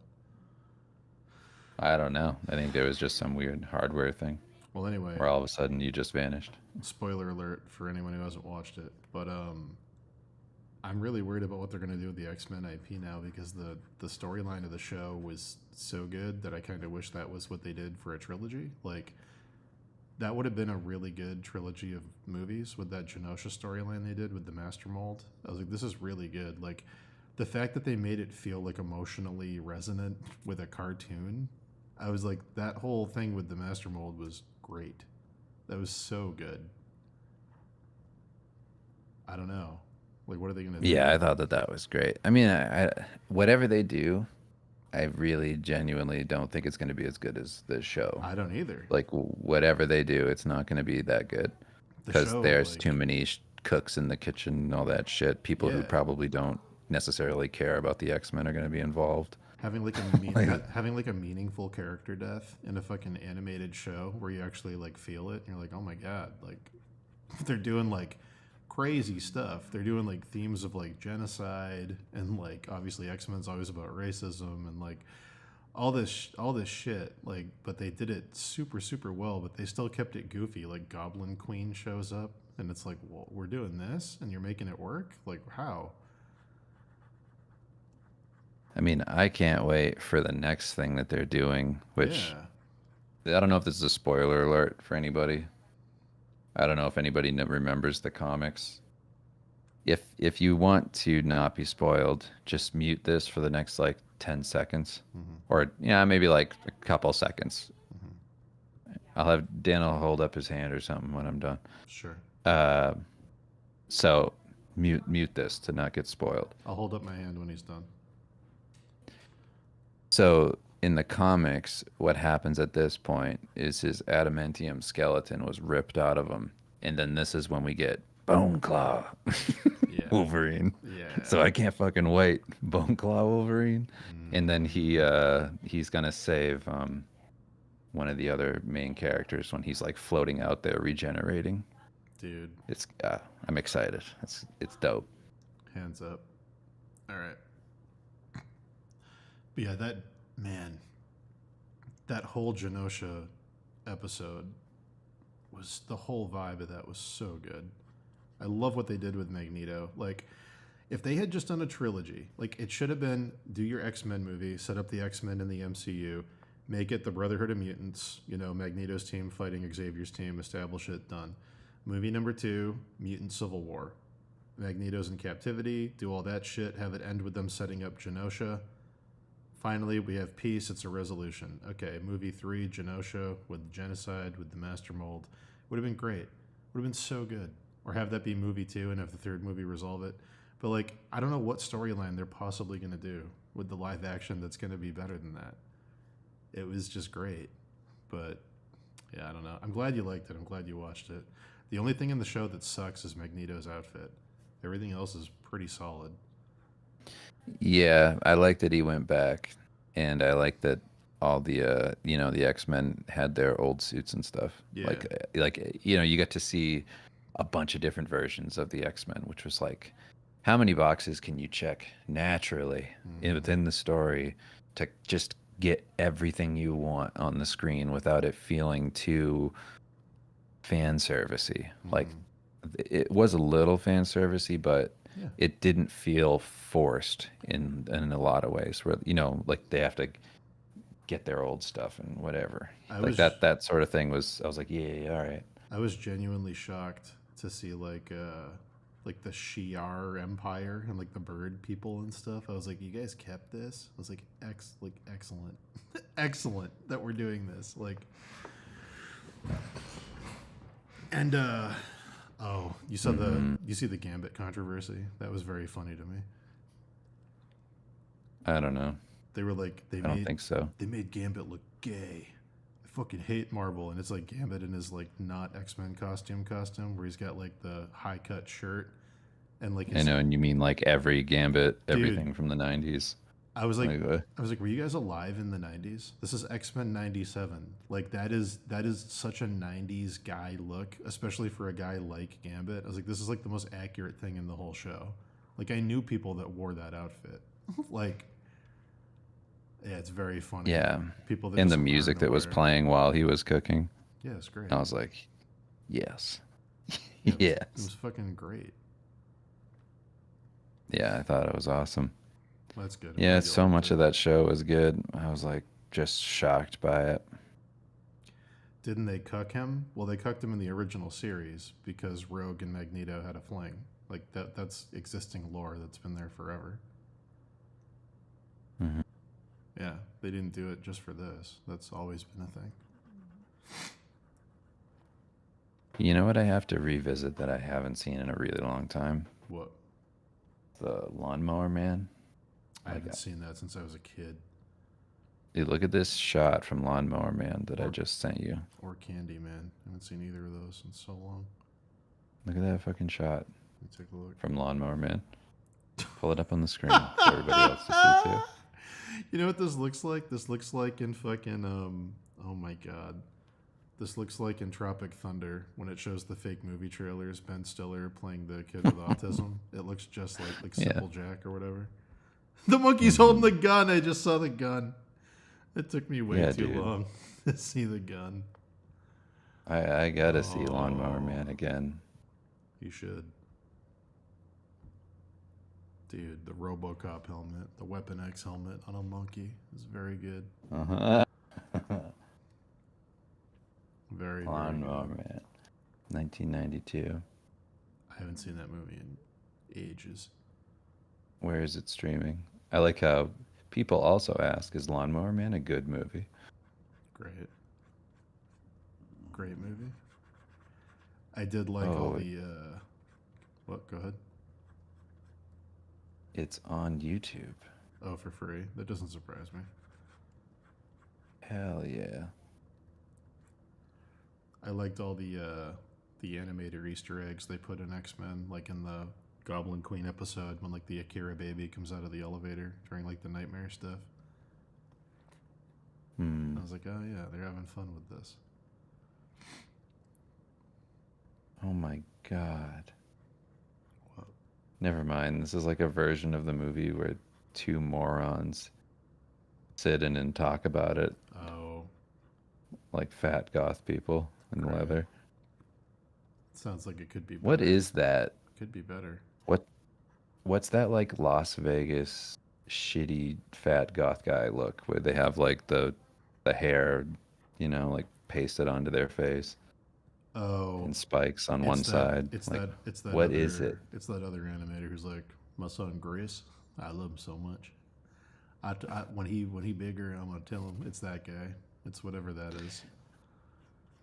It's like there's so many like of those guys. Yeah. Like I always wonder, like, have they not seen other people? Like, how do they think that's okay? Like, they look insane. I think it's number one, you probably grew up in a town with no one in it, so you wanted to stand out. Number two, you're insecure. Number three, it's Vegas, so you can probably get away with it. It's so bad. Yeah. It's one of the wilder choices that I've seen people make. I'm like, who's that for? I think it's just distracting where it's like, I know my body's disgusting, so I'm going to put a giant flashing sign on my face so you don't look at it. It says hit me. Yeah. Yeah, those guys are nuts. Yeah. It's weird that they all look exactly the same.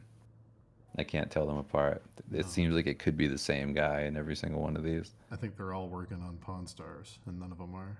Every time I see them, I'm like, is that a Pawn Stars guy? And they never are. I'm like, oh, that's not Chum. That's not Chumley. Oh, okay. Whoops.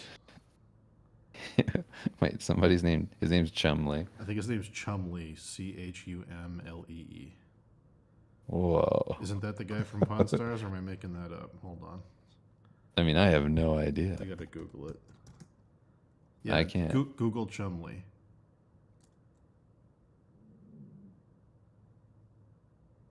See the sunglasses picture?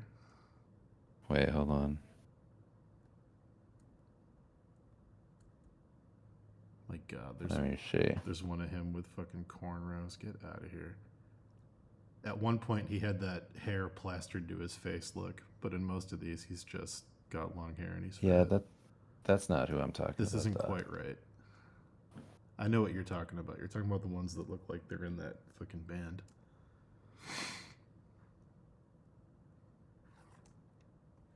What, 30 seconds before I kill myself? Yeah, that one. The I'm Not Okay band. No, Whatever I that don't band know. Is. Yeah. FX just announced they're going to make a second season of Shogun. Uh-oh. I mean, my gut reaction is uh-oh, but we'll see. There's more there they could do, but they shouldn't. All right, let me see. I'm going to pull up. Somebody asked, can I please show who I'm talking about? Yeah, do it. Yes, of course I can. Of course I can do that. Send Well, I it just, over. I'll pull it up on screen.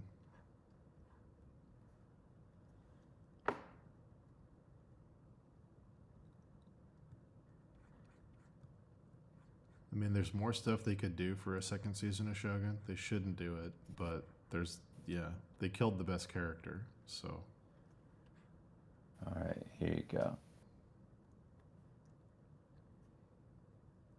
There you go.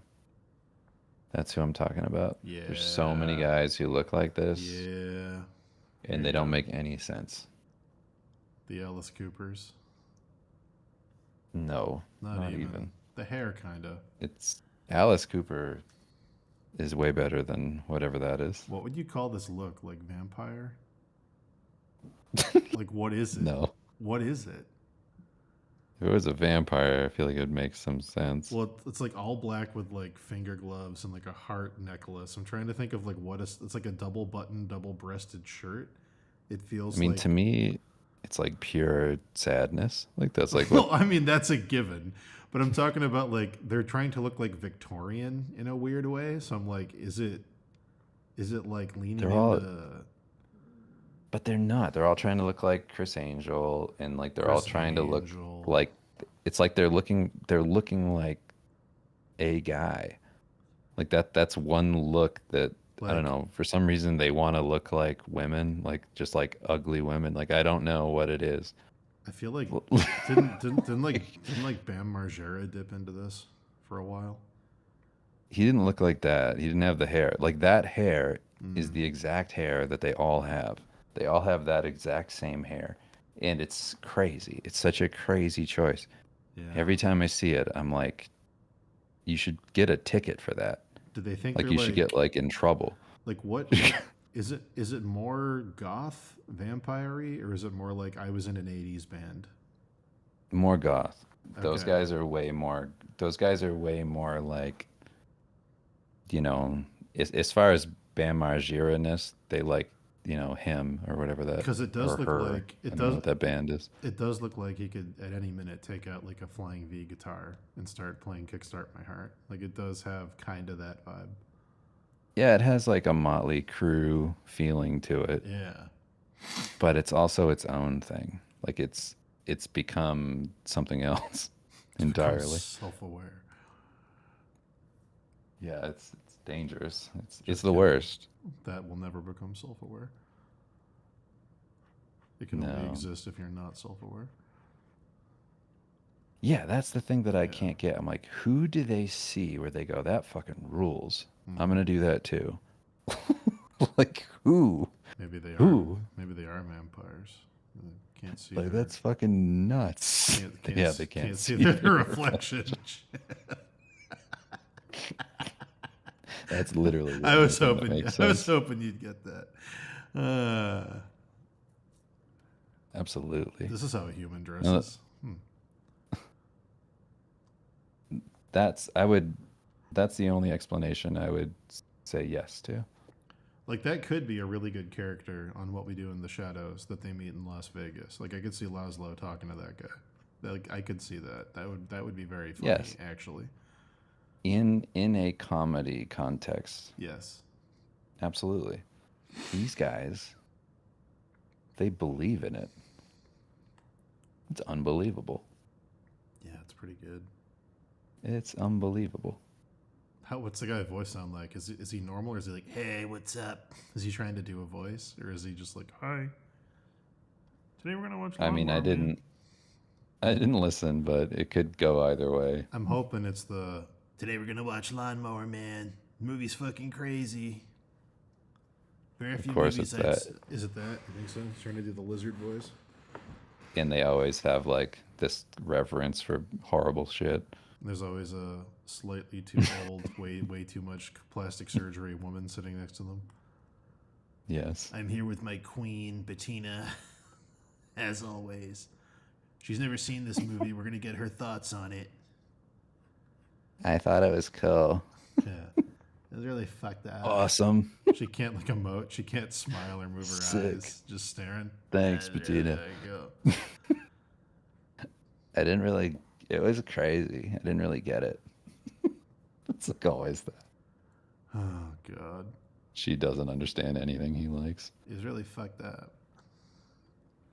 She's just stuck there. Yeah.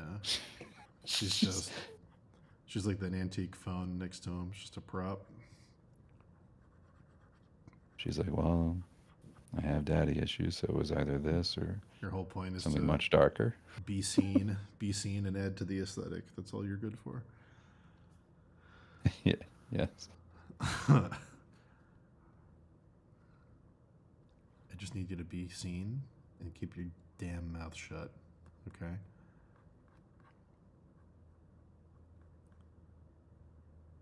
Yeah, if she can kind of get why the movie's good, that's good enough for him. Yeah. I can see her sentences going nowhere where he has to fish her out. Like, there's just something about those old, the special effects when this movie came out were just so, there's just something about the way they look. And he's like, yeah, before digital, yeah. Absolutely. Yeah, it's just- Absolutely. Yeah, Or- yeah. Definitely, Digital definitely. effects really take you out of the movie. Yeah, I agree. Yeah, we should just start one of these shows.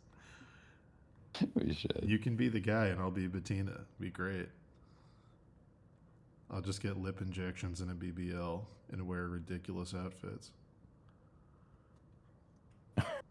Be great.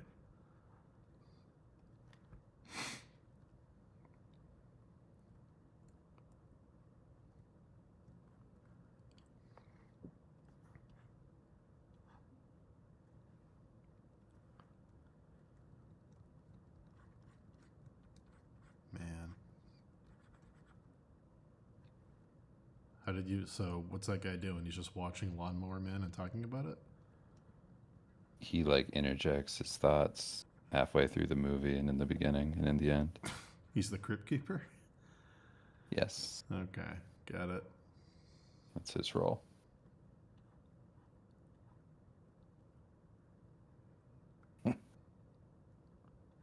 Man.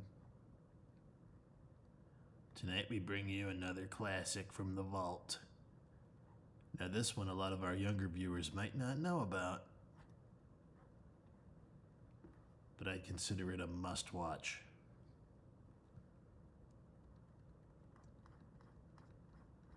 Please tell me he Yeah, there's a makes- certain alternative child who wants to get into magic and suffered abuse that Yeah. ends up looking like that.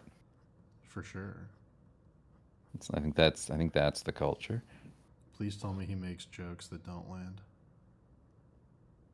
Please tell me he's one of the I ones. mean, Tell me he's one I don't need to watch it to Well, know that. I just want to know if he's. I want to know if he's one of the ones that thinks he's funny, because there's some of those dudes that just think they're cool, and some of them think they're funny. And the ones that think they're Well, funny if you are look like the that and worst. you think you're funny Yeah. outside of how you look, then I don't know. That's wild. I specifically want to know if in the intro he makes a joke about, now when I told Bettina here about Lawnmower Man, she thought, and then something about Home Depot. Like, I need to know if he makes those kinds of jokes. Well, be my guest. Send it over. We'll throw it on. Just search Lawnmower Man. We're a commentary channel now. We'll do that. That's true. You can do that. Yeah, we can make fun of something if it's transformative. Yeah, send it over. Let's watch. Is there any way that I can hear it? Should I just cue it up? Yeah, cue it up. We'll just watch it at the same time. Do you have YouTube ads or you good? No, I'm good. All right. You count me down and I'll hit it when you hit it. All right. Hold on. I'm at zeros. You get this in a window. All right. 3, 2, 1, go.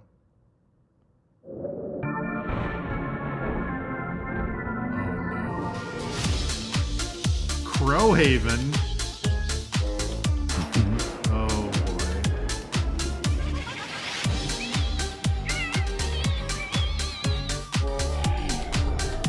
Oh, Got the music. Vincent. His name is Vincent. Of course it is. Price reference. Sure I like that's sure that's his real name. You know, I could lead you around town with these. Oh no. No, I can. It's like miniature leashes. Oh god. Or he's- miniature leeches. Welcome to Creature There's- Friday. there's That the time of joke. week That's after Thursday, but before Saturday, Oh. and we show a special movie. It's not like super special, but it's better than what we typically. He is show a on rocker. Saturday, He's right, British. Tangela? It's got to be a In any rock case, thing. I am Vincent. This is Tangela, but you already know that because Tangela? you've seen our program before. And tonight we've got a fun one. It is The Lawnmower Man from 1992. And you know, I love Lawnmower Man movies because they ride that machine. Oh, he did on it! the lawn He and did they it! Mow. He did it. They're Lawnmower Men. He did the Right? joke. So this is about one of them called Lawnmower Man. And it's portrayed by Jeff Fahey. Oh. Which, I have trouble saying that name. Fahey. Oh, he's so Good Fahey, joke. isn't he? Oh wow. It's right, you know. Get the In any case, fuck outta it's here. also This is got somehow Pierce worse than I thought it would be. Jenny Wright and Jeffrey Lewis. Jeffrey Lewis is famous, right? This is unreal. I guess no, he's not as I like famous how as quiet Pierce she Brosnan. is. Yeah, they put Pierce Brosnan in second on this thing, so I suppose it's a lesser role. Shit, He had he's to go talking too much. James Bond, you know. He Do you didn't have think they're time to do dating, or do Lawnmower you Man think movies. she's being paid to Anyways, be here? it's going to be a absolutely Dating, for sure. wonderful movie, and we hope you'll stick around So and there's watch hope it. for me. But let's go ahead and start Lawnmower can Man, hate the and we kind shall of Yeah, see if you want to be with a halfway through the hurt film. person. Yeah, it's the joke. Oh, Wanna- that was truly unbelievable. So then, let's skip The to end.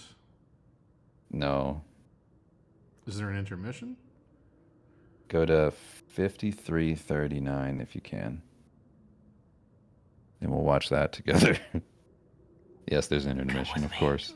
The guy loves himself, so he has to be a major part of it. All right, I'm at 53:39. You ready? Yep, count me down. 3, 2, 1, play.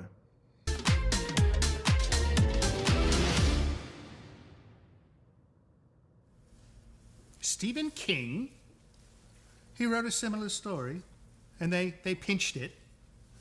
Well, I don't know why they would do that other than to ride off his coattails, but Lawnmower Man, this is one of those films you'd expect to be What? seen by lawnmower people. He's People who struggling. mow lawns all day probably go and see this film.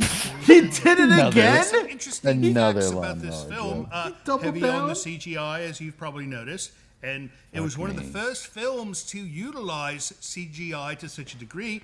And it This was is probably doing the first time everything we they talked made a about. CGI lawnmower. Oh. He's explaining Andrew? CGI Yes. to. What in God's name are Oh, you doing here on your night off? I'm going to finish up some projects that kind of been putting off on, but if you want, I can always stay and watch the movie with you.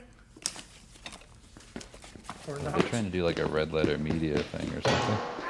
They're trying to do a See what I have to skit? contend with. Not only does she go and beat my handyman, she makes me hold her skull. It's like telling a bloke to hold my purse while I go shopping. It's not fair. Okay, so we're gonna get back to the movie A without bloke? Tangela, but don't forget, if you're watching us on YouTube, you should Just subscribe riffing. because you'll find out Riffing about for new his things. life. This is why was there a handyman? It went nowhere. If you're gonna do that, tie it into the lawnmower jokes that aren't working. Yeah, he's repairing lawnmowers. Yeah, what do you? Or at least maybe at the end. Maybe at the end he's fixed his lawnmower, and that's the joke because they show up at the end, right? Do you think he's gonna get? There's no way he's gonna get on a lawnmower and say, "No, I'm a lawnmower man," right? There's no way. see. That would be too much work. Okay, well, an hour, 47 minutes. All right. That's the next part. This is insane. It's insane that there's. He's all right. It doesn't bother me. All right, ready? That's fine. 3, it's fine to have. 2, 1, play. I told you, Job, don't call me here. I've got a show to do. Thank you. My goodness. You know, he calls everyone in the world. He has to call me first. Anyways, that wraps up Lawnmower Man, 1992. That was a good film, right? You liked it. I liked it. We all liked it. So when we all like a film, it's fun. We hope you like it as well. We'll show that film again, like tomorrow, right? No, not tomorrow. Tomorrow we've got the Saturday show, and that's always a fun film. It's a I don't know what's weekly gonna be tomorrow, show? but It's a we'll have daily produced show? in, and then Andrew will be back with a Yes. bruise on his head.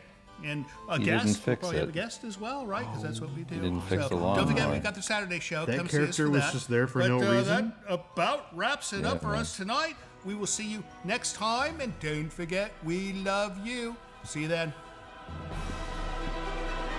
Alright. I'm struggling, dude. I'm struggling. What was the point of any of that? There was none. Why even make it? Just your own ego, I guess. I don't know. Do you think it's a tax scheme to write off all the stuff he decorated his house with? Oh my god. Anyway, very good. Please don't let that be the end of this phone call. I don't want to end on that note. Anyway, I could feel it slipping.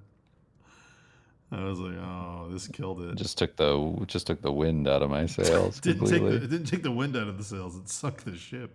It fucking. Oh no. I hated that. Yeah, that was. It wasn't even bad. It was nothing. Yeah, that's why I didn't like it. It would have been one I thing. would have if rather it was, have been like boring or something. If it was creative and or awful, just- at least that would have been something. That was nothing. Why even have a guy walk out? Like, I'm your repairman.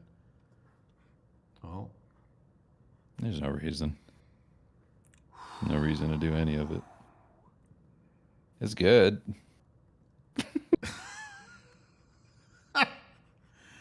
well, you know, we should get him on as a guest. It's very good. It was very good, and I liked it. It was very good. Can't say I didn't like it. I can. I can say I did not like that.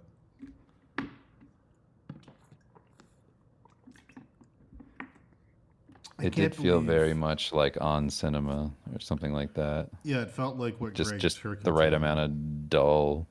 It felt like a character Greg Turkington would write as a joke.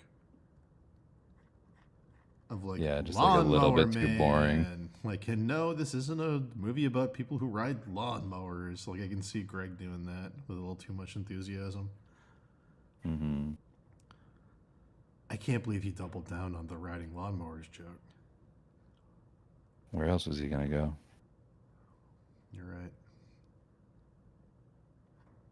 Man, that really was sad. Mm-hmm. That was truly, truly awful. Does this make it transformative enough to survive on YouTube? Yes. Yeah, for sure. Have you seen those videos where it's just people watching stand up and then laughing and going, "No, real comedy's back. Real Nice. comedy's back." You're just like, what? That's all this is. That's all you have to do. I Just say like real how- comedy's back. Did you see the promotions for that roast of Tom Brady? I didn't see the promotions. Did you No. watch it? I only watched Tony Hinchcliffe and I watched Nikki Glazer's one. I just thought it was funny. I didn't watch it, but I thought it was funny that the roasts are now paying attention to YouTube audiences, and they're like, oh, here's the comedians people actually like kind of give a shit about. Yeah. I was like, you Tony was the best one by a mile. He like I saw this you well, know, him and Nikki Glazer did super good. Yeah, I It's saw like, the oh, great. Martin Luther King getting beat up by Rodney King eating Burger King. I saw that clip. Yeah. But I was like, oh, it's like all people from like the podcasts. It's all like the comedy podcast people on stage.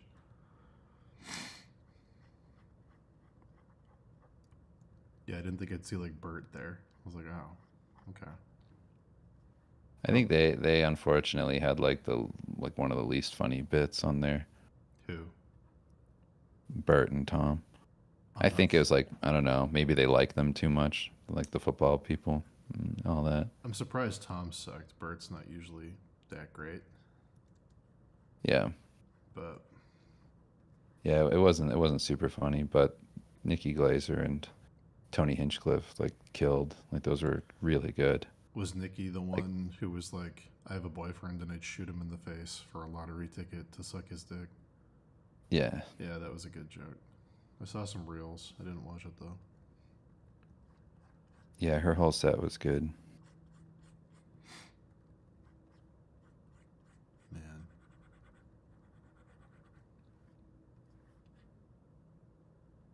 Still thinking about the lawnmower joke. I don't know what to think about that. I'm done. Just sad. It actually made me tired. No, it made me too. The energy's gone. Any momentum we had is gone. It fucking. I was having fun. It put me in a bad mood. I'm like sleepy now. I like need to like take a cold shower or go for a walk or something.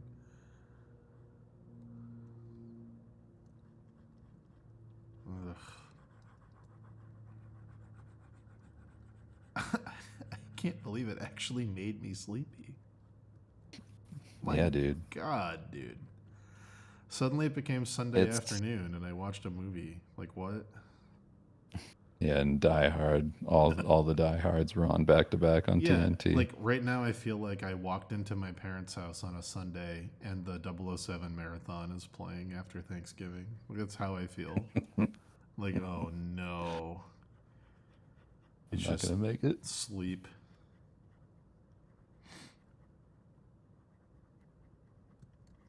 That's brutal.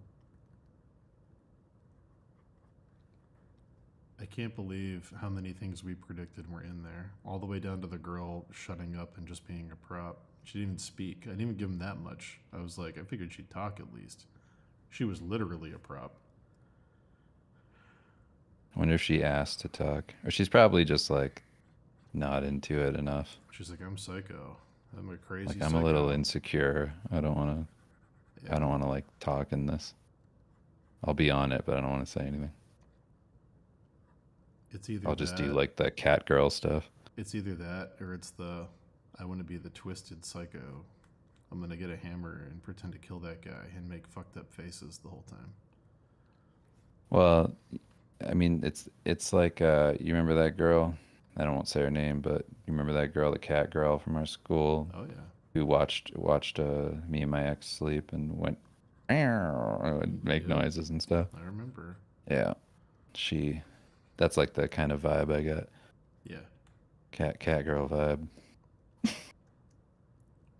I got that cat girl mixed with a little XD. I'm crazy. Mm-hmm. Yeah. The kinds of girls that would like, I don't know what to call these photos. Like make their eyes super wide and smile and tilt their head like I'm a psycho. I could see a little bit of that. Mm-hmm. Living doll. Yeah. I know, I'm sleepy. I might need to go eat lunch. I understand. I felt it coming. Oh no. Yeah. I would. What's the opposite of inspiration? Desperation. Maybe. That's how I feel. I feel despired right now. Yeah, I'm despired. Yeah. It took all the inspiration and despired it. Oh, that look has a name. It's called the Cutesy Kubrick. Oh, fuck off. Yuck. My engine just went just out of gas. That was it. Ah, I shit. just went under empty. The Cutesy Kubrick did it. I'm just puttering. Nothing left. Oh boy. What I always picture with those guys and like that group is I always picture like the quiet sitting on the sofa, waiting, like them waiting for somebody to say something, kind of feeling. Oh god. Because I've been there, you know. Yeah. Full circle though for earlier in the conversation. Can you imagine that? Can you imagine that guy in Boston? No, I actually can't. Yeah. I don't think you'd He survive. can't go. He can't go. Don't Ow. don't let him go. For his own sake, just don't let him go. All I can picture is some blue collar guy working on one of the tunnels going, "Hey Elvira, show me your tits." Like it's all I can it's like I can hear the insults. Oh. Oh man, Vincent. Oh boy. It's just the one property brother all over again. It's true. That is what that is. Yeah, and he's in Las Vegas. They all look like that. Wow. It's the only place they can survive. The third. Like I would be shocked if that guy actually lived in England. I think he lives in Vegas. Hold on. How much do you want to bet Now that I guy gotta- lives in I'm Vegas? not going to bet anything because the other guy spoke English, so now I know he's a Rob Zombie adjacent person, so he's probably in Vegas. Let's see. Creature features 3.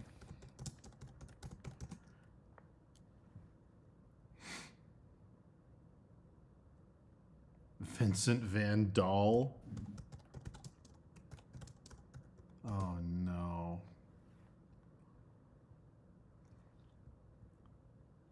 He had an honorable mention in the 2021 category of favorite horror host. That's a category? Oh no.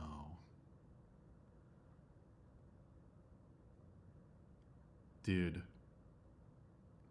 Yes. I was right. It's a rocker look. Let me message him on Instagram. Dude. Vincent Van Dahl, former frontman of the 90s metal band Prince of Darkness, who retired from music a few years back to pursue a quiet life in Bodega Bay at his newly acquired home, the Poulter Manor.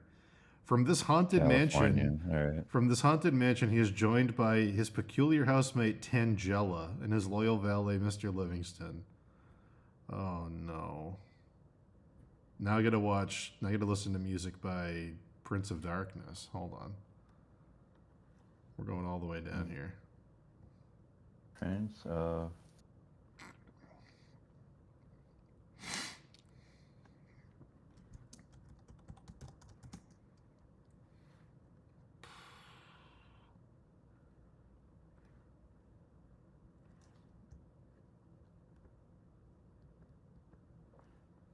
Prince of Darkness, Vincent Van. Dahl. Okay. His real name is Jeff. It's Jeff Bodine. Jeff Bodine. And he was born in California. Holy shit! Is he faking a British accent? Yes. Oh. Oh. Oh.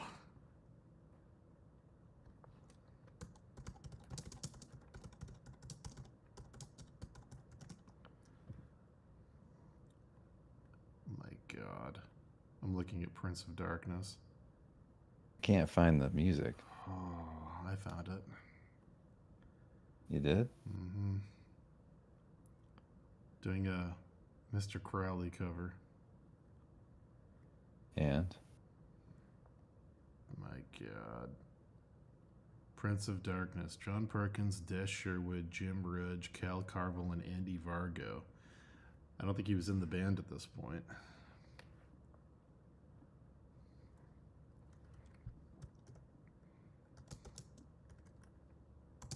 Oh my God. What a tiring thing. You came back at the wrong time, Dan. Yeah. This is not the time to be on this stream. Yeah, Dan, you shouldn't be here. You should actually Nobody leave. should be here. Official music video of Vincent Van Dahl performing Castles in the Sky. All right. That wasn't Vincent Van Dahl. No, That was Ian. I that's saw Ian. that one. Yep. Nope. It's not correct.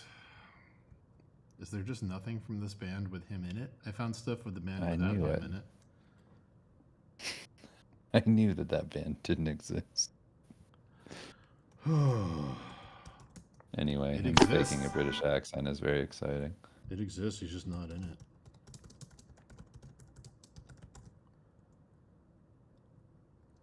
Jesus. This is how Dan's cult starts, where we round these guys up, True. get rid of them.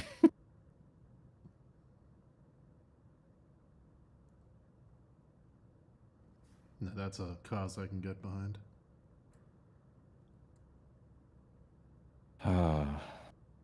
Yeah, that was too much. That was actually Yeah. too much for me. Yeah, it hurts. It really, really, really killed me. It was so boring. Yeah.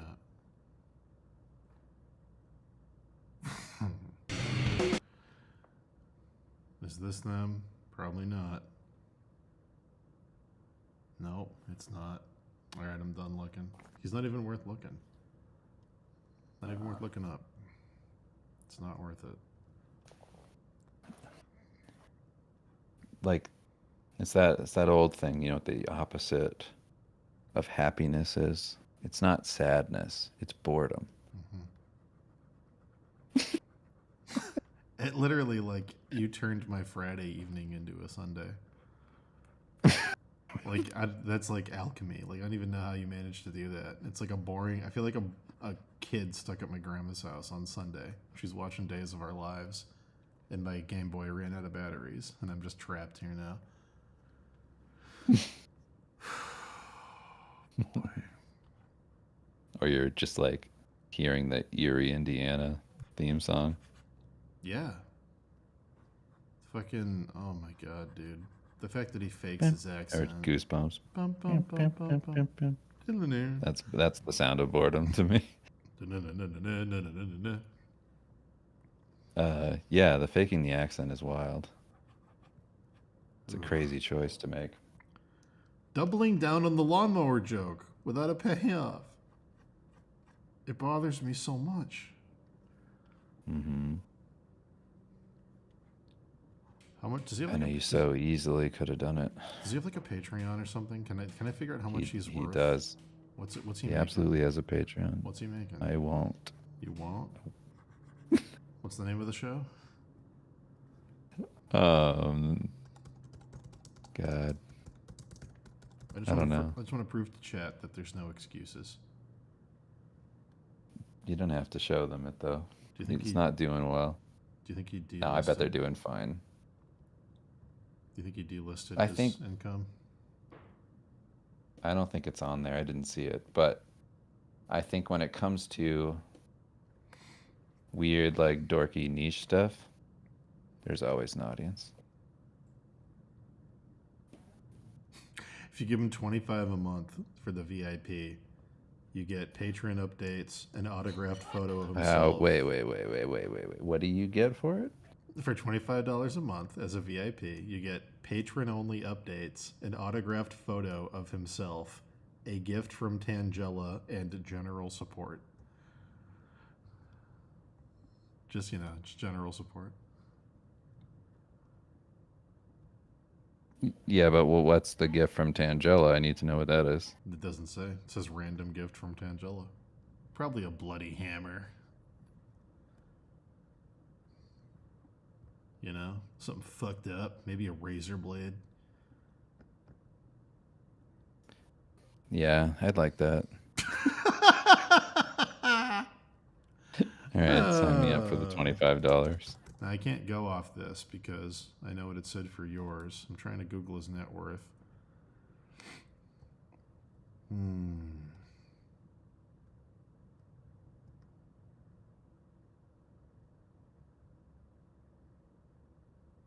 This is truly awful. You know what the worst part of this is? What?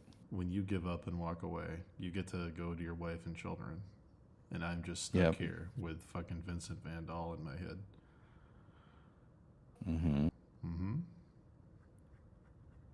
I'm sorry. I didn't even want to see it. All I wanted to watch was Lawnmower Man. Oh yeah, That's all I that's actually true. wanted. You weren't even showing me him. Right. I forgot how this even started. Oh. All right, everybody. It's been real. It's been cool. I'm gonna go practice my magic. Everything And hurts. I'll see you all later. Bye. Chad, I'm gonna take a break. I'm not gonna end the stream. I just gotta go walk around my house for like 5 minutes and breathe. I'll see you. Good lord. I'll put some music on.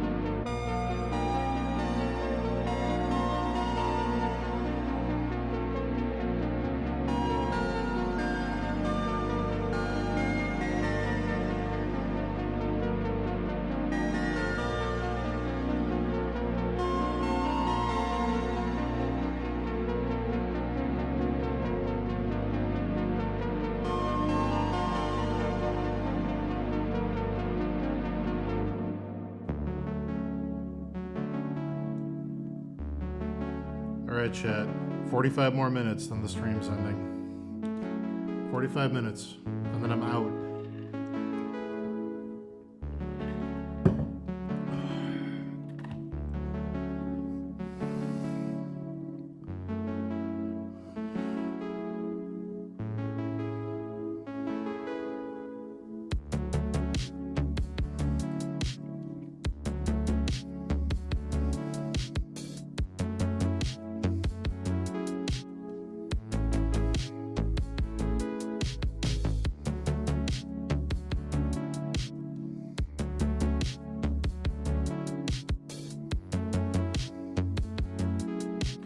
I think Dave legit just ruined my whole day. I really do think that was the end of my motivation for the rest of today.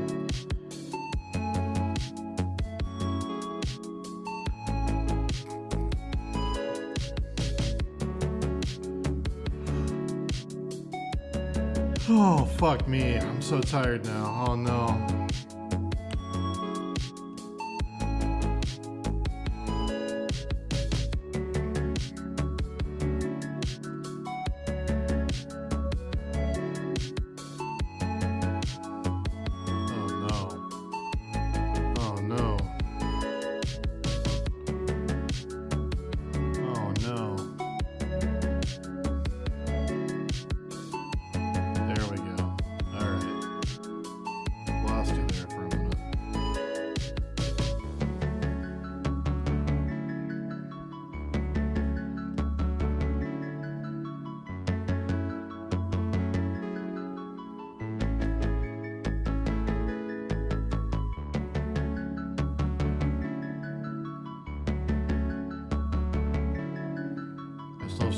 Shit to do today.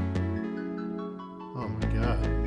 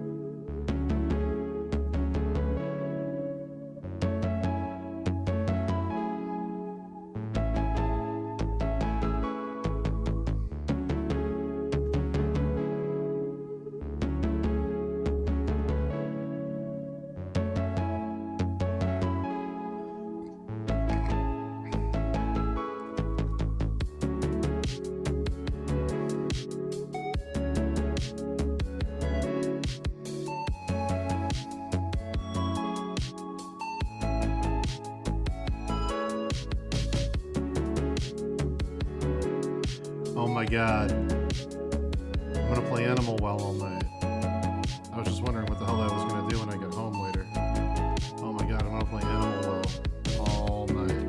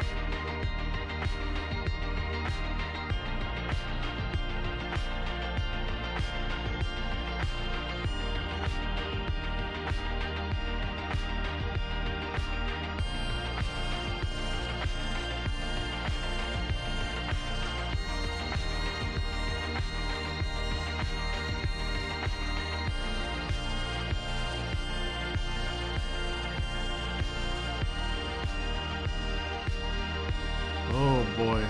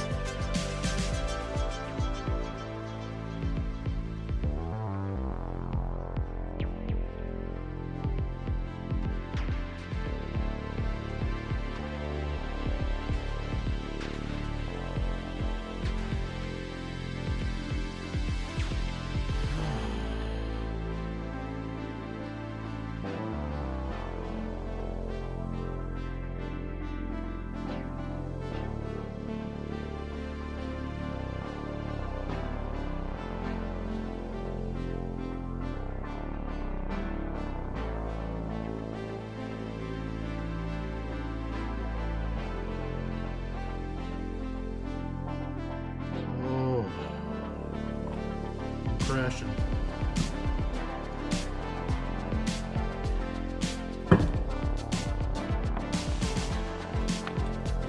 Hey, listen. Dark Tower books 1 through 4 get better with every book. 2 is better than 1, 3 is better than 2, and 4 is the best book. It's only after book 5 that things start to get crazy. So enjoy. Enjoy the good, okay? Me and Dave didn't spoil any of the good stuff. Only the bad stuff.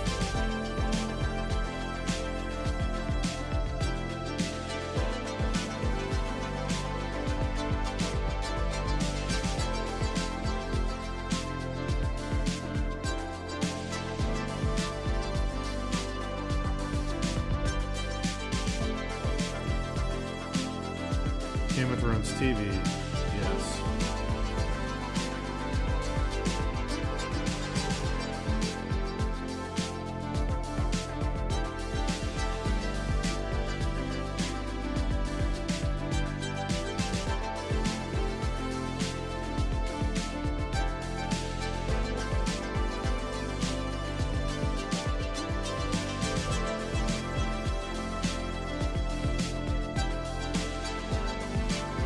I might redo this. I gotta go into the game and see if I can look at this flower from above.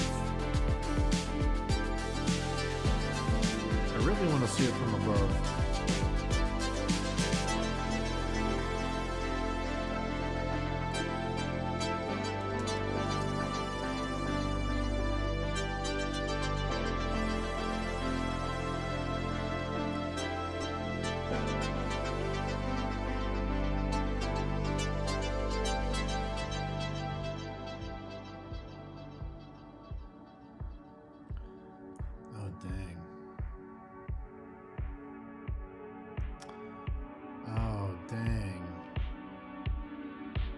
Should I have given her the wings instead?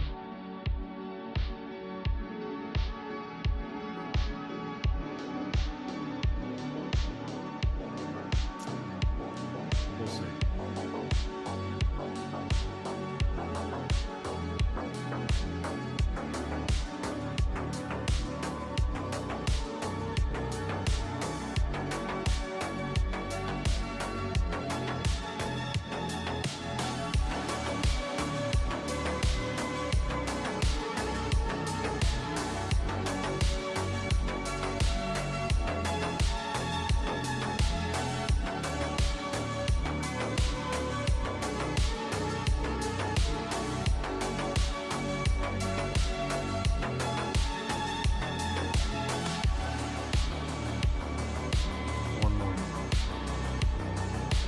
See if I want to make my life even harder than it already is.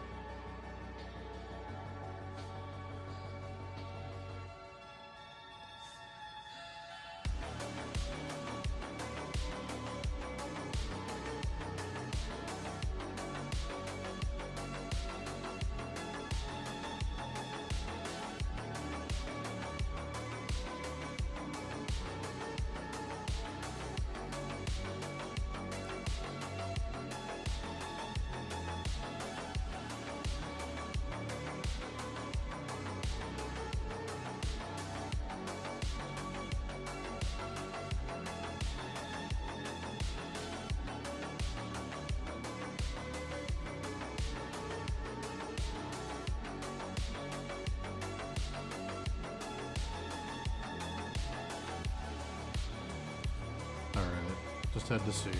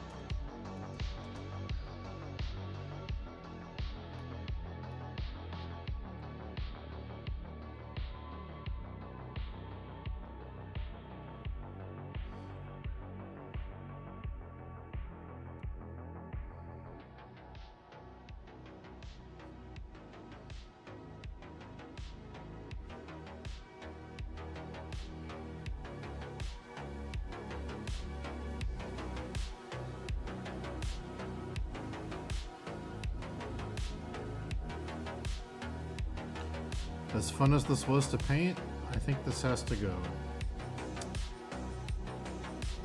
I think it has to go. I think I gotta go with my original idea.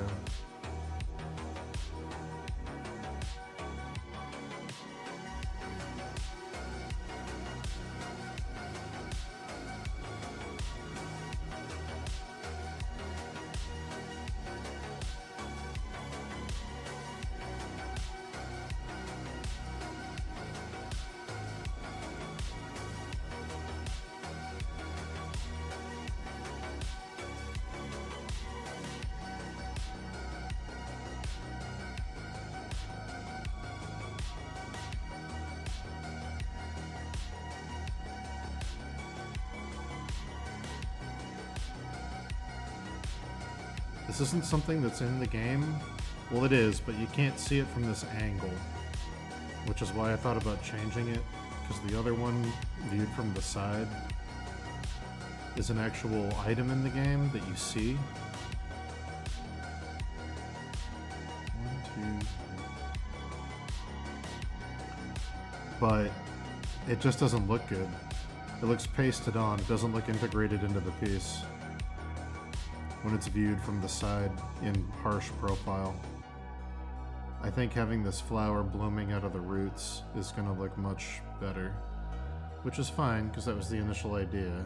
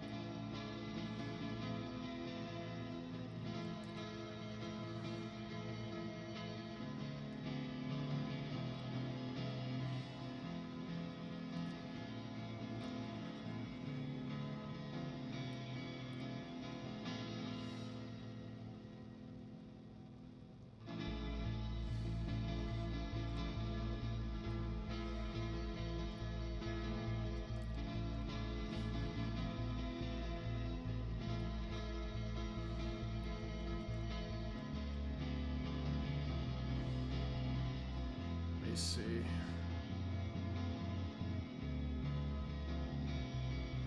Yeah.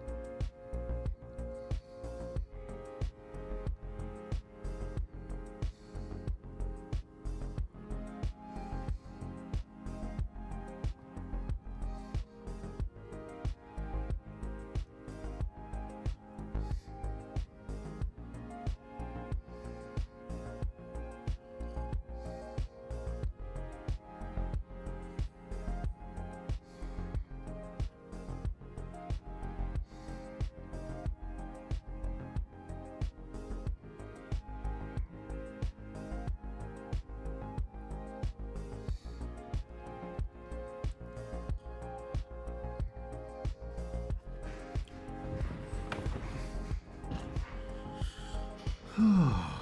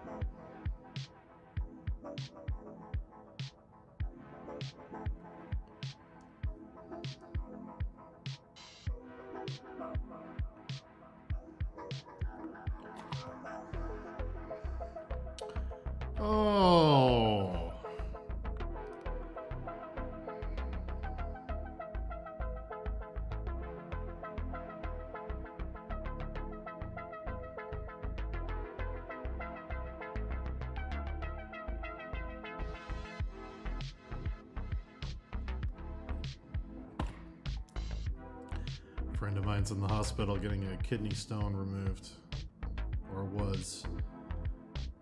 Now they're recovering. It sounds so fucking painful.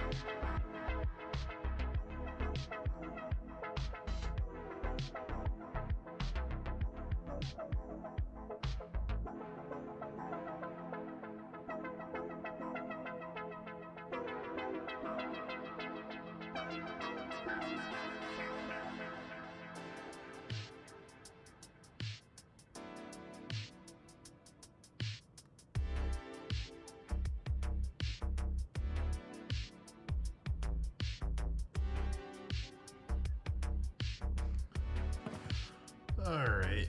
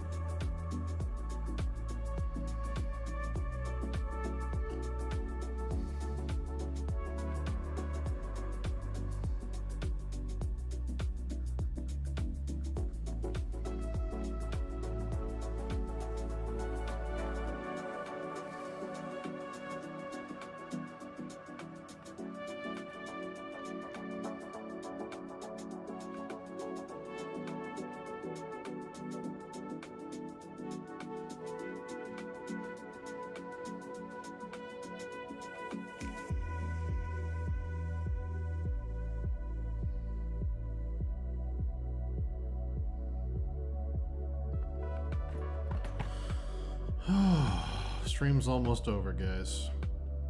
Not quite, but almost. Just a heads up. I'm gonna go for a few more minutes, then I gotta get ready to get out of here.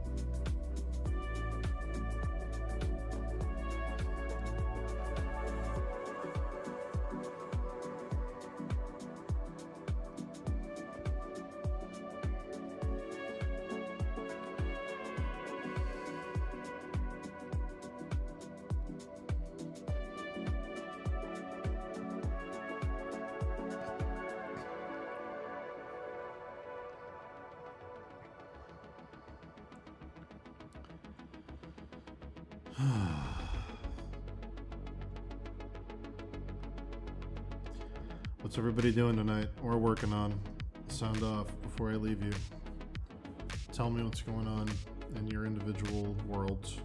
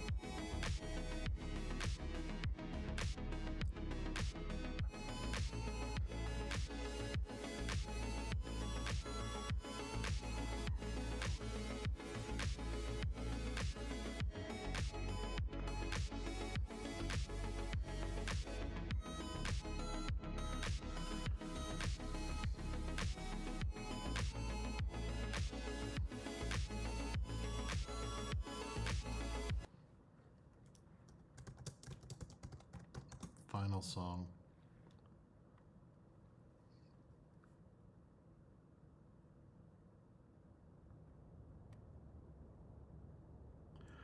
Weekend plans? There's a couple parties I haven't decided if I'm going to yet. We would follow every toast Going to a of the song. farmer's market.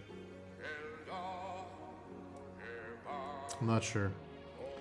It's either going to be playing a video game and working, or it's going to be going to parties. I did a lot of partying last weekend though, so I don't know if I want to do that again.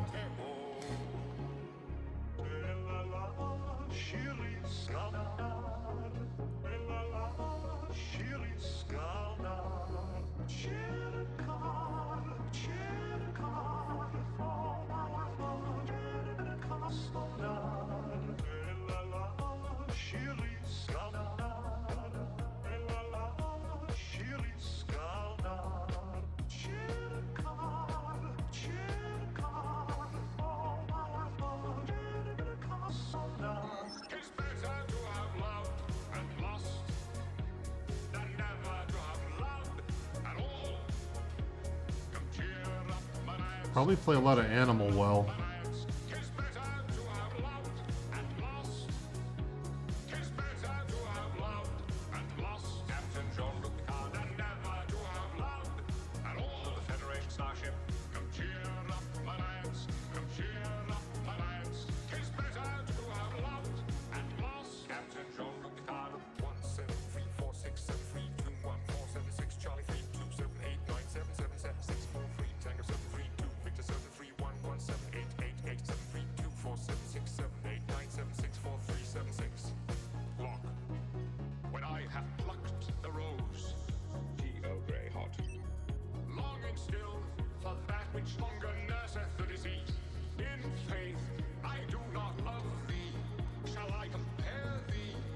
Summer's day, when I have plucked the rose, plucked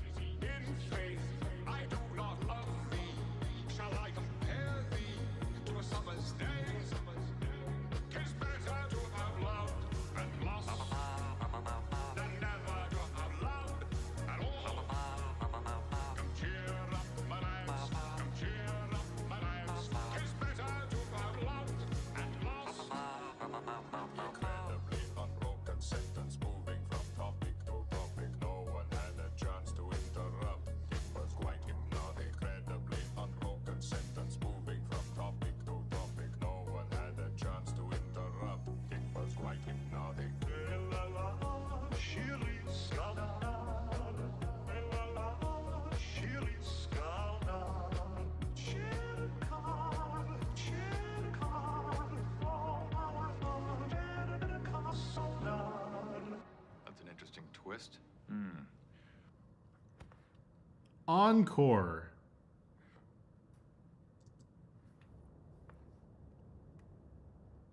You know, back when I was in the academy, we would follow every toast with a song. And then I'm out of here.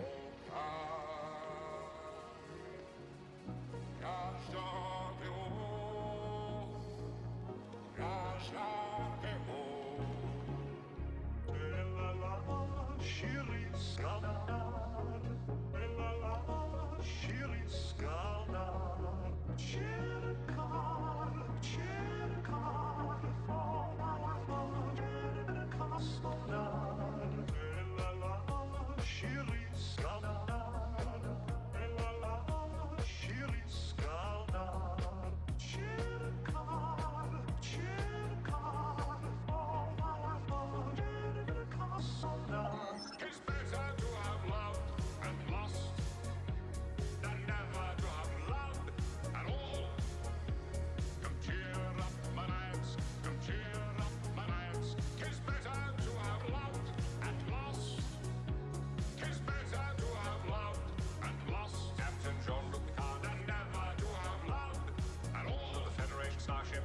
Come cheer up, my lads. Come cheer up, my lads. 'Tis better to have loved and lost. Captain Jean-Luc Picard. 1734673214776 Charlie 32789777643 Tango 732 Victor 73117887324767897643776 Lock. When I have plucked the rose, G.O. Grey hot, longing still for that which longer nurseth the disease. In faith, I do not love thee. Shall I compare thee to a summer's day? When I have plucked the rose, longing still for that which longer nurseth the disease. In faith, I do not love thee. Shall I compare thee to a summer's day? 'Tis better to have loved and lost than never to have loved at all. Come cheer up, my lads. Come cheer up, my lads. 'Tis better to have loved and lost. Incredibly unbroken sentence moving from topic to topic. No one had a chance to interrupt. It was quite hypnotic. Incredibly unbroken sentence moving from topic to topic. No one had a chance to interrupt. It was quite hypnotic.